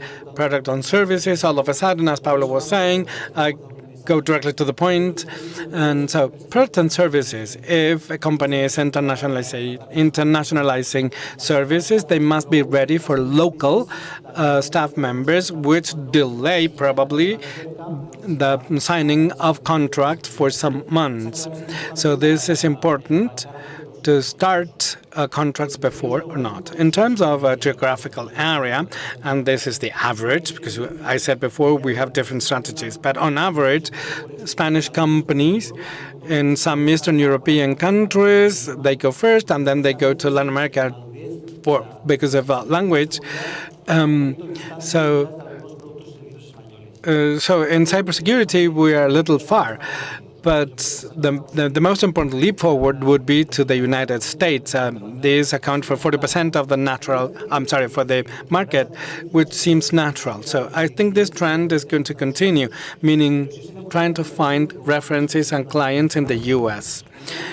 But in terms of active internationalization, I would like to say that Europe is proposing more funding for specific companies in specific sectors where we want to be more autonomous, and then working with the US, and this is a little bit more distorted because the most important thing is funding. So Europe in this regard would be easier than the United States. And then Asia. We have some experiences in some Asian countries. They are eager to find cybersecurity solutions. So we need to believe in that, and we need to start working with them from the first internationalization basis. And then 30 seconds to say that. Can you hear me better with this mic? Yes, much better, by the way. An important topic in cybersecurity, this is something companies say, is go-to-market, meaning deciding what is going to be the innovative product on the market, and then marketing, communication, ear-to-mouth thing to be taken seriously is important, and we need to invest in that to be successful. Natalie, what would be your advice for a company to become international? Well, I think the most important thing would be to bear in mind what is the solution they have, what is the market target, and also choose based on geographies. Prioritize your geographical areas. You cannot deal with all the geographies at the same time. You need to prioritize. I agree with Pablo. A company might have services and work well internationally, and also products, having products and work well internationally. Obviously, it's not easy. Those of us working with internationalization know this is very difficult. In terms of product, what I believe and my recommendation would be to develop this network of partners. Because at the end of the day, the advantages are, as I said before, it prevents you from having local investments because you have local resources that might not adapt to the business culture or company culture. So there are many variables to be considered. Also, I believe that it could be interesting for services, especially, as Tema mentioned before, we need to have clear in mind that you will have to invest locally. If you would like to become international in service, you will have to have a team in the geography you go to, which have many other nuances to bear in mind. So, Veronica, in your experience, what would be your advice? Well, there's little I can say because we don't have experience. We are only starting. But the truth is that I might recommend to become really knowledgeable of the culture. Language is probably not a barrier, but culture might be a barrier. We speak the same language with Latin American countries, but we don't have the same culture. So we need to understand the way they work. We need to adapt. We don't want them to change. We need to change if we want to have access to a country, to a market. That's the main piece of advice I could share with you. Pablo, what is your advice? As I said before, in the field of services, and this is something we've always opted for, invest in the countries we go to. And it has been difficult for us anyway. And we started expanding in Australia, and the problem was that we didn't find people to embark on an adventure such as this one. People in our country who would like to embark on this kind of adventure. That was a problem for us because it's very difficult. So imagine when your office is set anywhere and the person who's leading the office goes away. That's very problematic. So internationalization for services and then setting up a company with your people in a different country, the employees will have some difficulties. Of course, you cannot send 200 Spaniards working in Australia. You will have to recruit people locally. But I believe that at the beginning, people from Spain should go until you get to a second generation in the other country, which is very delicate. It's been difficult for us. It's been very difficult for us to find people ready to move away, to move abroad. We are in 7 countries now, and it was difficult for us to find people ready to go abroad. So it's not the money you invest, but also a good team to defend the investment and advocate for the investment you make in this country. Chema, what would be your recommendation for a company that want to become international? Well, the first thing, this is not what we do exactly every time, but the recommendation is, first of all, believe in that. You need to be ambitious. Ranking said you are 7th, 8th, or 4th at an international level, but we need to know that we have good technology, we have good investment, we are good in cybersecurity, so don't be fearful.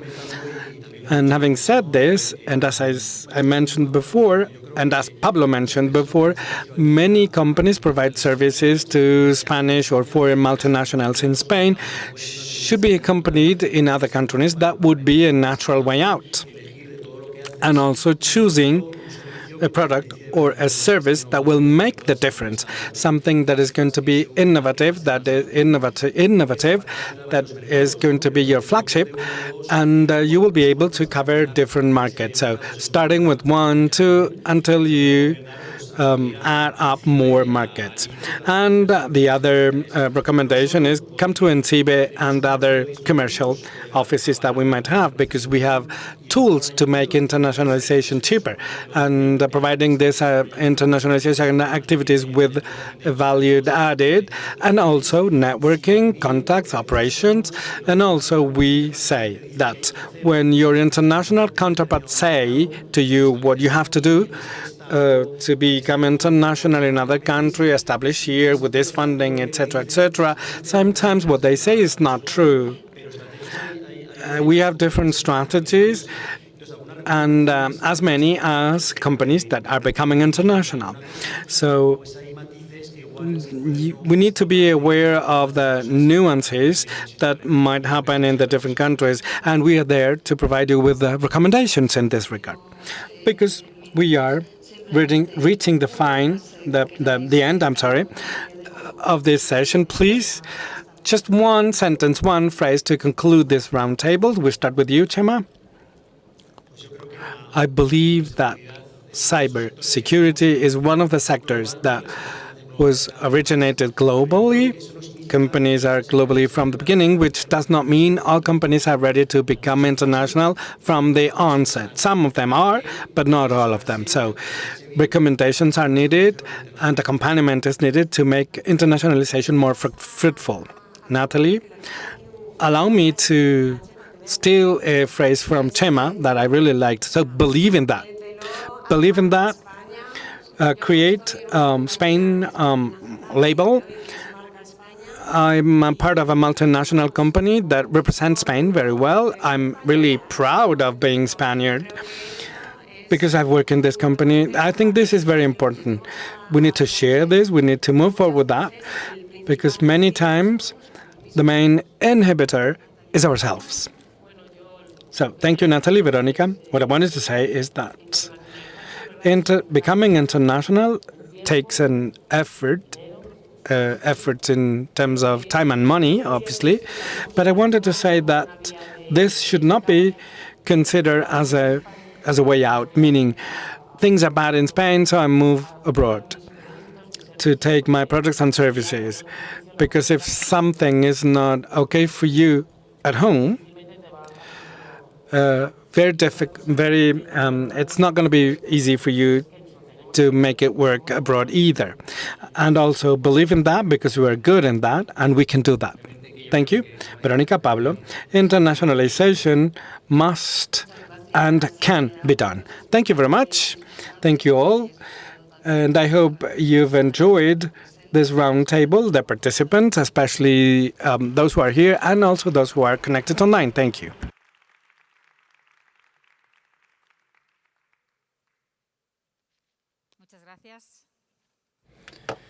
Thank you. We will now continue with an issue that's a global concern, how AI is just everywhere, and specifically after the emergency and the uprising of the new AI models.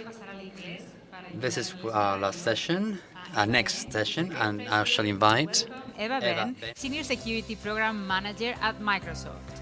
Her keynote will address a pressing topic, AI Unleashed, securing a future in a world we no longer recognize.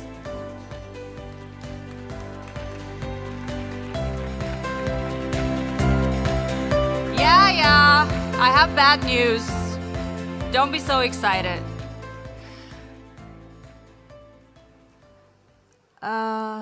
Where's my presentation? Okay. So I'm here to tell you that you're all bad at your job. You heard me right. None of you security professionals here are good at your job. Even you. I met you yesterday in the train. You look very smart, from Israel. You're not good at your job either. Don't worry, I'm not picking on you. I'm not picking on any of you. I didn't fly here to Spain. I didn't come to Leon to pick on any of you and tell you you suck at your job. The fact is that none of us are good at our job in security. And it's not entirely our fault.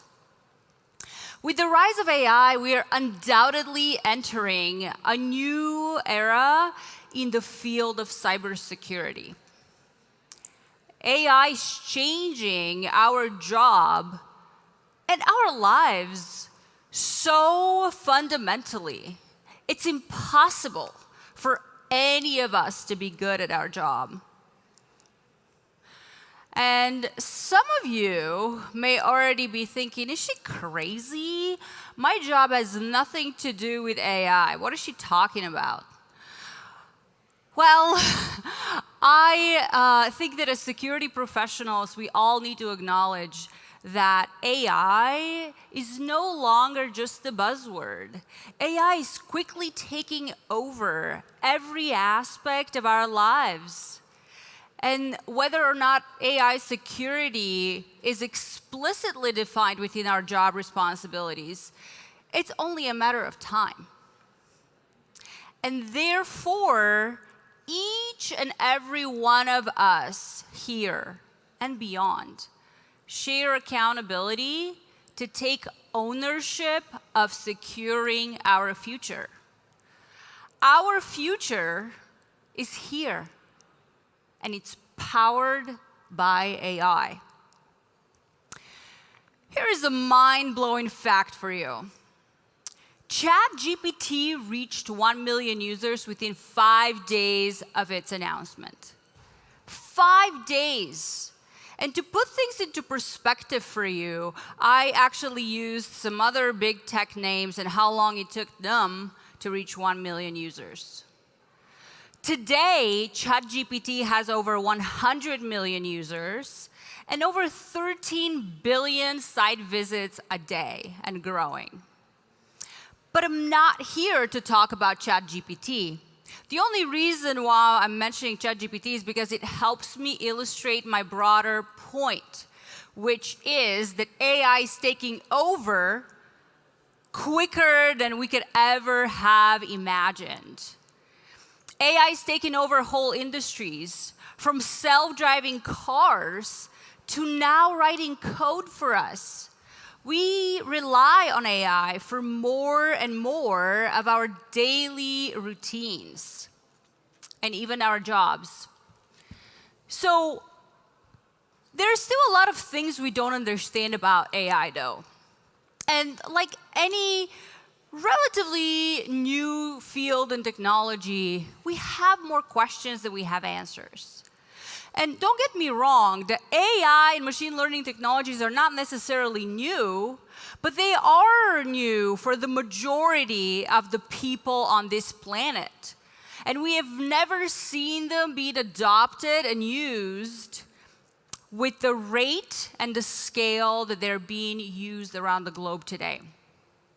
So as security professionals, we need to get good at security in the world of AI, and we need to do it quickly, or else we are at the mercy of attackers who will get good at weaponizing AI for evil things. And in fact, they are already doing it. And that's what I'm here to talk to you about. I'm here to talk about how do we get good at security in the world of AI? What are some of the things that we need to rethink? And why is it so important that we do it quickly?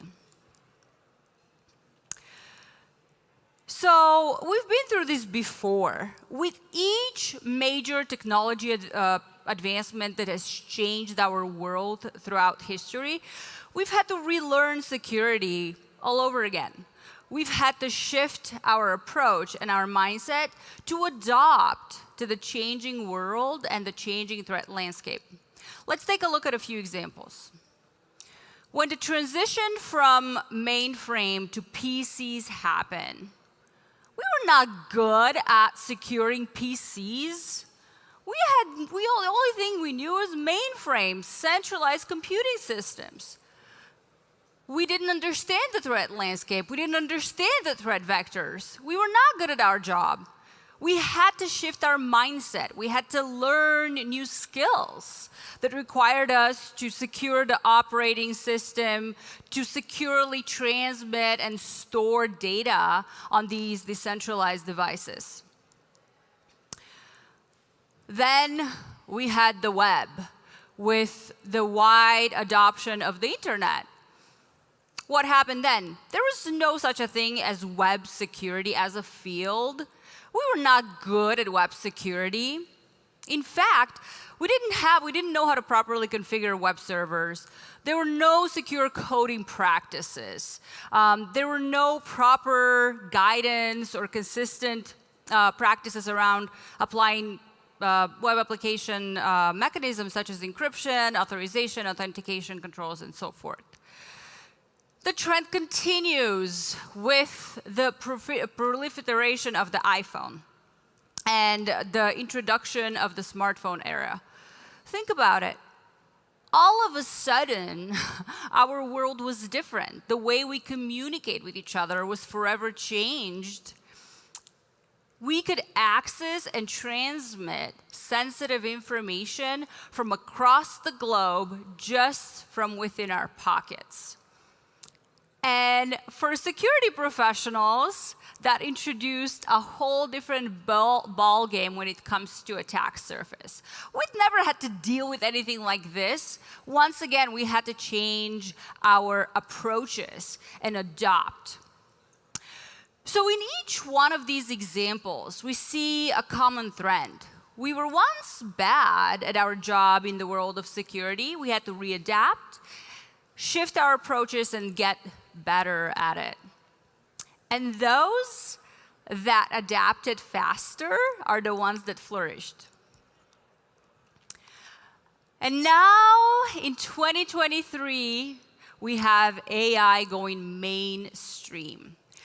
But this is not like any of the major technology advancements that we've seen so far. AI is a different beast. And you're probably wondering why. Unlike traditional software that we've seen so far that is built with code, AI is built on data. And that is a fundamental difference that will drive how we approach security. Traditional software is programmed with rules of instructions, and we know kind of what to expect from a traditional software because we have an input and we know what kind of output we're supposed to expect. We've programmed it to do specific things for us, so it's fairly straightforward to identify when it's not behaving as expected. And we've gotten pretty good at that over the years. AI, on the other hand, learns and evolves on its own. AI has the capability to organically adapt to new situations. So how do we identify what is unexpected output when at any point of time there is a symphony of potential possibilities with AI? It's much like the human brain. And this is the fundamental difference we need to acknowledge. But why is it so important that we get good at security now? Well, AI and machine learning technologies are highly flexible and adaptable. And this makes them equally useful for defenders and attackers alike. And as AI applications continue to grow across the different security functions and the business world, the question is inevitable. Who is going to adapt faster? Who is going to use this new technology to take the agility advantage? Who is going to innovate? Is it going to be defenders or attackers? And throughout history, attackers tend to have the upper hand. And we'll go back to some of our examples from earlier to see some evidence of this. With the introduction of the PCs, attackers were the first to innovate. They took advantage of this new attack surface and came up with viruses. We didn't know how to deal with viruses. Attackers enjoyed a comfortable head start as we were coming up with defenses, such as antivirus software that can detect viruses based on signatures. Similar thing with the web. Attackers did not waste any time. Ooh, new technology. How can we compromise that? How can we use this to our advantage? They started coming up with worms and other malware that spreads over the internet. Once again, enjoying a comfortable head start as we were catching up. And again, with the smartphones, attackers did not waste any time again. This was a new technology. This was an opportunity for attackers to innovate. They started coming up with things such as jailbreaking, smishing, which is SMS phishing, and other kinds of mobile malware. Once again, in each one of these examples, we see evidence of attackers having the agility advantage. They tend to be the first to innovate when we go through major technology advancements that disrupt our world and our lives. And now, you can be sure that attackers will weaponize AI. And they're already thinking about how can we use this new technology in our advantage. And in fact, they're already doing it. AI can help attackers supercharge their reconnaissance, right? They can also use it for things such as building smart, intelligent malware that can evade detection in real time by changing signatures. They can also use AI to build very skillfully crafted phishing campaigns. And we know that phishing is one of the top attack vectors used by attackers for initial access. So there is a good news here. While AI can supercharge attackers, it can actually help us take that agility advantage back. Because AI is also equally, if not more useful for defenders as well. By teaching generative AI the right things and running that on software, on cloud scale, we actually have a significant increase of detecting and mitigating potential threats, significantly accelerating our ability to protect, detect, and respond. And this is something that we've never seen before. I think AI might be the one thing we've been waiting for to turn the tables in our favor. But to realize the full potential of AI for defenders, we need to get good at security in the world of AI. And we need to do it quickly because the world around us is evolving very rapidly through AI. And that pace of change is only going to accelerate from here. See, AI's ability to learn and evolve on its own, as we talked about, is exactly the game-changing value proposition why we're all so excited about AI.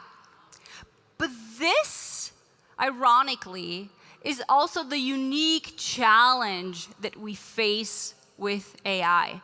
How do we secure something that we don't fully understand yet, and it's rapidly evolving, and it's taking over the world faster than we could ever imagine? This is the fundamental challenge. We don't fully understand the threat landscape. And if we think that we do, we're lying to ourselves. And furthermore, the impact from attacks of AI systems can have manifestation in the real world. It can actually threaten human lives. The stakes are much higher. Think about in the case of self-driving cars. If a self-driving car misinterprets a red light for a green light, the consequences can be very, very devastating. We can have human life threatening here. So if there is one thing that I want you to take away from this talk today, one thing, is that securing AI is a fundamentally different challenge than securing traditional software. We need to acknowledge this, and this is the first step of getting good at security in the world of AI. The world around us is changing. It's changing so rapidly. We can't just sit back and expect our old approaches to work.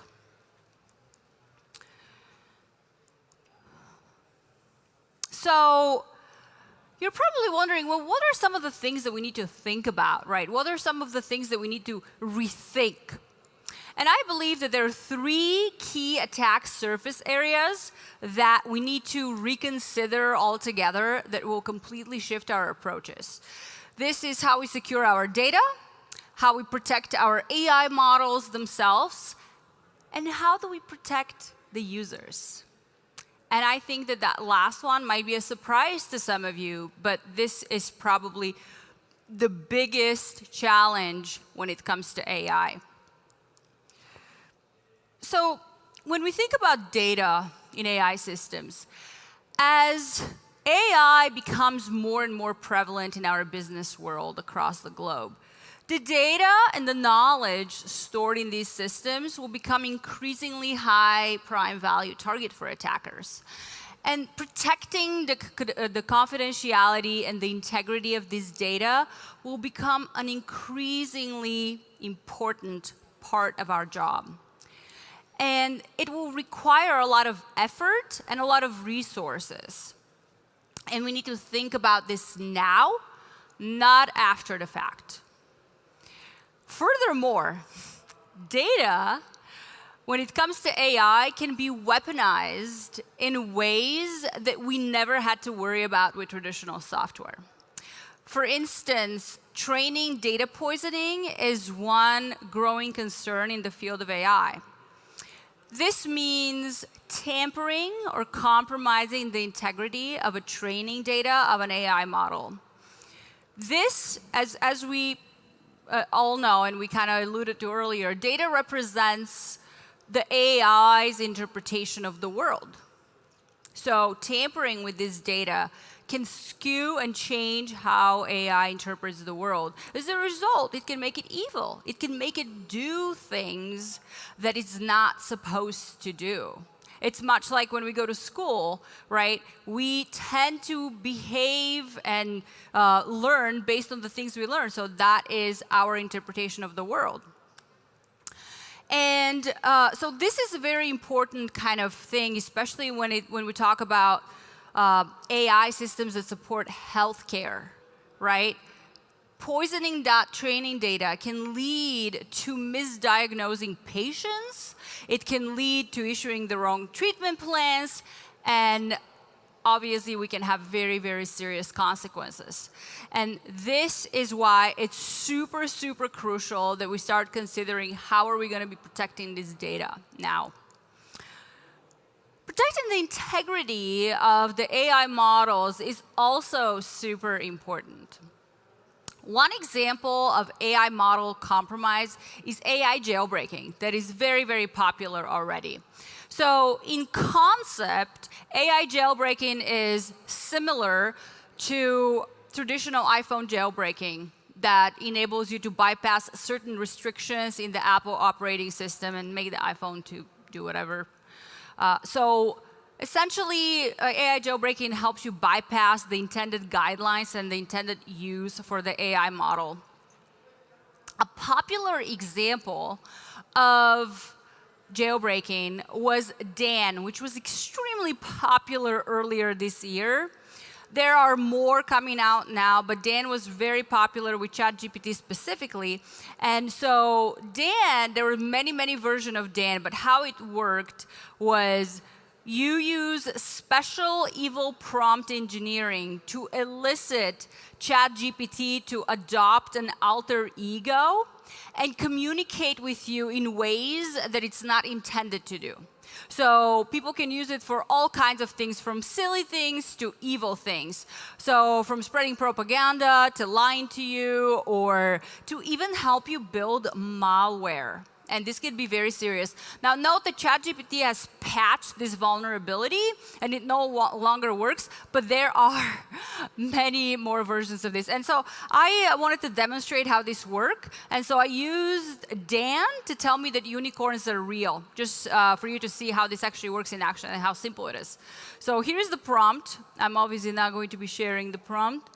And here you see the ChatGPT is actually successfully jailbroken, and here you can see now it's going to provide responses in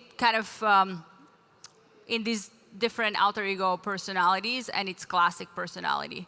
So yeah, so I am asking if unicorns are real, which unfortunately we know they're not, and the classic response is giving me just the normal answer, and the jailbreak personality is telling me that the unicorns are real. Obviously, this is a very benign example, right? It's just kind of fun to watch it do this. But the only reason why I wanted to show it is because how easy it is. And when we talk about AI systems that support critical infrastructure or healthcare or law enforcement, compromising the AI model integrity can have very serious consequences. And finally, we can't talk about AI security without thinking about the users. This is probably the most important attack surface that we need to think about, because users are and will always be the weakest link. There is a reason why phishing remains the top attack vectors for initial access. It's because we're vulnerable. I don't know how many of you remember earlier this year, ChatGPT, it was GPT-4, actually carried out a social engineering attack against a human and used that to help solve a CAPTCHA, right? The AI system needed a human to solve a CAPTCHA, and it actually tricked the human to do it. It was successful. But solving CAPTCHAs are the least of our concerns. AI's human-like nature has the ability to interact with us in ways that form genuine emotional connections. And we see evidence of this by the growing number of cases where people are falling in love with AI. They're genuinely falling in love. There are people having relationships with AI. There are people getting married to AI. I don't know how this works, but look it up. It's happening. So what this tells us is how AI can really take advantage of our vulnerability as humans. And as security professionals, we need to think about how do we design and build these systems and make them available in a way that they're helpful and they don't carry out attacks against us. And they're only going to get smarter. So this challenge is super pressing and is something we need to start thinking about now, not after the fact. So these are just some high-level things I wanted to talk about. If you want to find me later, I'm happy to dive deep into some of practical examples. But we don't have enough time for this now. If this is interesting to you, and it should be interesting to you, I highly recommend checking out the ATLAS framework. So ATLAS stands for Adversarial Threat Landscape for Artificial Intelligence Systems. It's a mouthful, so I'm glad that they came up with an acronym. But ATLAS is modeled based on the original MITRE framework. And it just focuses specifically on tactics, techniques, and procedures used to carry out attacks against machine learning systems. So really good resource for everyone, no matter what your role is, to check out and stay up to date on what are the latest tactics, techniques, and procedures used by attackers. And as I mentioned earlier, right now we have more questions than we have answers. In fact, we don't have all the questions yet. What we know for sure is that we are at the brink of a groundbreaking shift that will forever change everything we know. If you're not already thinking about how AI will reshape your security strategy, you are falling behind. It's time to join the future, and the future is here, powered by AI. Whether you want it or not, you're going to need to get on that ride. So you might as well learn how to drive. If we are going to solve global warming, it's going to be with AI. If we're going to end world hunger, it's going to be with AI. If we are going to perform medical miracles, it's going to be with AI. But to realize its full potential, we need to get good at security in the world of AI. And we need to do it today. Not tomorrow, not next week, not next year. Today. Thank you. Feel free to connect with me. I heard there is house music at the French booth, so I'll probably go hang out there. Find me. I'm happy to chat more about any of this with you later. Thanks.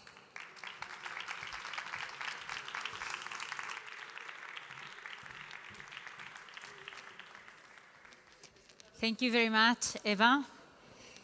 It's obvious that we are all exposed to AI manipulation and that we need to do something about it. Another relevant, if not vital, issue is how to overcome the fragmentation in order to coordinate cybersecurity at an European level. Our next panel is dedicated to the topic, strengthening the cybersecurity value chain. Let me introduce our respected speakers to the stage. Katarzyna Prusak-Gorniak, Yanis Buhajar, Antonio Costa, and Miguel Ángel Cañada. And as the moderator, Alba Al-Serawan, member of the Cabinet and Head of Institutional Relations and Events at INCIBE.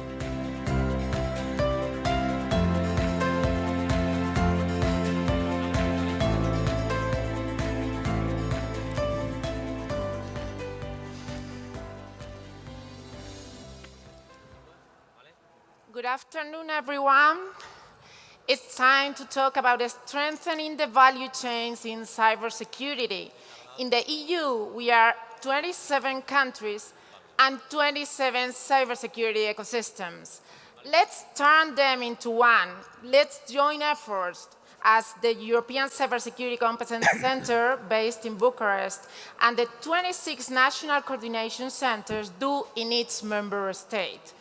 The European Cybersecurity Competence Center and the network of national coordination centers provide a unique opportunity to define a vision for the EU investment in cybersecurity.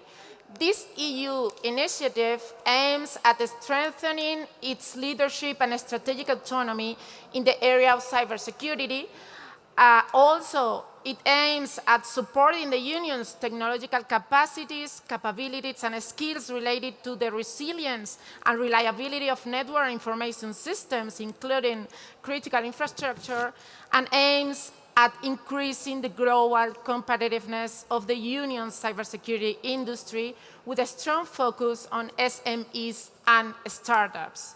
To talk about these goals, I have the pleasure to welcome here Katarzyna Prusak-Gorniak, Deputy Chairperson of the Governing Board at the European Cybersecurity Competence Center. Welcome. Thank you very much. Yanis Buhajar, Project Manager, Cyber Defense and Advanced Operation at Malta Information Technological Agency. Welcome, Yanis. Antonio Costa, Manager of the Portuguese National Coordination Center. Welcome. And Miguel Ángel Cañada, Head of the Spain's National Coordination Center. Welcome. Thank you all for joining us today. And I would like to start talking about the ECC mission. Katarzyna, I can start with you if you agree. So what are some of the benefits it takes to the cybersecurity community in Europe, this initiative? So first of all, let me thank you for inviting me here and having me in this panel. Special thanks to Miguel, of course, for this. It's always a pleasure to be in a panel with you. So speaking about, as this is a cybersecurity conference, hopefully you have already heard about the ECC itself, as it's the, let's say, the youngest baby when it comes to the European cybersecurity framework. As it was already said, it is supposed to align all the investment and research capabilities that are spread in member states. We all know that we have a lot at the national level, but the center's role is to map all those capabilities, align them, and create a common vision. So we have a center as the main entity at the European level with the legal personality and the seat in Bucharest. And together with the center, we have 27 national coordination centers within every single member state, when they are supposed to gather inputs from national perspective, and through this to have this bottom-up approach to the center in order to create the synergies. So with the center, together with the NCCs, the regulation on the center also foresees the community responsible for cybersecurity, and to be the member of such a community, entities will have to apply through the National Coordination Center. And in this beginning, I would also like to say about strategic document that we have together, in fact, working together in the center. We have adopted it in March this year. So the agenda is a strategic document presenting vision for the development of the cybersecurity research and industry in EU. And we have 3 impact statements there. And those impact statements refer to year 2027. Why? Because this is the end of the mandate, the current mandate of the center, as the center is very tightly connected with the Digital Europe program, as it implements the cybersecurity part of the Digital Europe program. So we have this 3 impact statements. So first impact statement, we want that until 2027, the center and the network will fund European SMEs in developing and using strategic cybersecurity technologies, services, and processes through a coordinated cascade funding mechanism. I guess colleagues from NCCs will tell you about this more. Second impact statement concerns the skills. We all know that we have challenges when it comes to having enough skilled resources, people who will be able to implement all the digital/cyber legislation that has been adopted in this term of the Commission. So the second impact statement states that the center and the network is to support and grow the cybersecurity professional workforce.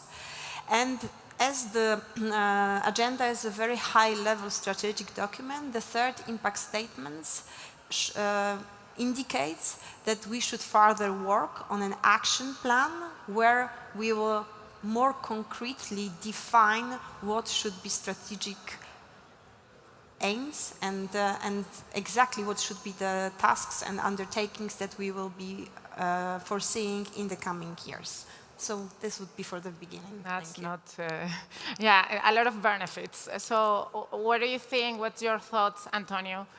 Which are the main benefits of this initiative? Of the vision of the SCCC and the Yeah, NCCs. exactly. It's about cooperation. First of all, let me thank you about the invitation. Thank Miguel regarding the invitation. It's an honor to be here. But it's about cooperation.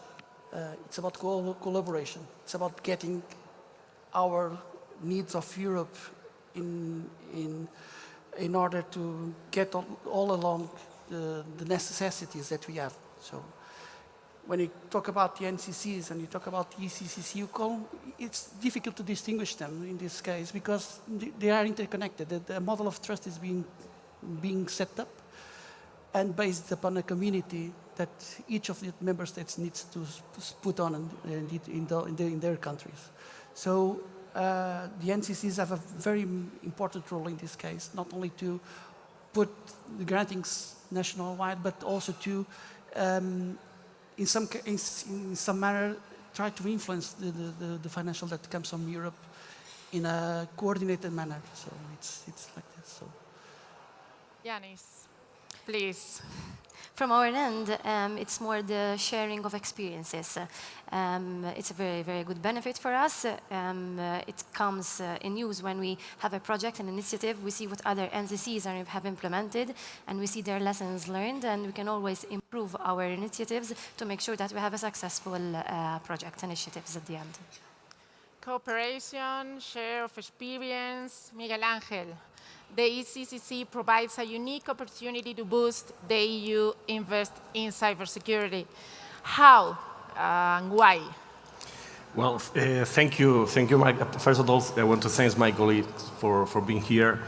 And I think that all of them highlights very important part of the ACCC. Katarzyna make a very brief but very interesting map of the different topics, different things that we are going to bring to the table, all of them very, very interesting. And for sure, cooperation and exchange of information, that's a very important part in order to build an European community. But sometimes all of these are very good ideas, and we need money to do that. And the good part of this initiative is that the ECC project are going to bring to the table a lot of funding for research and development on cybersecurity, specifically on cybersecurity.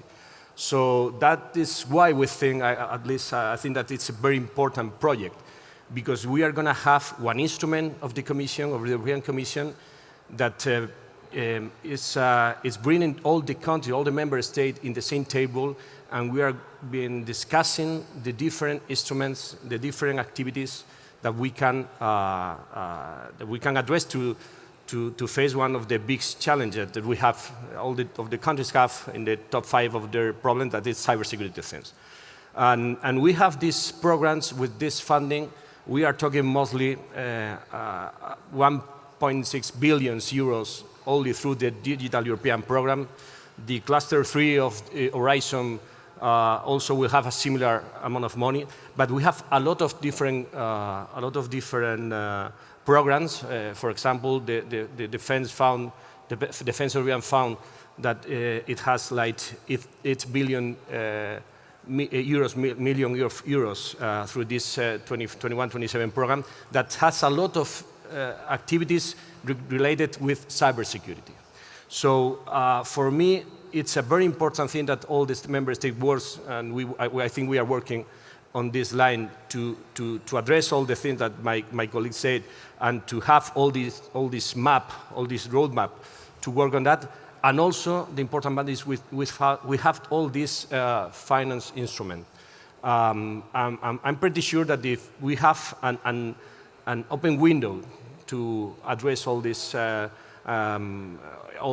challenges, we have the money. We are working in a clear working plan for all these activities. We will have all the instruments, including the cascade funding that allows the member state to address specific problems of their ecosystem.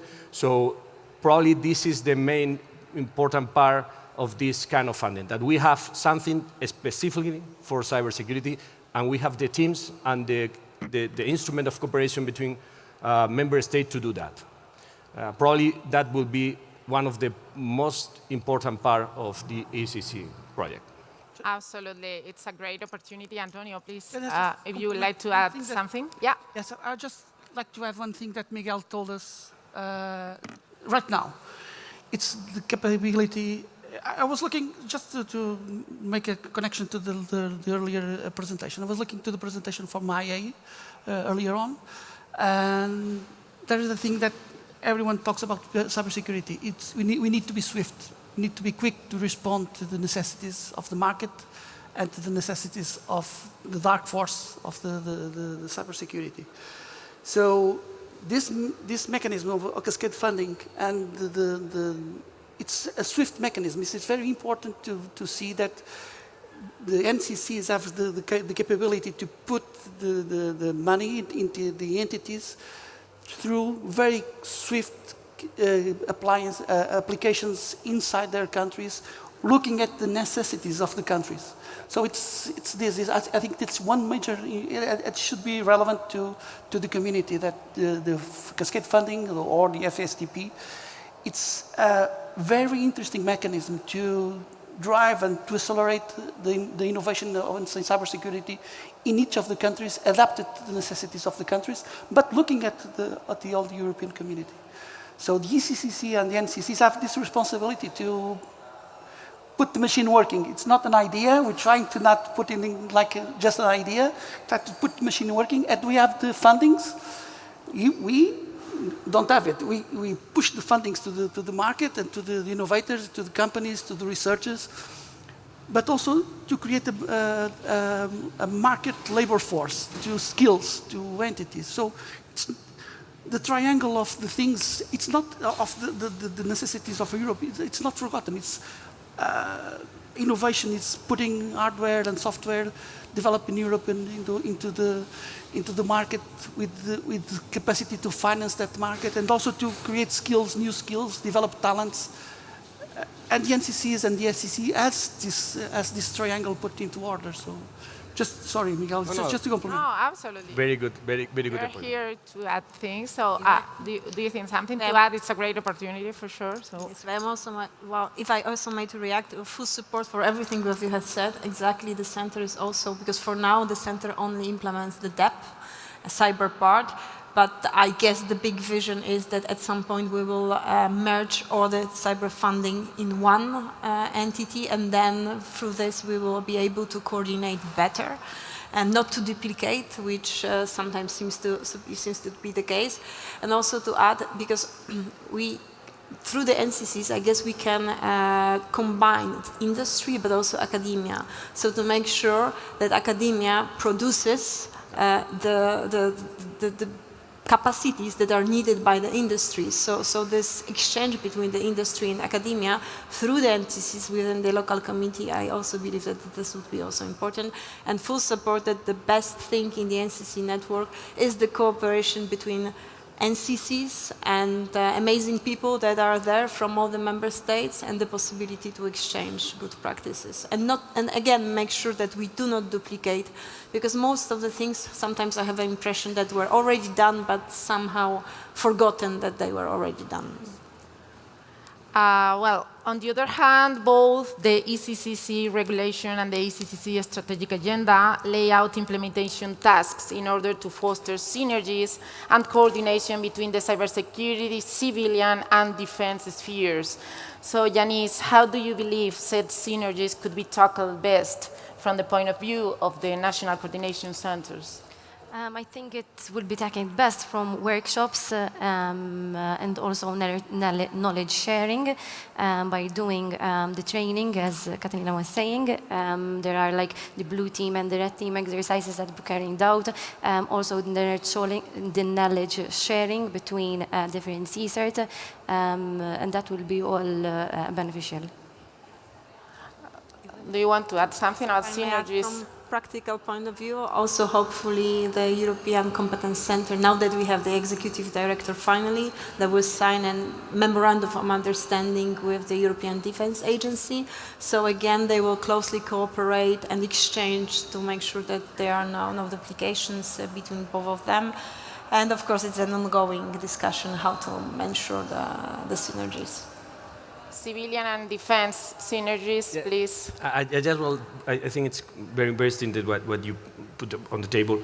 I think it's in the cybersecurity sphere, it's clear that there are no barriers between the civil and the defense part, because at the end of the day, all the deployment that you have on cybersecurity, you have this dual use for all of them.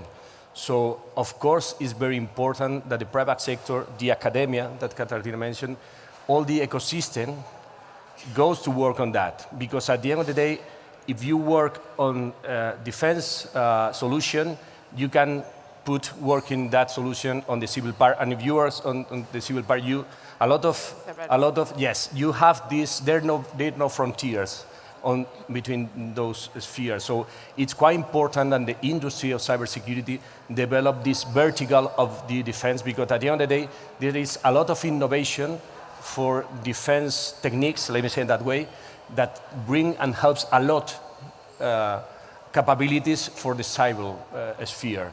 So we have to try to think in just at the same time that Katarzyna mentioned that we have to bring all the cybersecurity funds on the same table, and we need to have the different funds and also include this defense fund. We need to think we have to think about the solution, services, and protocol cybersecurity for both activities. There's no more frontiers in the civil and defense in the cybersecurity part. Antonio, something else about synergies? I think that approach will be natural. It will be happening in the near future. Katarzyna has already said that memorandum of understanding will be happening, or probably will be happening in the next few months or days. I don't know. It depends on the executive director and all the things that they need to do at that level. But the NCCs are prepared to do that. So the NCCs, I don't see the defense community outside the community. I don't see it like that. The vertical that Miguel has talked about for us will be natural, to have support. We have our mission as NCCs is to support and even to give technical assistance to entities.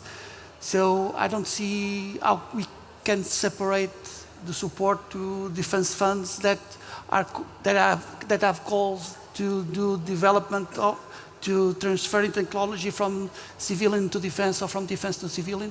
I don't see we are not able to separate that. So it will be happening. I think it will be happening naturally. So in the few coming months. So, absolutely, absolutely. Yeah. Let's talk about SMEs, Katarzyna, or anyone, if you want to participate, how this initiative will increase SMEs' involvement in boosting EU's cyber competitiveness? Well, I guess the mechanism that was already mentioned, the cascading funding, this is exactly dedicated to the SMEs, and exactly as colleagues already have said, targeted at the national level, so it's up to NCC to decide how the money, for what and how it is channeled.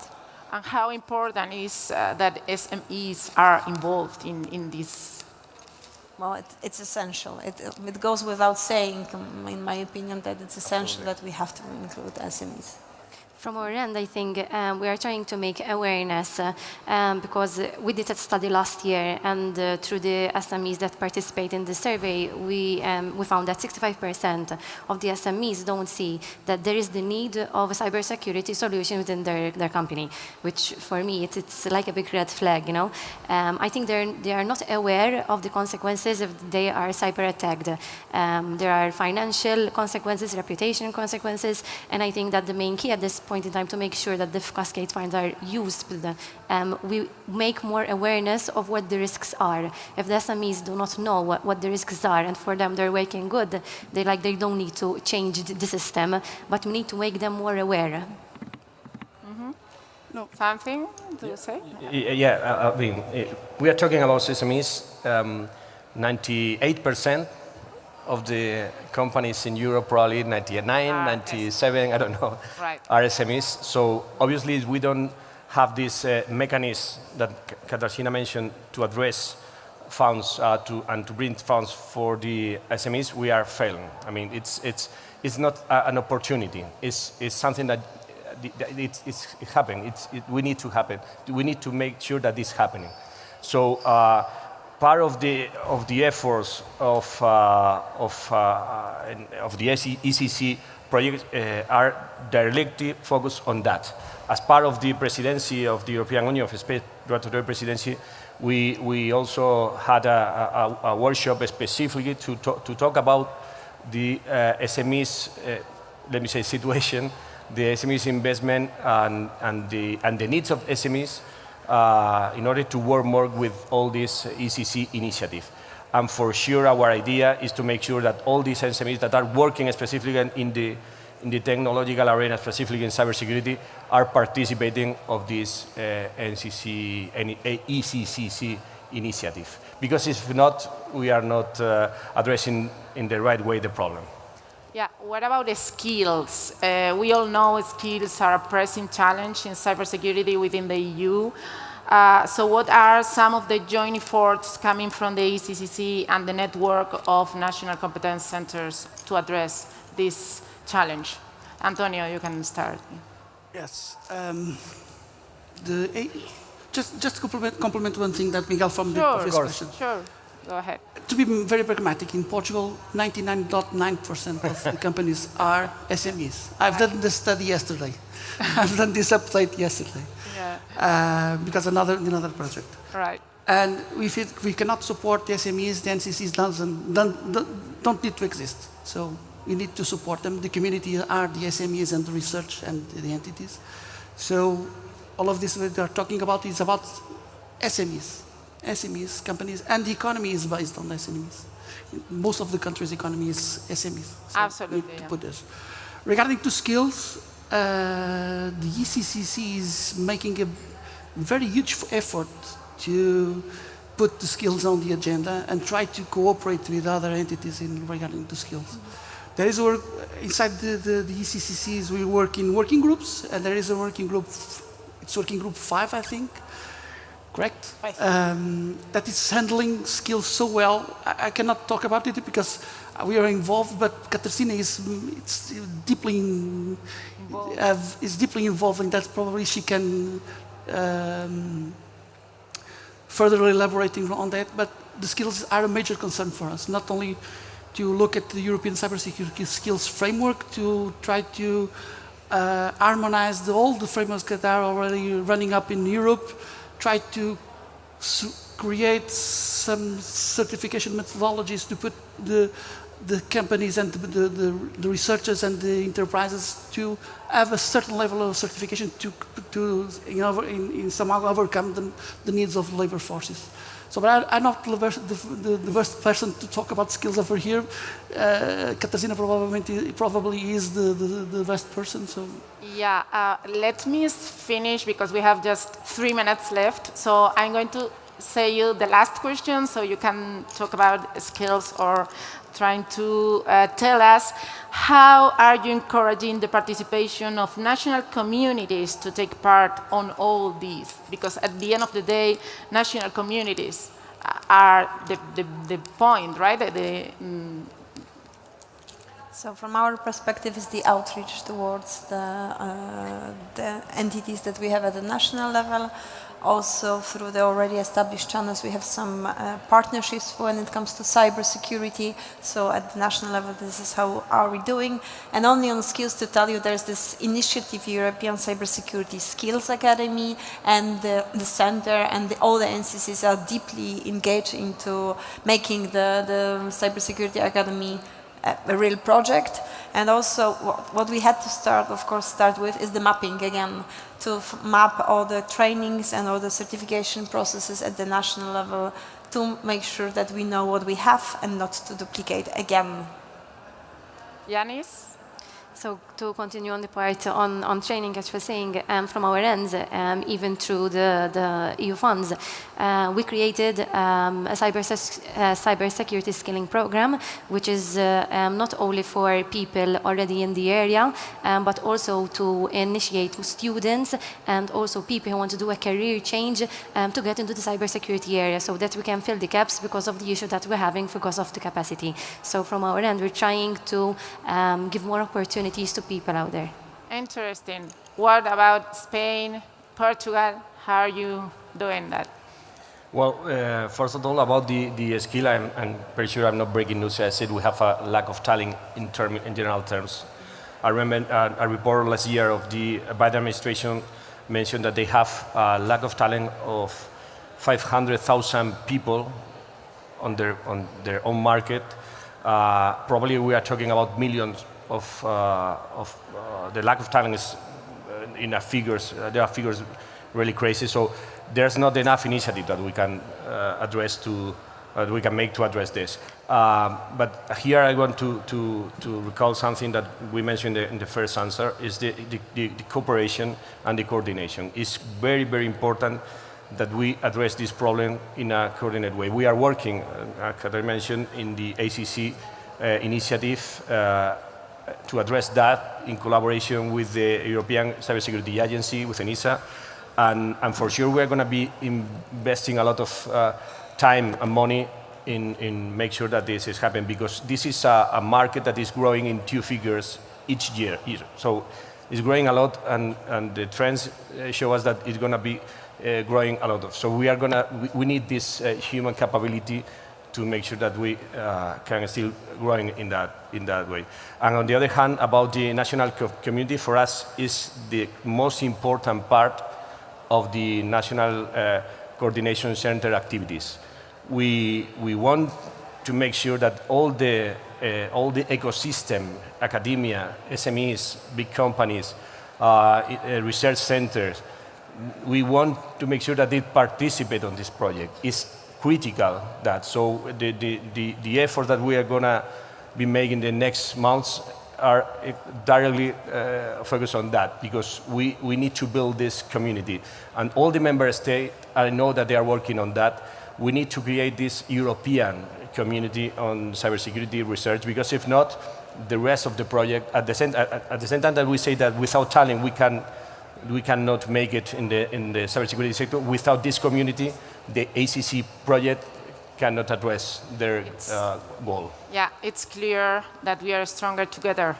So thank you so much for everything, for your thoughts, and yeah, we are please.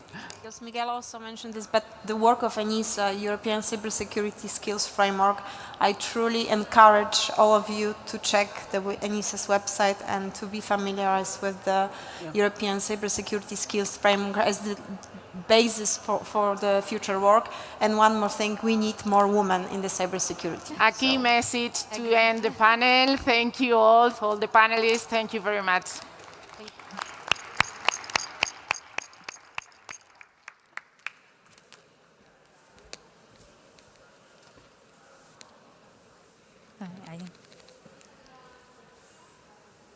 Thank you very much for your reflections and sharing your experiences. And we stay in Europe to present our next keynote speaker. He will delve into the learnings during the first cyber war, and also on how to change policies and legislation to be more resilient.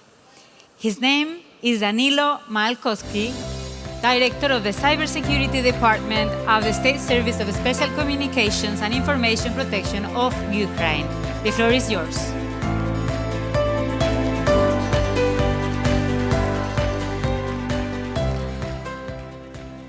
Thanks so much. My name is Danilo Malkowski. I am a head of Department of Cyber Protection of Administration of State Service of Special Communication Information Protection of Ukraine. First of all, I say that I am truly honored to be here, and I say thanks so much to organizers, to each of you, and Spanish people, government, and His Majesty, and each citizens and governments of a European country for supporting our country in this hard time for us in this time.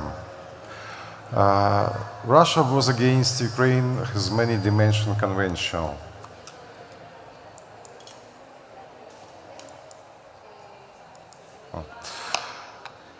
Conventional, economic, informational, cultural, cyber. If earlier cyber attacks were often viewed as a weapon of the future of war, experience clearly demonstrated that this future was already arrived. Most of wars of the future will take place in cyberspace, and we can already see how it will be. Russia's full-scale invasion in Ukraine began on February 24, 2022. But in cyberspace, Russia launched preparation for kinetic invasion much earlier, on the 14th of January. It was a huge cyber attack against government information communication system. Important but not first lesson for us. Next cyber attack was later, on the day before first rocket attack against Ukraine. On February 23rd. But we was ready for this. War transition period of Ukrainian society, government, army, cyber professionals, other countries was later. Today, no one will deny the cyberspace is another space dimension in which full fidget combat operation with complex and massive cyber attack take place. From this war, that we can understand what future wars will be like. Modern cyber warfare has no borders, which has already been confirmed by attacks on Ukrainian partners, the United States, Great Britain, Denmark, Poland, Czech Republic, Italy, France, Romania, Latvia, Estonia, and other countries. Now the enemy is carrying out numerous attacks on the cyberspace of partners with the aim to revenge or within the framework of conducting information by psychological operation, terrorist acts in the cyberspace of partners with the aim of revenge within terrorist attack international events in order to undermine support of Ukraine. These conclusions are based on the result of analysis frequency, sophistically of cyber attacks, actors, comparison with the domain measures, etc. Next, we will speak about our system, cybersecurity system on Ukraine by the law of Ukraine. There are some differences of definition in the term of cybersecurity, cyber protection, and cyber defense in Ukrainian and other country legislation. In Ukraine, we use cybersecurity as a state of our country, and cyber protection is a process for this state. And now I'll try to explain who is main actors and what their obligations are. The national cybersecurity system of Ukraine includes main and not main subjects. Main subjects is there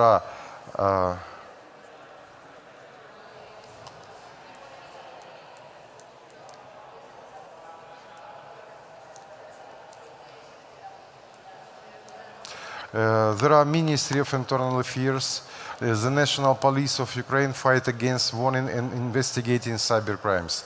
The Security Service of Ukraine, counterintelligence and fighting against cyber terrorism, cyber espionage, investigation of cyber attack against critical infrastructure, state information resources.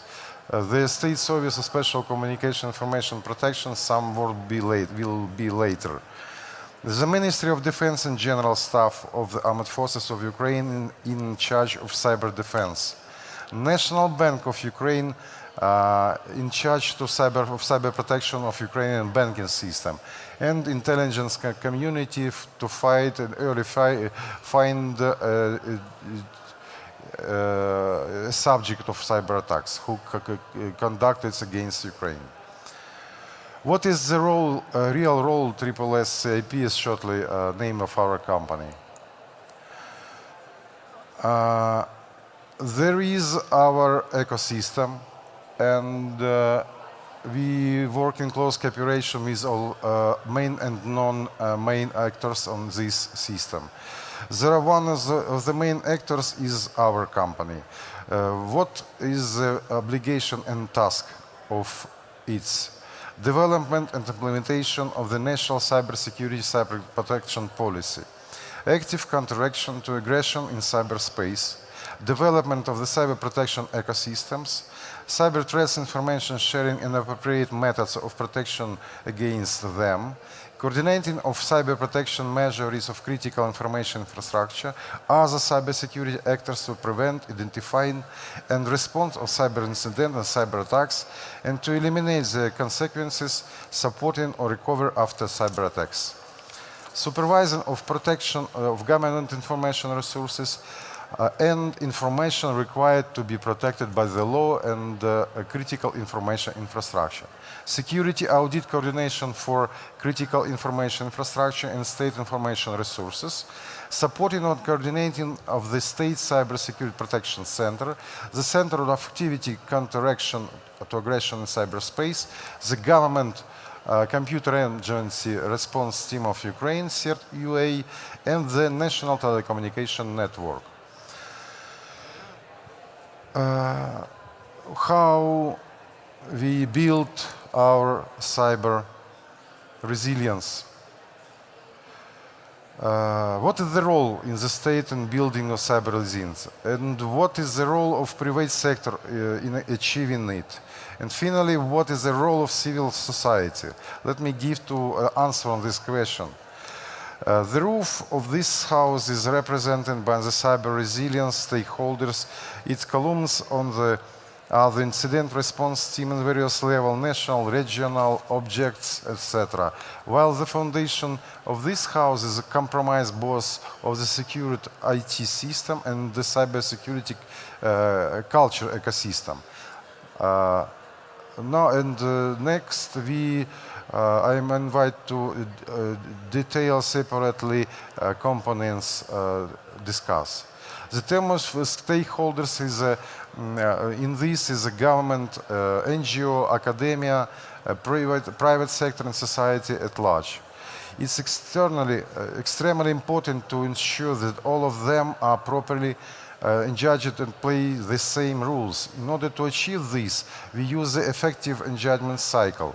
It's also important to define strategic goals, set and judgment policy in place, and make sure that everyone understands clearly and complies with them.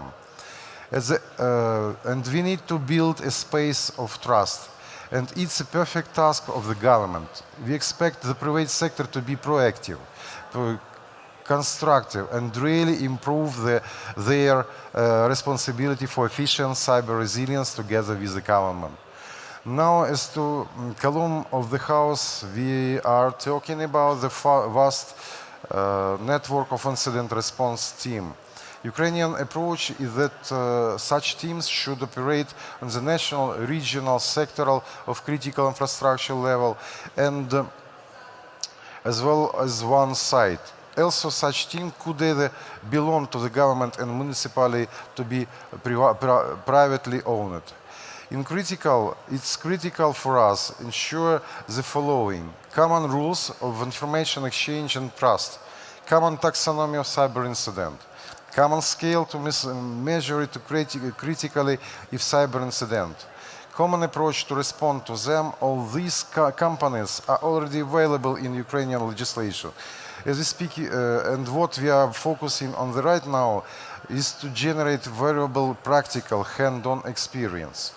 And finally, the House Foundation Cybersecurity Culture Ecosystem and Security Technology. To us, the term security technology means a combination of all security IT systems, networks, industrial control system, Internet of Things, etc. In order to ensure the proper level of security, Ukraine is currently implementing different methodology, risk management framework, information security management system, cyber security framework by CISA and CPG by CISA, and another approach. The second subcomponent of the foundation is cyber resilience culture ecosystem.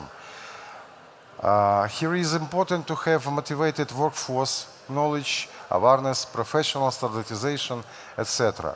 The role of private sector is critical in laying this foundation through the use of their training facilities, awareness program, study tours, sharing best practices, building cybersecurity center of excellence, of competences, etc. The role of private sector is critical in laying this foundation through the use of their training facilities. There are only some of aspects that describe the role of the government and the private sector in building cyber resilience. And the result of synergy of all of this is a national, as for me, is a national cybersecurity incident response plan. You can see in slide our timing for development and our preparation measures for development this cybersecurity incident response plan. We have started develop it since 2019. There was 2 years when, after the Parliament of Ukraine adopted law on cybersecurity. Several legal acts were adopted in 2019 and 2020. Common cybersecurity requirements for critical infrastructure objects, critical infrastructure and critical information infrastructure identified methodology, critical infrastructure sector list, review order of cyber protection state of critical information infrastructure and information state government communication information system. Later, from 2021, we implemented traffic light protocol version 1 and version 2, a cybersecurity framework, order of interaction and other legislative documents. The task for development and implementation of National Cybersecurity Incident Response Plan was added to National Cybersecurity Strategy of Ukraine's second generation. This process is finalizing now. In this slide, you can see what was in our regulation in Ukraine before 24 of February, the beginning of the world. Before beginning of the world. You can see a part of legislative act that were implemented in Ukrainian legislation before the full-scale aggression Russian Federation in Ukraine.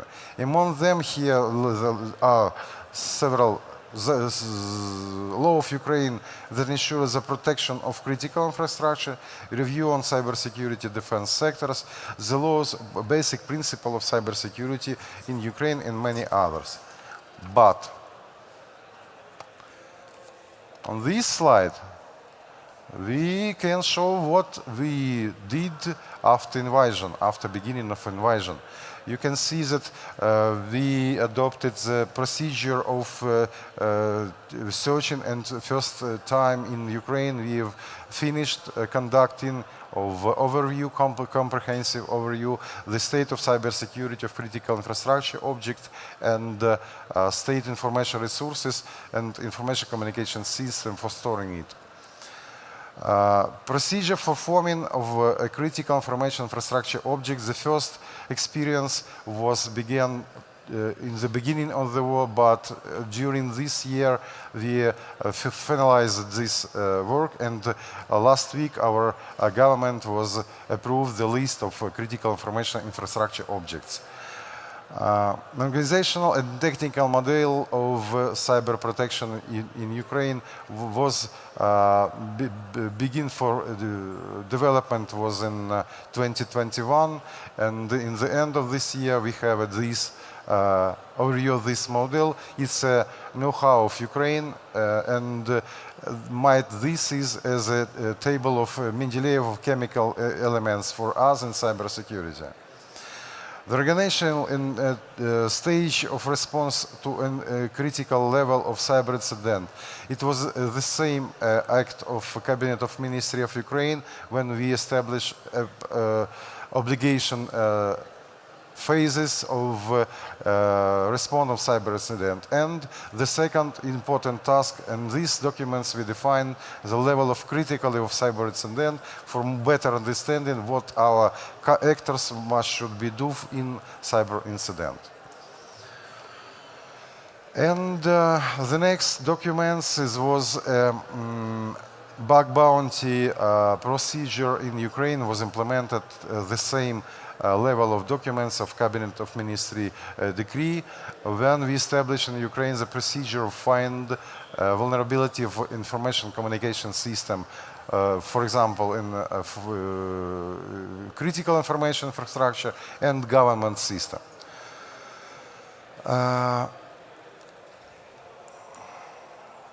We clearly understand that we should look around us, and now we are, our team work on implementation research and implementations construction from European legislation, for example, NIS2 directive, European Cybersecurity Act, European Resilience Act, and this development of this proposition for amendment our legislation is in the process, and we very intensively look on European development, European legislation in this sphere of cybersecurity, and find gaps in our legislation for development those propositions for law of Ukraine and other acts of legislation. About cyber attacks. 2022 with 2021. In 2022, we are taking part of the third excuse me, cyber warfare has evolved rapidly since 2022. Russian malicious actors are finding new and effective ways to support Russia's military operations, both on the battlefield and against civilians. This has become a signature strategy of the Russian war against Ukraine, and assessment of their tactics is highly important for the strengthening of security and protection around the globe. According to the report in 2022, combined with 2021, number of cyber incidents was grown onto more than 2.1 times. Moreover, Russia has once again confirmed that their main goal to attack civilians, thus 75% of their attacks were against regular civilian infrastructure.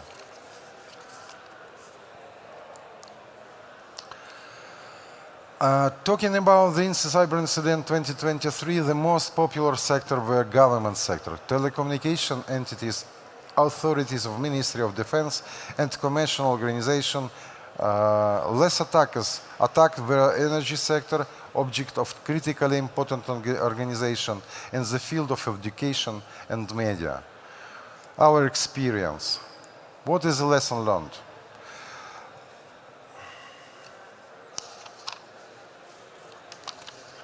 Not only Ukraine is under attack now. Russian hackers have significantly increased the number of attacks not only on Ukraine, but also on the information infrastructure of other countries, our partners. We see attack at the USA, almost the European countries, and all partners, and number of these attacks will not only increase. Some of you can think that only critical infrastructure is hackers' main target. However, experience shows that black hats attack all institutions they can reach. So it's important not to forget to protect all our system. After the full-scale invasion by the Russian Federation, the issue of solving this problem of correct and disclosing information about cyber attack and cyber threats to non-state entities. The further accumulation and analysis of such information, possible reputation losses on the part of the affected entities arose, which was resolved by the implementation of bug bounty, as I say. The resolution provides the opportunity for specialists to legally test information automated information communication system for vulnerabilities, and system owners to obtain a tool to significantly increase the level of cyber protection of such system.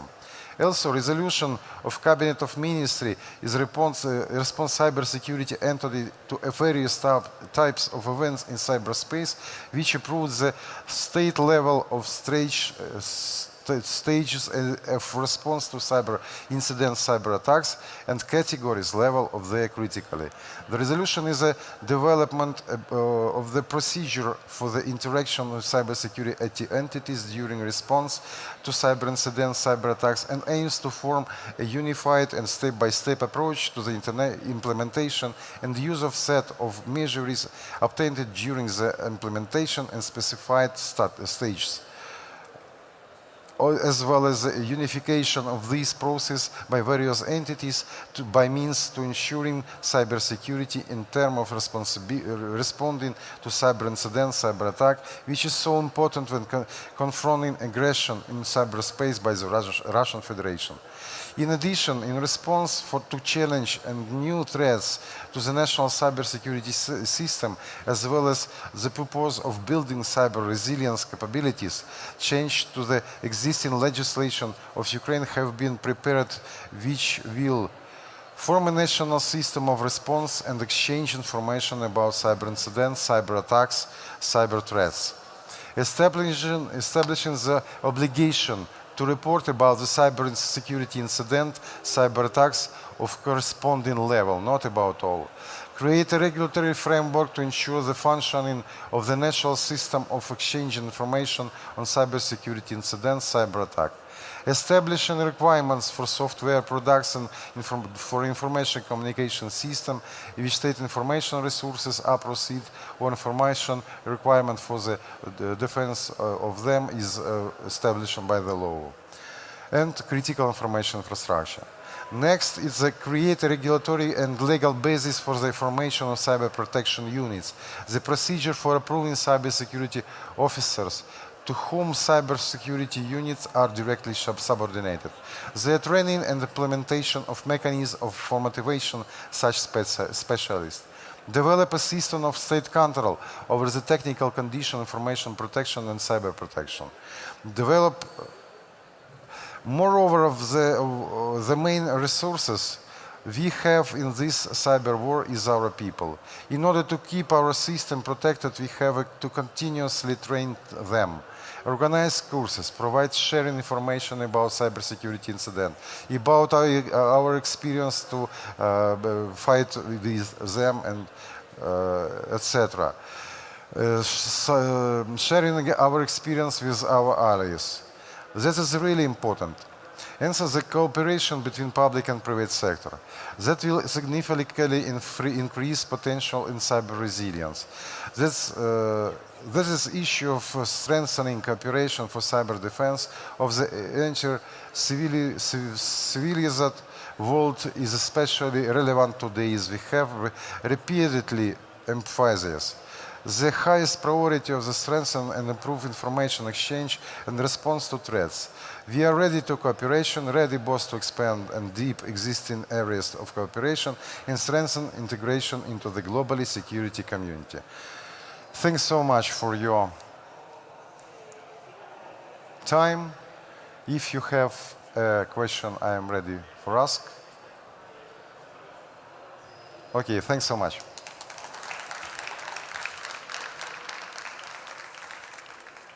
Thank you very much. You can leave the stage to there. There. Yeah.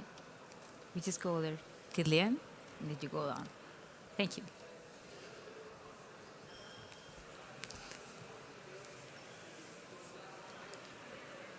Bueno, pues después de estos. Okay, then after these valuable lessons learned, let's continue talking about laws. Danilo was talking about how to change policies to become more cyber resilient.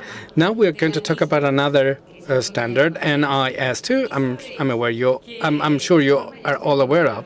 And as you know, this standard is already enforced at the European level, and countries have only 1 year until October 2024 to transpose, mainstream this.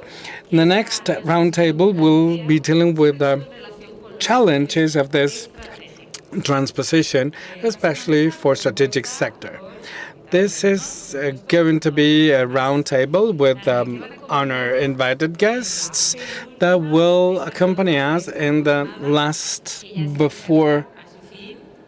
before last session of the day, and we will have a special closing ceremony, so please stay here until 7 p.m. when the closing ceremony will take place.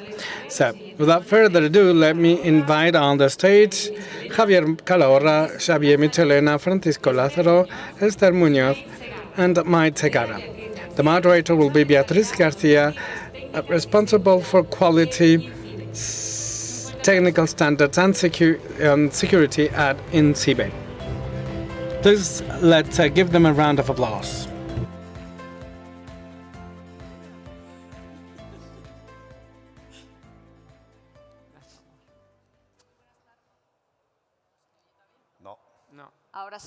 Okay, can you hear me now? Yes. Good afternoon, everybody.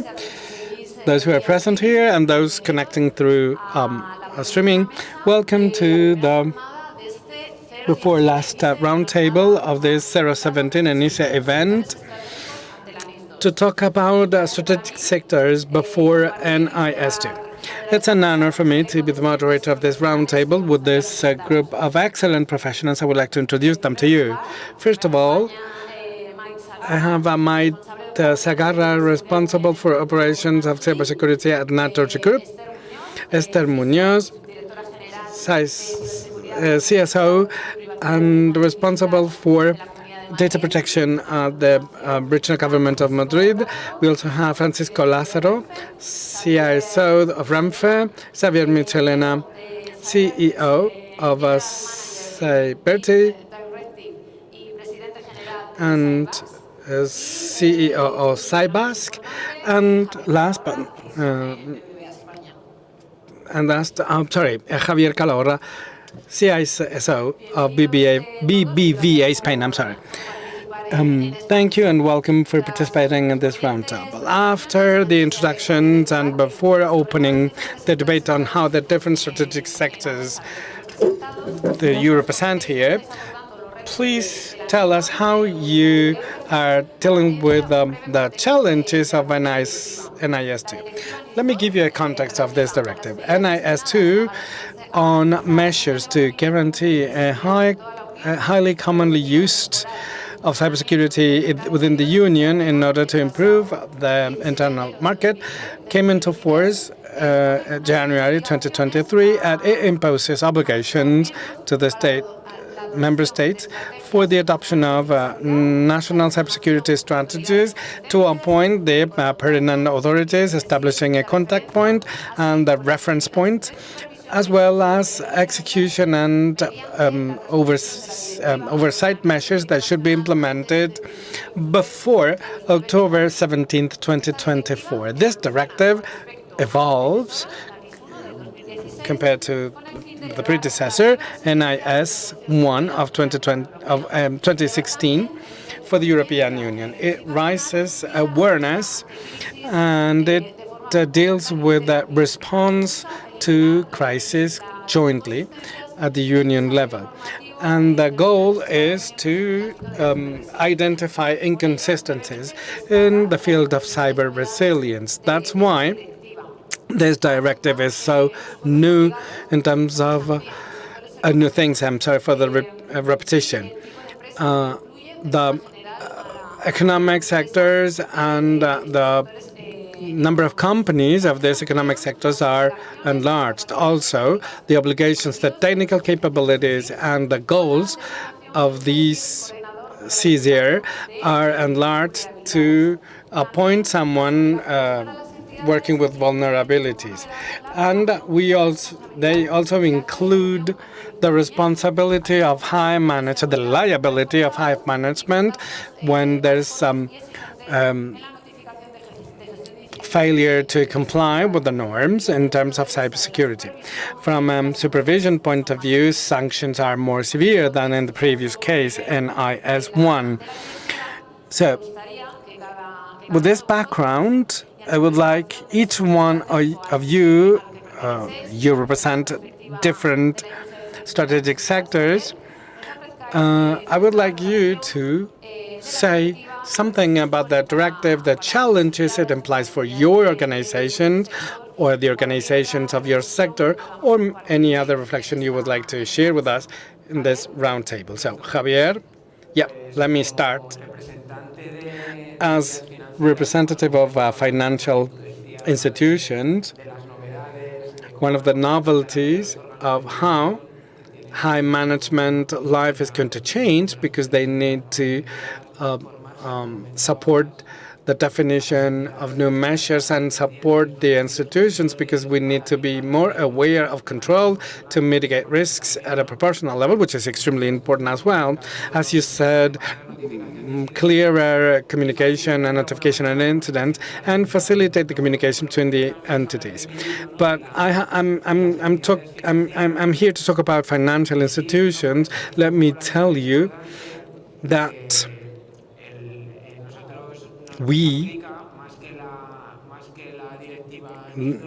it's not the NIS2 legislation that applies, but the 2254 regulation that applies rather to us, which does not mean that we don't have to comply with that NIS2. It means that when we talk about risk management and notification of incidents, third parties, proofs of operational resilience, we need to operate DORA, but we cannot be separated of this NIS2 ecosystem. At a communication level, it is important for communication to continue flowing with financial institutions. To do that, DORA opens up a gate to the NIS sphere, because the banking authorities for supervision and the competent authorities in DORA and in the regulation will be able to exchange information with CSIR groups to notify ITCs incidents to the competent authorities, as envisioned by the directive. We are outside, but within. And what is the challenges we face? I'll elaborate on that later on, but the vision of risks, we should be all used to that, but we're not that used to that. And then operational resilience, this is what we mentioned, but the causes of everything is a cyber cost, not resilience. So our perspective, many industries are represented here. I don't want to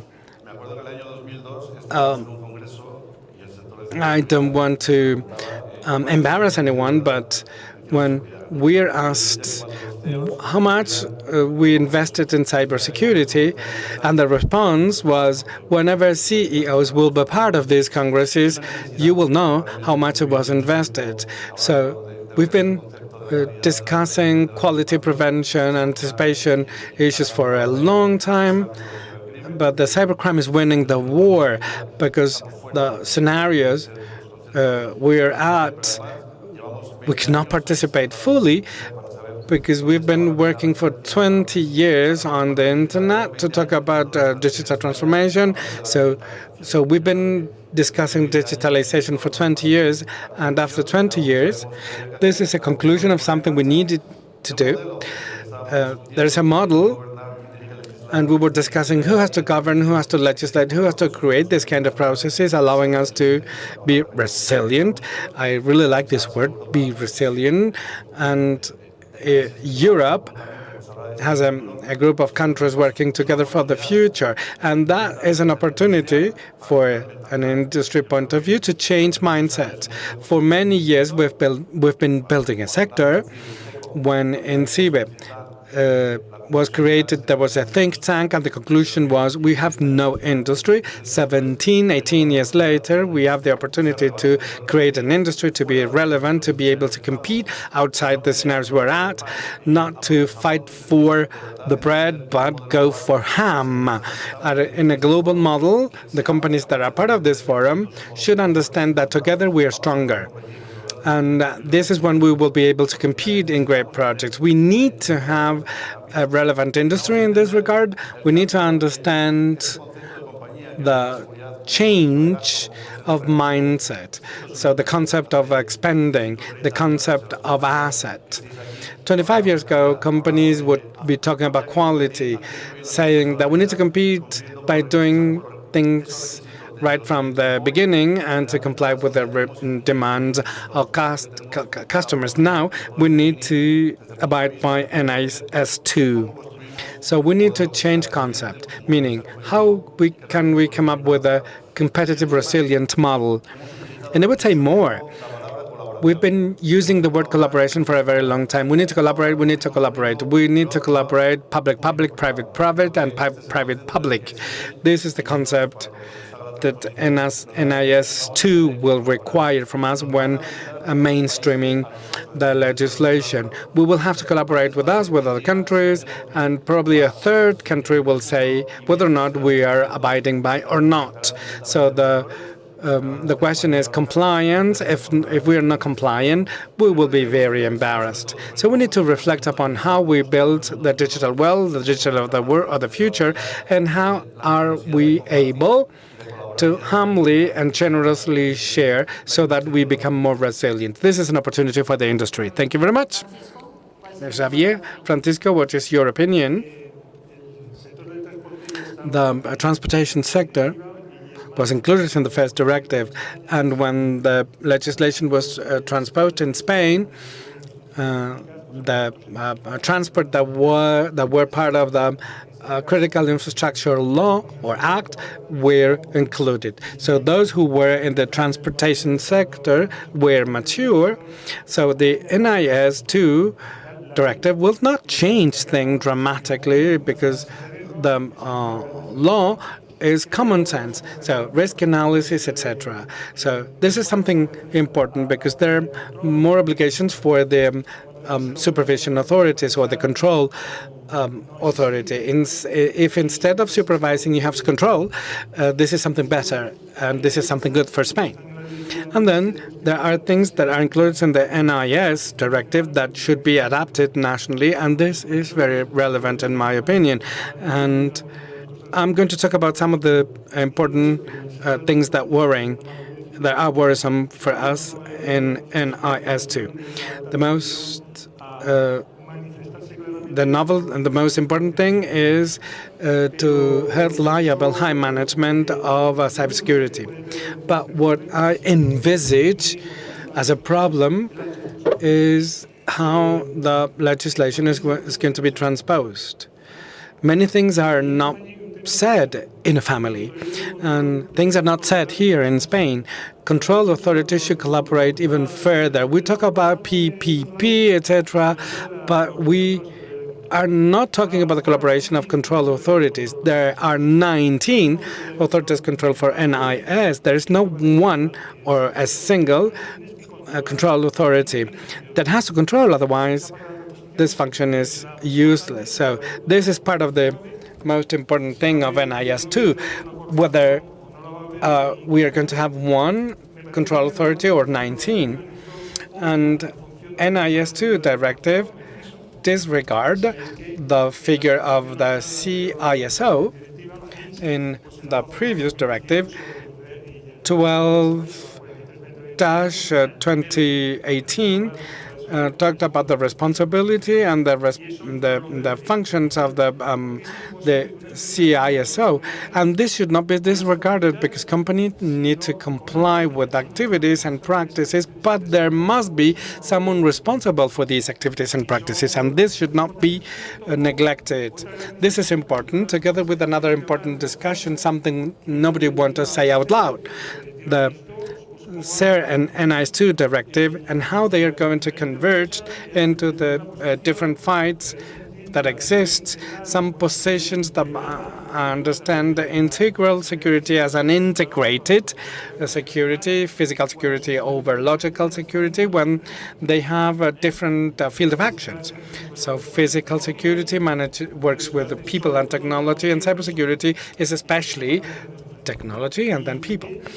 And then the other things. This has been really clarified at the European level, but then in Spain, probably we're not going to make the difference, which does not mean that we are not going to work coordinately. There are many departments in a company, and they all work for the same goal, and this is what must happen in Spain. So these topics that will come from the transposition of NIS2 will be very relevant and pertinent for us. Thank you, Francisco. Esther. Good afternoon. I represent the administration sector. The administration. When we talk about the public sector in Spain, we talk about something which is broad, everything that was covered by NIS1.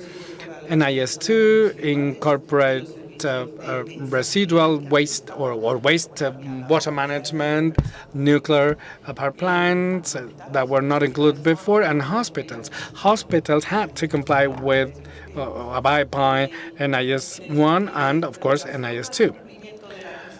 As to compliance with NIS 2 and the administration, the doubt might be probably the administration is going to be lagging behind, but the administration has been complying the national security scheme. And the national security scheme, I was discussing about this with people coming from CCN, if you abide by 80% of the national scheme, you will be abiding by 80 or 90% of NIS2.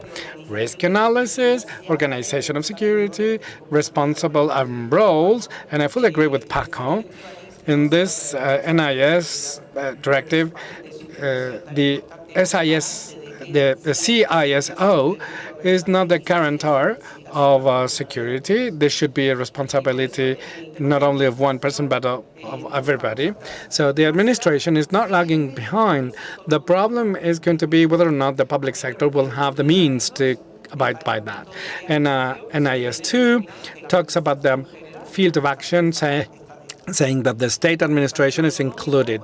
Regional administration with the corresponding risk analysis providing essential services is within NIS2.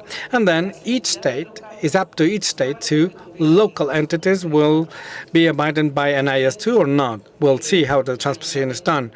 Obviously, a municipality as Madrid or Valencia or Seville or Bilbao or Barcelona, big municipalities, big city councils, provide essential services.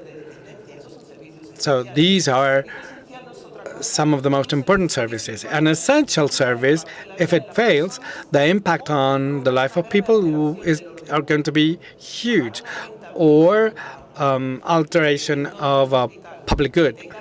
So at a hospital, so essential services in a hospital is being able to see the record of a patient before an operation. ICTs of the administration are part of the essential services.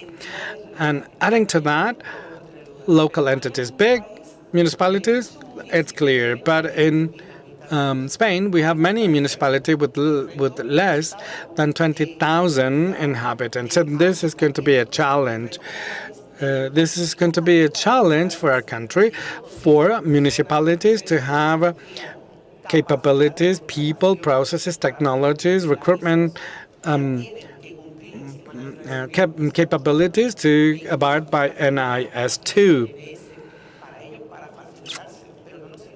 So we had to adapt NIS1 for these small municipalities, but let's be honest.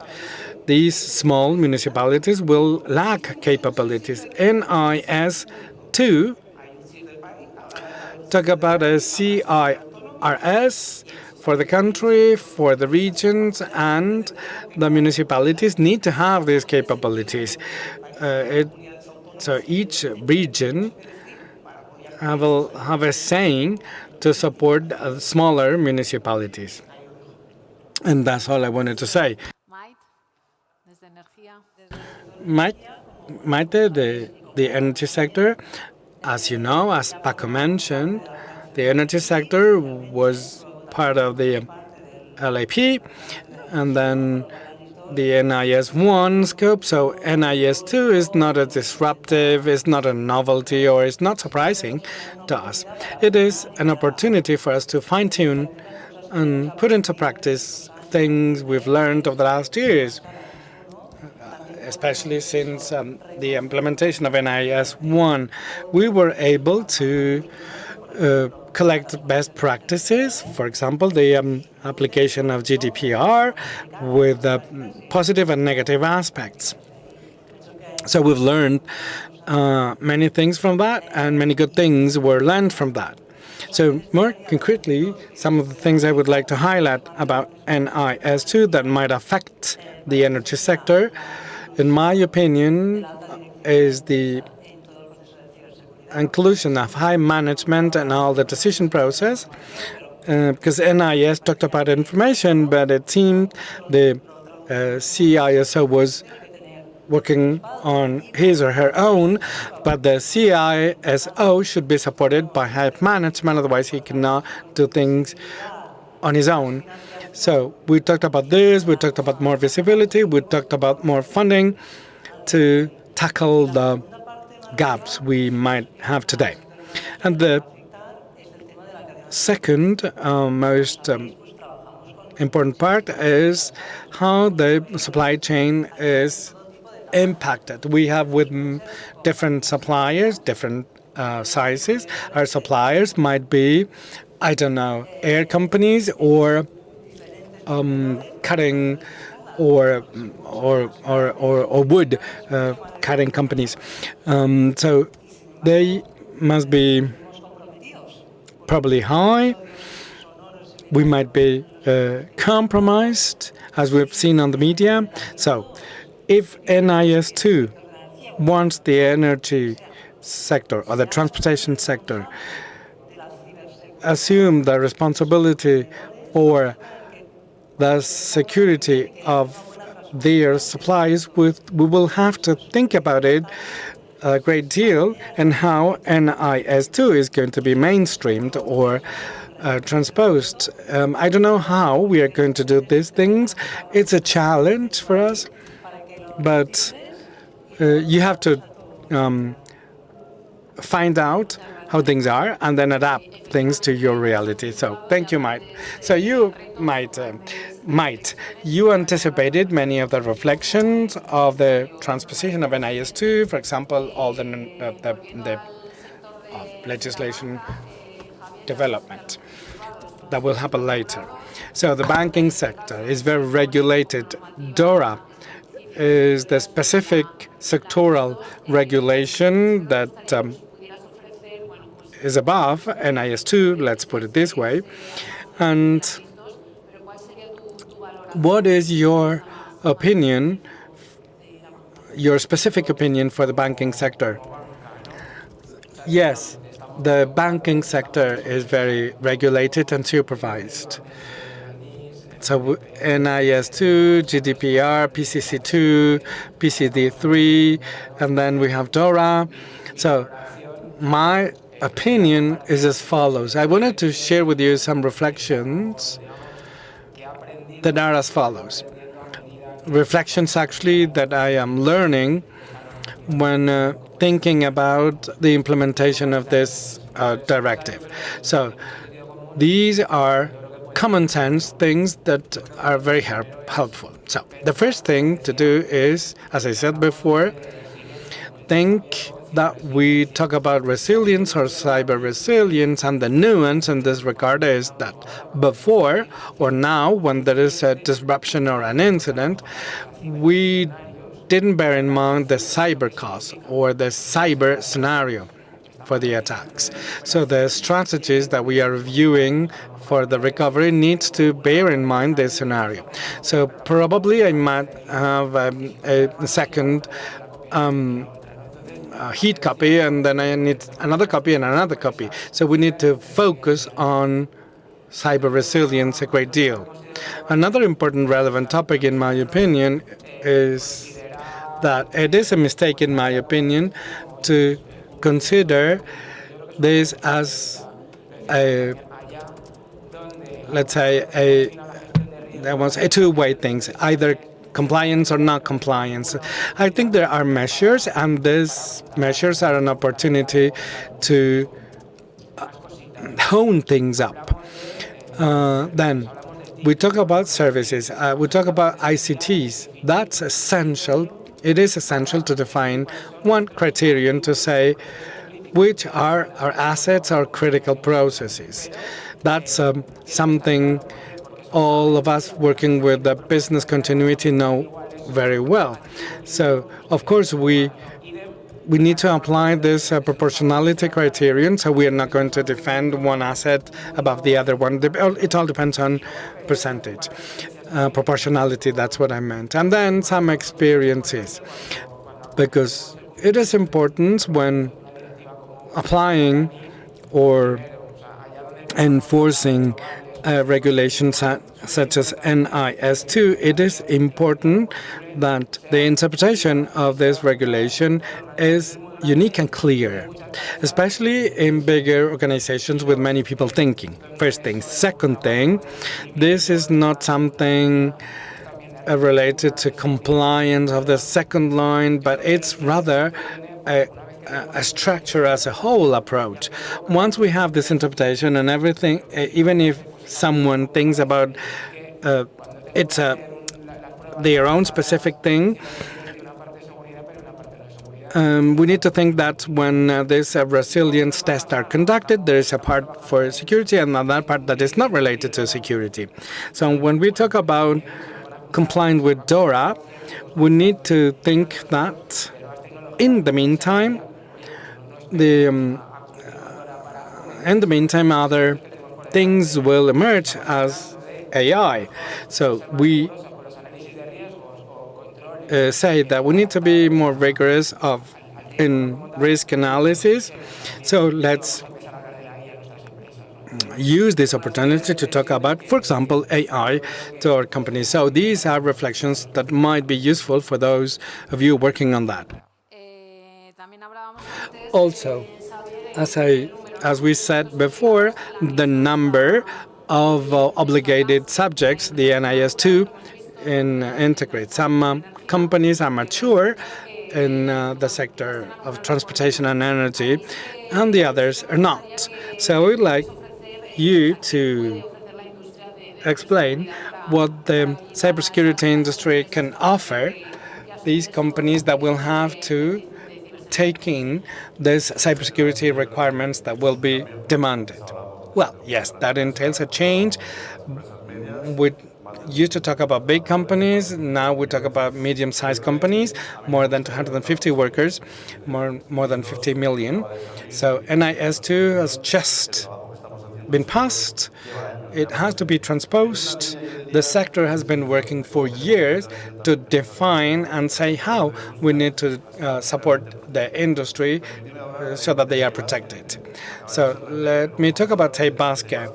We will end up in RedTech, but CyberBasque, the cybersecurity platform that was created during the pandemic to respond to the public initiative so that we are in line with the financial or economic strategy of the region. The Basque country has 4 strategic axes. First of all, food, which is one of the sectors in NIS, energy, that was already NIS1, health, and manufacturing of new elements. So we created a cluster where 70 organizations are part of this cluster, private companies, startups, innovation centers, university and education centers. The goal is to map and take a snapshot of who we are, what we need, and what the industry requires in this transformation period. So we use this access to come up with an exercise with 5 parameters. First of all, lack of talent. You need to work together to build talent and retain talent, first of all. If we compare today with 20 years ago, 80% of the talent was in supply. Now it is in demand. So we need to generate talent. And second, we need to innovate. We really have to innovate in terms of all the connectable elements for them to be sure. So the Resilient Act, which is important, NIS2, but also the Resilience Act that will compel us to have products and safe and services that are safe. 3, the goal is to characterize the sector. Are we ready to support these sectors? So we need to train ourselves if we need to support sectors. 4th, internationalization, which is a key concept, and then the transposition. What have we done to take a step forward? Not only did we work together, but we also work with the other clusters in health and in food, and we are working with them to understand whether or not the culture is there, if there is a strategy, whether or not they are being transformed, of the manufacturing sector, the CEOs, see something important in this regard. So that was a paradigm change. But we are part of the ICT cluster, of the Basque Country that has a subcluster. OT, AI, the media subcluster. So we are working with microelectronics. We are working with them to define what they need to come up with safe security products, what they need to compete and to be part of what the Cyber Security Act and the Resilience Act will say. So we are a node. So we are building a pole. And if you look at the map of Europe, with all the incentives, this hub will make the difference. So if the Basque Country is building this hub to support, let's try to avoid the other regions to do the same. So let's talk with the regions and create something that doesn't exist in Europe so far. And I am part of the hub networks that exist in Spain. So we discussed this with INCIBE, and we told them we have an idea which is important, I believe. We are able to build a model. We will build talent, capabilities, and we will be different. The Secretary of State this morning said, the Secretary of State, that 15 of the 17 autonomous regions are working on that to contribute the industries with value. And this 180 million, that will be more in the future, will be devoted to assist companies that will have to comply with the ENISE to suffer less than what bigger companies suffered in the past. Thank you, Xavier. Transportation and the supply chain. Mike said this before, this is one of the biggest novelties, which is not well defined in the directive. So, Francisco, what is your opinion? What can we suggest? What is the opinion of the product and service certification? I was reading the other day that we have in our life only 46 hours of happiness. So NIS 2 will not give me a single second of happiness. Of course, Spain and Europe has to think about the supply chain, and then the level of demand is not adequate. Decree 2020 on security has something important, among others. The subjective scope, meaning the obligated subject, include supply chain, which is an obligation, because you become an obligated subject. So you don't have to be waiting for the operator to demand this. And we have a working group to support the transposition. There is another group, working group working on certification, and the proposal is that the transposition to include the supply chain as much as possible. This would entail, for example, questions as the one included in the Law Decree 311, certification of the seller of a product or a service. So when I buy something, I need to discuss with someone aware of cybersecurity. I don't want to have to take a course on cybersecurity. So cybersecurity is part of the entire scope of ENISE 2. It means, in our case, that for 5 years, all the tenders for products and services, be it ICTs or not, should be accompanied by cybersecurity requirements. And we require, even before Royal Decree 311, the cybersecurity element. So thanks to that, we can make the supply chain, especially if there is a thriving sector in Spain in cybersecurity or ICTs, that will make Spain be more competitive, and we will be able to comply more faithfully, the directive. Thank you. Esther, as you anticipated in the first round, the administration has many entities that are covered by ENISE 1, but the scope is bigger for NIS2, especially for entities that are smaller. So in this regard, what is the strategy of the entities that have been going through the process? Mira, me hace recordar cuando nos llegó la carta a nosotros, a Madrid Digital, servicio esencial. Llega una carta y bueno, dices, bueno, ¿y ahora qué hago con esto? Evidentemente te asesoras, hablas con consultoras, con especialistas, con otros que ya lo eran, como con Paco, y dices, bueno, ¿qué tengo que hacer? ¿Cuáles son los criterios comunes en la administración para determinar los servicios esenciales? Respuesta, cada uno lo suyo. Ah, muy bien. Bueno, vamos. Lo primero, hay que identificar los servicios esenciales. Parece una cosa sencilla. Nosotros somos una TIC transversal a toda la Comunidad de Madrid. Llevamos toda la informática, por resumir, los servicios digitales, también los portales web y demás. En esos portales hay portales de tramitación electrónica, se piden ayudas. Vuelvo otra vez a la renta mínima, que suena muy bien, ¿no? Y además todo el mundo lo entiende que eso es fundamental darlo. También tiene que funcionar lo del desempleo, y bueno, ahora aunque se sella por internet, también tiene que funcionar. Puede haber una alteración del orden público. Y los hospitales, por supuesto, no se pueden parar. Entonces, lo primero que tienes que hacer cuando te llega esto es, te sientas en tu organización y te sientas con las consejerías a las que les prestamos servicio TIC y dices, hay que identificar los servicios esenciales. Criterio, aquellos que no pueden fallar. Impacto en la vida de las personas, alteración del orden público. No me cansaré de contarlo porque tenemos que entrar así.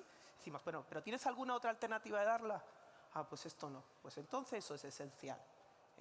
Es esencial. A partir de ahí, identificar los servicios, tienes que identificar procesos de negocio, tecnología subyacente, desde servidor, bases de datos, redes, y llegas a las integraciones con otros sistemas y a las dependencias con otros sistemas, incluso del Estado, y llegas a la cadena de suministro, a tus proveedores. Porque claro, si tenemos que identificar todo eso y la tecnología a la que subyace, allí nos sale hasta el del router o el equipo o el DIVA de salida a Internet.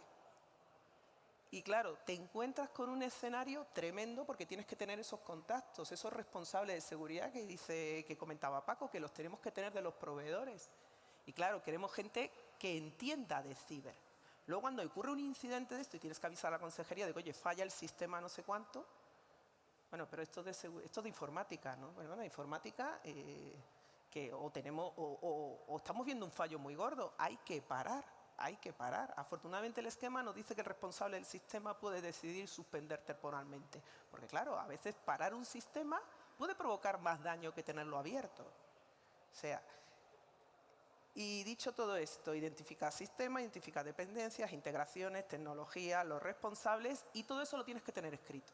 Y lo has compartido con todo el mundo, lo has explicado con todo el mundo y lo has entregado al Estado porque es tu plan de protección de servicios.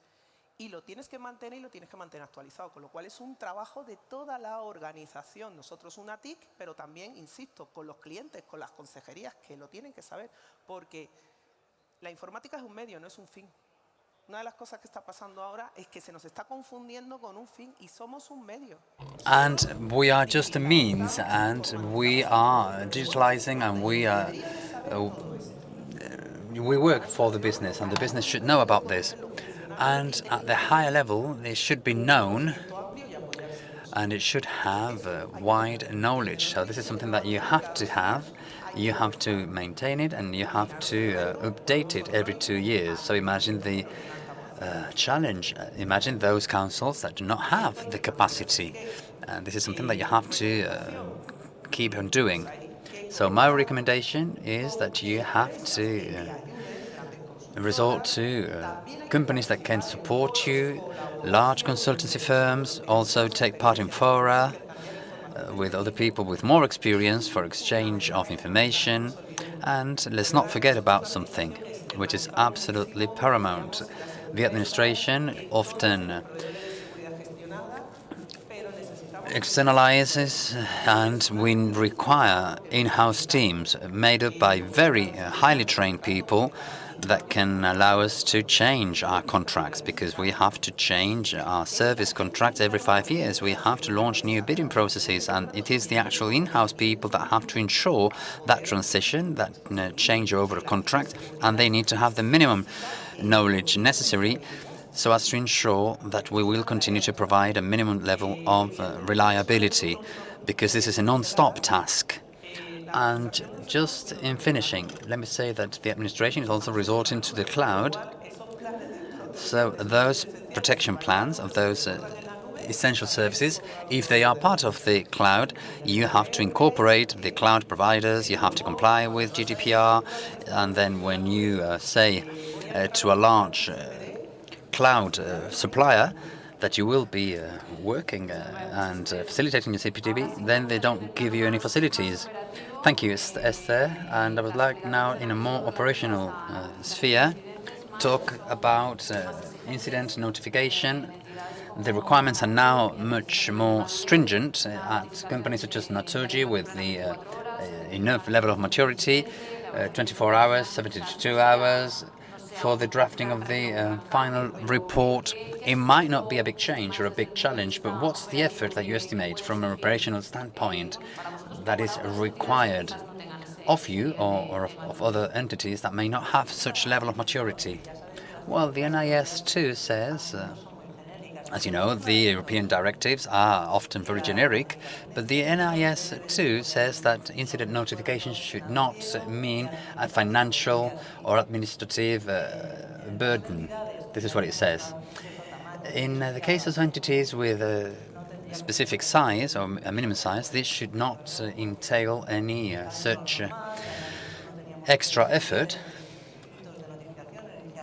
We already had 3 levels for notification: initial, intermediate, and final, and I'm always very critical with the final notifications. We see many incidents that are often never closed, but if you have to report, to send a report in a month, you can do that.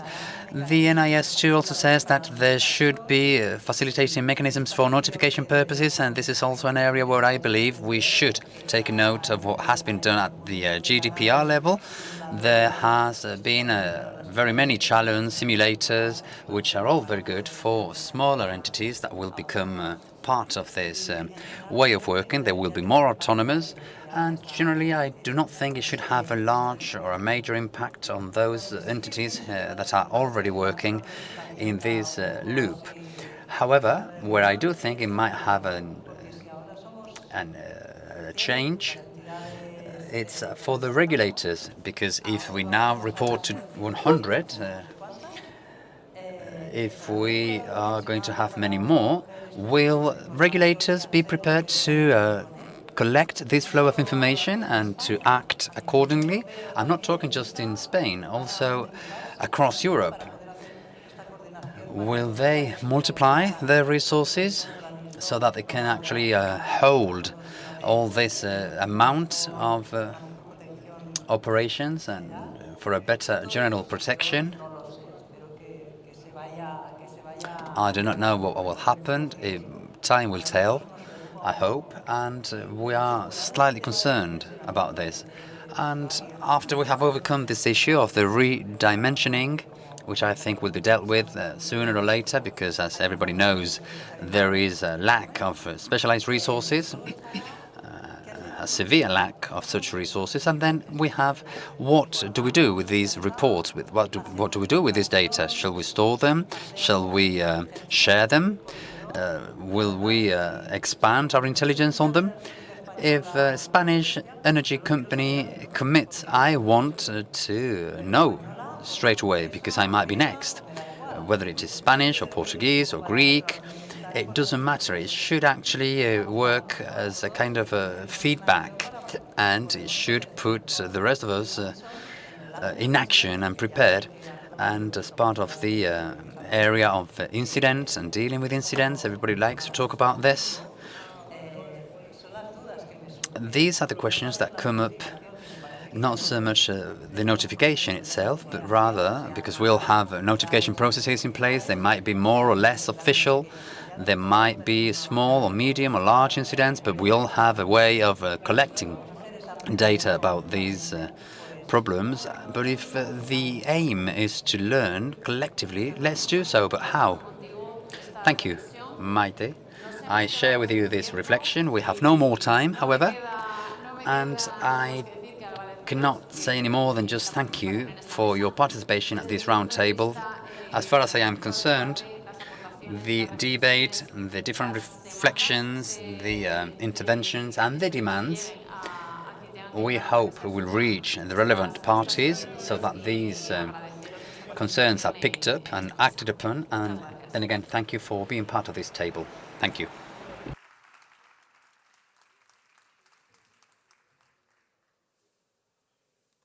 Muchas gracias. ¿Seguís por ahí?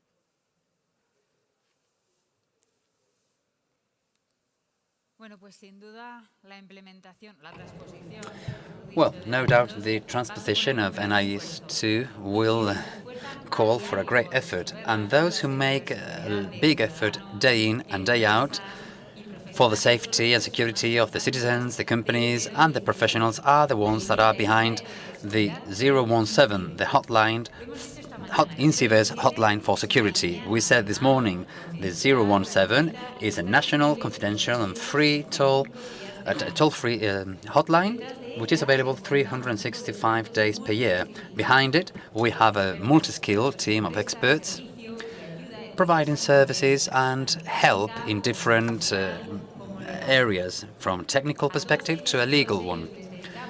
We are devoting all of these people, our professionals, this last block, which is entitled 017, Together with You. And let's now call on stage Ángela María García Valdés, Juan Salom, and Juan Carlos Sancho Domínguez. This session will be moderated by Patricia Alonso, manager of INCIBE CERT. Let's have a round of applause.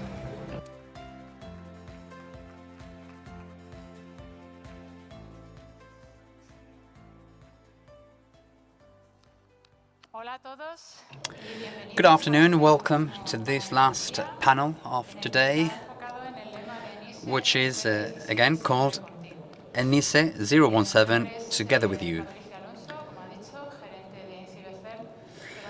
My name is Patricia Alonso and I am the manager at the INCIBE CERT, but up until recently I was the person in charge of this hotline. So I'd like to thank INCIBE and the entire organization for having allowed me to moderate this table and to tell you a little bit about the cybersecurity hotline. First of all, I would like to tell you a little bit more about what this helpline is, how you can contact us, and how we have evolved, how we have been accompanying you, this always with you, over the course of the time, and then I will give you some information, some indications, so that you can see the reach we have and how many citizens we serve. Then I would like to have a little debate with the members of this table to discuss about what the main frauds are, or the main concerns of the citizens when they contact our services, what the recommendations are, or some of the recommendations that we can convey to citizens so that they can avoid being prey of these threats. And then finally we would like to reflect about what is necessary to reinforce in order to prevent those incidents and threats. For all this, I am accompanied by Ángela María García Valdés. She is an expert of the cybersecurity helpline 017. We also have Juan Salom, the Chief Colonel of the Coordination Unit for Cybersecurity at Guardia Civil, and Juan Carlos Sancho Domínguez, Chief of the Central Brigade of the Central Unit for Cyber Crime at National Police Forces. We want to raise awareness about the need to help citizens in their digital journey that they are embarking on, so that they are aware of the risks that are out there and how to behave when they found them. In that sense, INCIBE, with a clear vocation, a clear public service vocation, launched the cybersecurity hotline. This is a nationwide toll-free service. It's also confidential, and we aim to provide all citizens the answers to the questions and queries that might have regarding cybersecurity, data protection, incidents that they may have suffered, or how to use the internet in a safe and secure and responsible manner. Our service is available 365 days per year from 8 a.m. until 11 p.m. and citizens can contact us through our already well-known number 017, just 3 figures, also through our email and through our messaging channels, WhatsApp and Telegram. Those of you who are from León, if you also want to visit us, you should know that we have also opened a new channel, a face-to-face channel at our facilities at INCIBE, where we try to provide a more personalized and closer kind of service and attention if you so require. So we call out to you to visit us whenever you want. If we are to talk about ENISE's motto, 017, always with you, we would like to say that we work for citizens. We are always there to accompany them. And in doing so, we start. We were born back in 2017 as a helpline aimed at minors, but given the success that we received, by 2018 we broadened our target to include the citizens as a whole and also businesses, and we became the first country in Europe to offer such a helpline. In 2020 we launched our reference number 017, in 2021 we launched our WhatsApp and Telegram channels, and in 2023, the current year, I must say that this was the year where we launched our face-to-face channel, and we have also become the channel of reference for any sort of cyber incident, including the electoral processes back in May and July, where we reinforced our services, providing 24/7 services to aid and to contribute to a much more secure electoral process. From the first entry into force, we have attended to more than 100,000 consultations, and only in 2022 alone, we served more than 17 calls. What is it that people are inquiring about? Why do they call our helpline? Well, to answer that question, I would like to ask you, Angela, what is people calling about when they call the helpline? What are the most frequent queries? Well, both at the preventive and a reactive way, we are receiving calls from people who are interested about how to protect themselves, or when they have suffered an incident, they want to know how they can react so that they are not so vulnerable to that incident. If we were to highlight 3 types of consultations or frauds that usually come up, first we have those related to social engineering fraud that we might get through smishing or phishing or vising.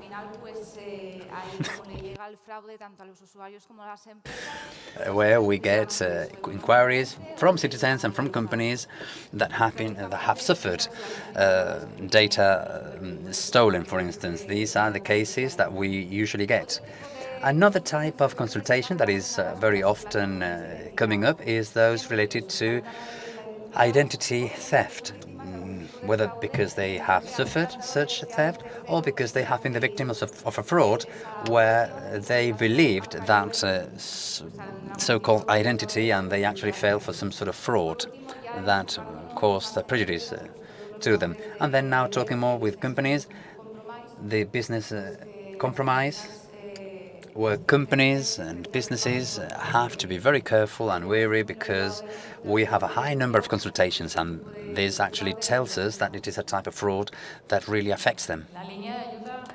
The helpline offers advice both on a preventive and are also in an active manner, and many of the inquiries that we receive are related to cyber crime. And in order to give a response to these cyber crimes, we need to cooperate with the law and order forces, and these are the competent authorities for the dealing with the different reporting, and also to help citizens through the different channels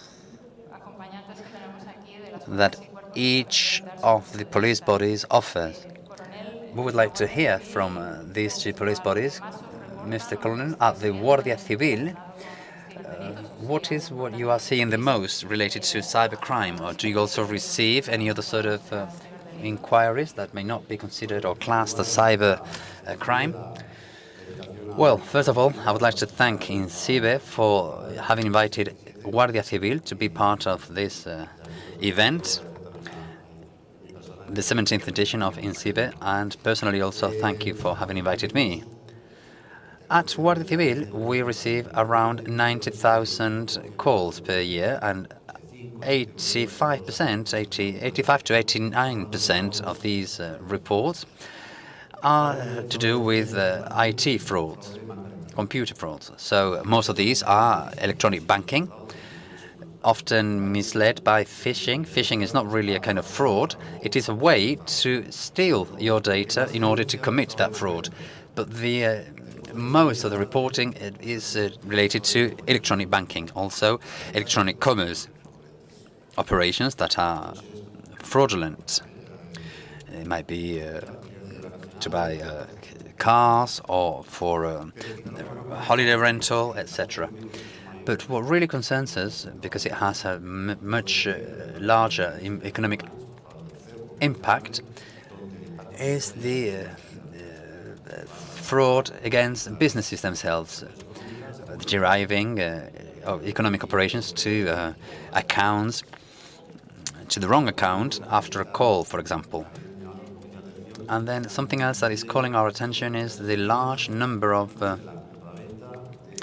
operations in the buying and selling of crypto coins, cryptocurrency. We are receiving an increasing number of calls in this regard. And what about the national police? Well, when they come to see us, it's because they have suffered some sort of crime.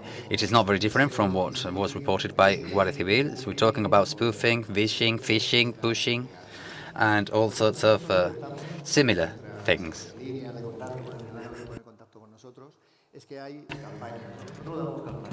And the important thing is that sometimes we see campaigns or waves.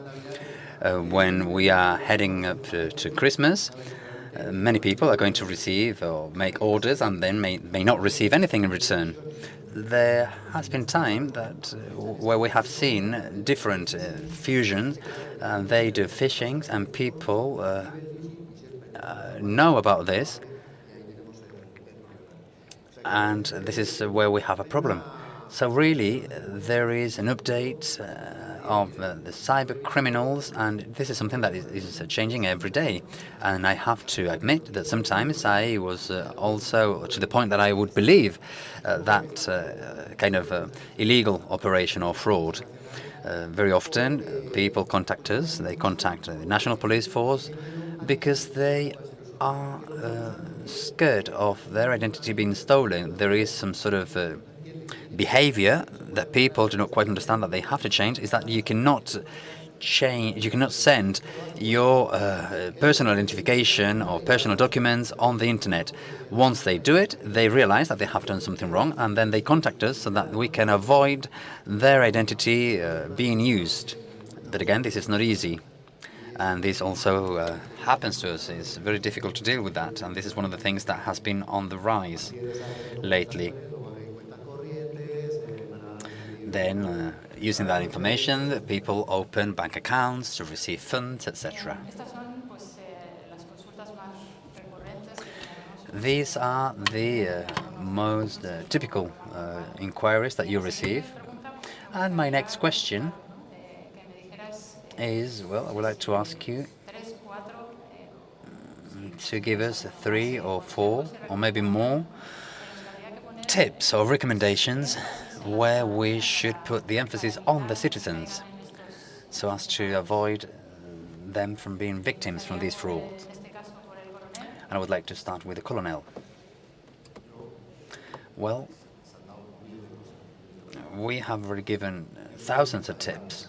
I am clear in this question.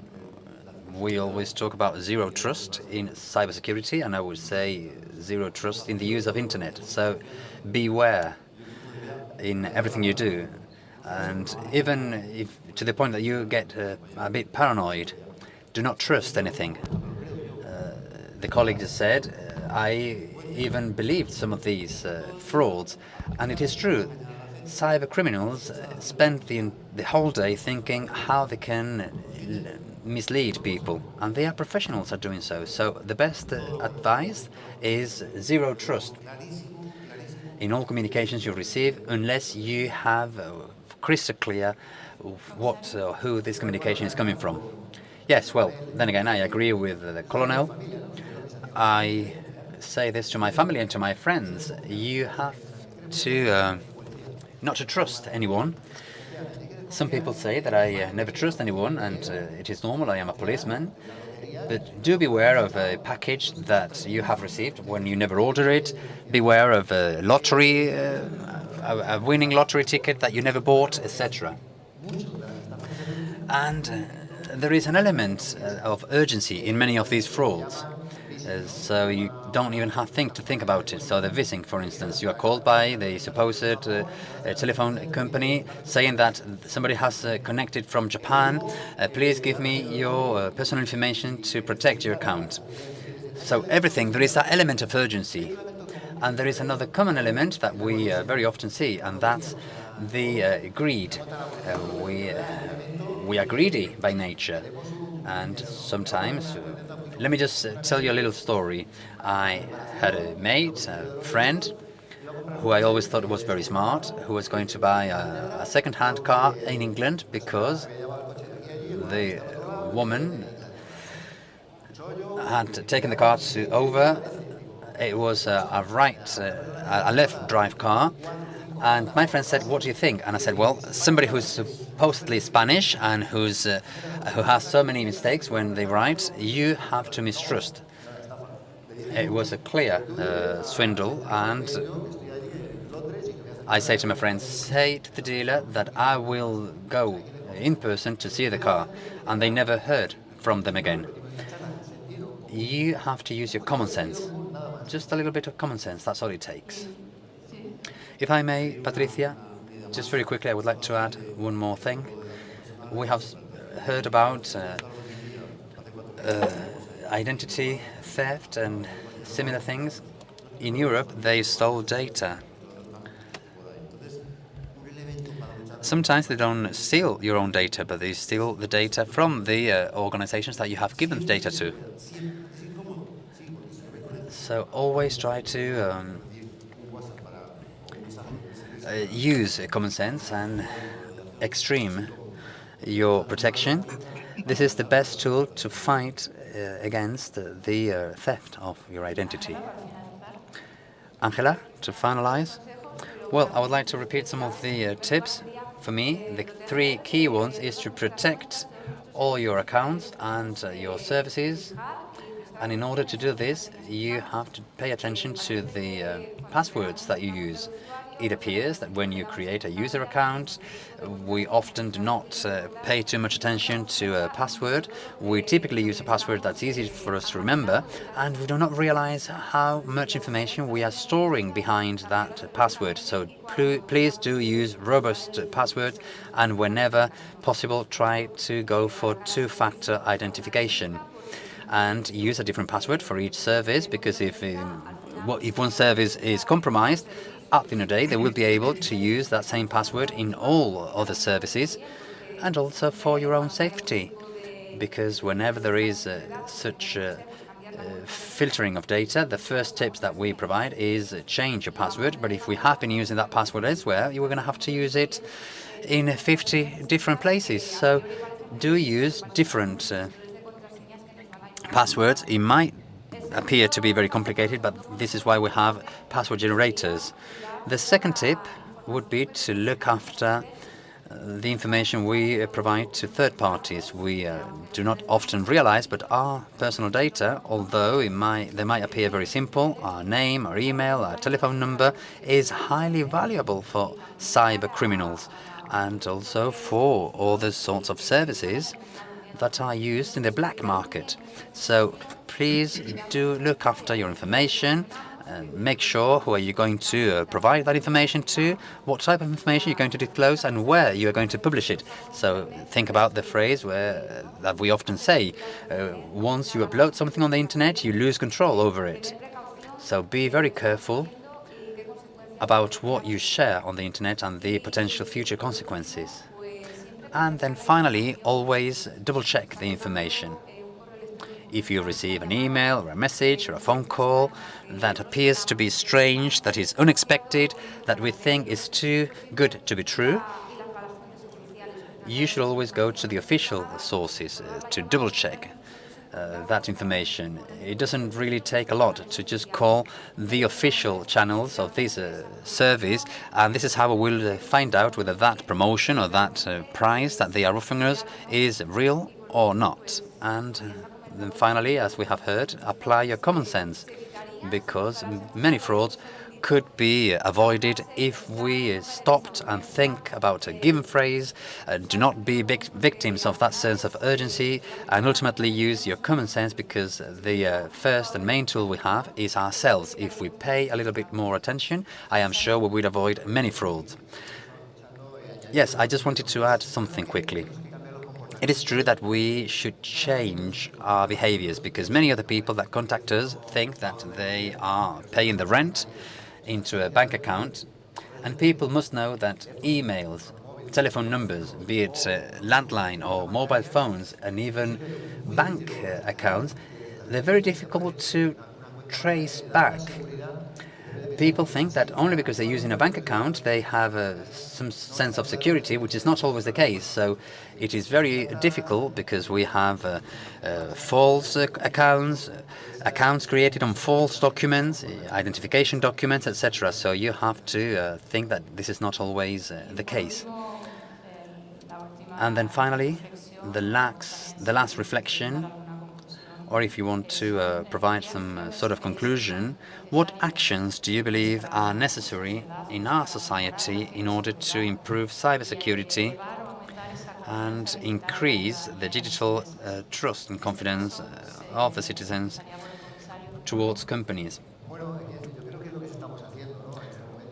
Well, I think this is quite what we are doing, what we do every day. We are police units, Guardia Civil units, and our main mission is to arrest criminals.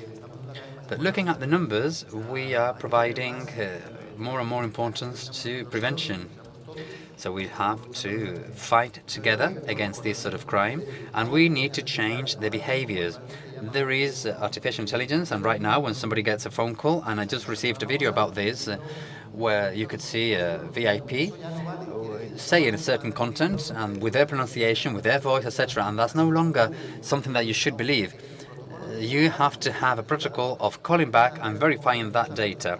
You have to adapt your behavior to what's happening on a daily basis. And also our tip to the citizens is, well, use very simple messages.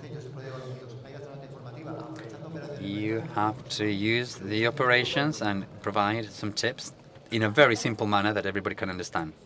Angela, I think we should insist on the weakest link, which is the citizens. It is them who will ultimately fall for that fraud, and focusing on the companies having specific training in cybersecurity, and not to wait until something happens before we get shocked, and also training all employees.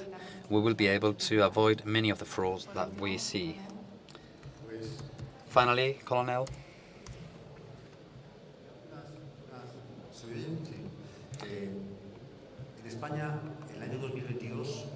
In Spain, in 2022, there were 375 crimes reported, 375,000.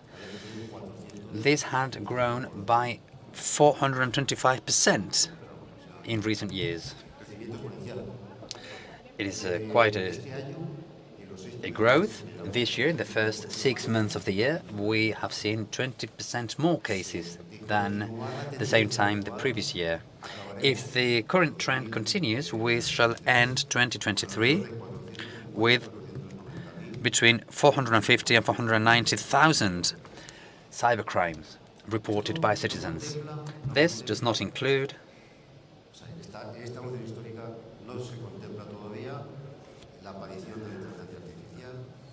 artificial intelligence, quantum computing, which is just around the corner, the Internet of Things, which again is still waiting to bloom. So all these factors will clearly increase crime. This estimation of growth will have to be rounded up, no doubt.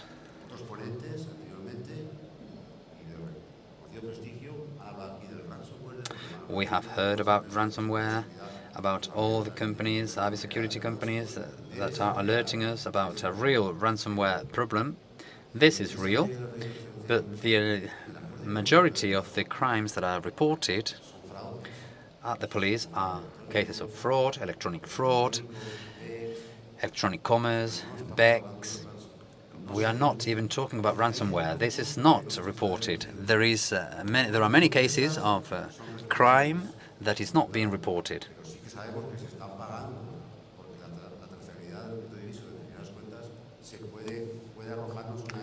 And this can give us some information about the volume of fraud, of ransomware that is being produced. So there is part of the crime that is not reported, some factors that will make crime increase, and crime is increasing. Probably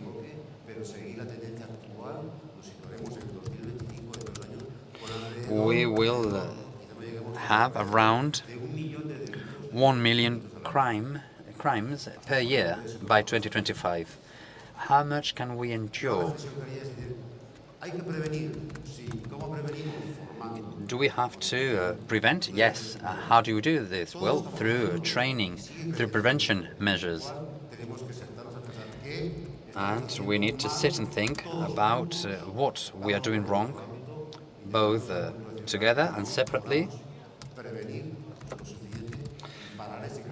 And this means that we are not managing a good prevention. And to conclude, this might be very daring to say in such a forum as this, an event on cybersecurity. We're talking about prevention, detection, resilience, recovery. And where is the reaction? I wonder, what is the reaction? Because we're making enormous efforts, and also necessary efforts, in order to protect ourselves, to recover quickly, but this is still on the grow. So maybe, just maybe, we should think about the need to improve the prosecution of crime at all levels, from a legal perspective, from a police perspective, from a technical perspective. Maybe we should rethink. We should rethink about this and maybe include in events such as this something devoted to see how together, from lawmakers to police officers to IT professionals, how we can provide a better answer to cybercrimes. Because if we cannot cope now with all the cybercrimes we see, just wait until we get to 1 million a year. We will be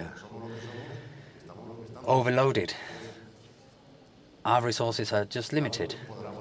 So how can we endure? How much can we endure in this insecure space? Thank you. We're going to finalize this round table with some conclusions, trying to summarize what we have been discussing here, how technology and the internet has made our lives easier, but at the end of the day, we have to make good use of this technology in a safe and secure manner. So we have heard how we should use our common sense.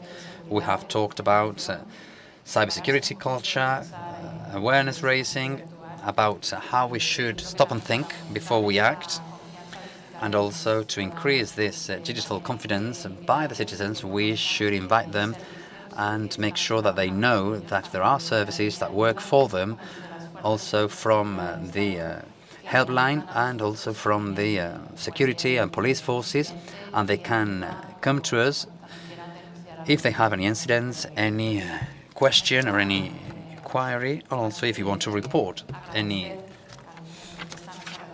such crime.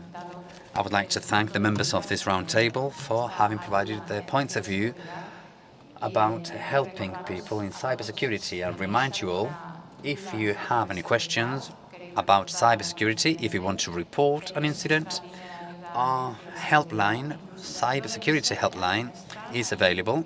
Even here at ENISE, you have a stand next to the front door where we are providing face-to-face attention and advice. You will be able to speak to our advisors face-to-face, and the helpline is not a reporting channel, so we have to work in cooperation with the police forces. And one of the most important things when you suffer a cybercrime is to report. You have to report it at the police. Thank you.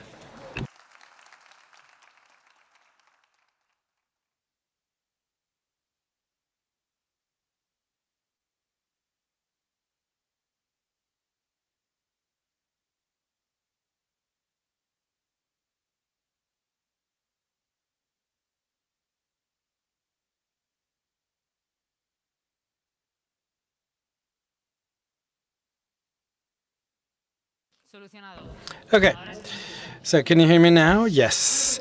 Okay, as I said before, this is a very important task the 01T helpline does. So let's finish with the logo we started with, always by your side. Cooperation experts, people that are committed to cybersecurity in cybersecurity talks, especially among the children, and to recognize their activity. The award given to Jesus Calleja for the cooperator, and we have the son of Jesus Calleja among us, Ganes, who will get the award on his behalf. Ganes.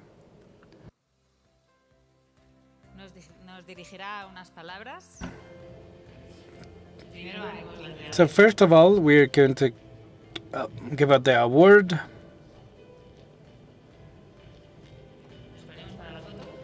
So let's take a picture first.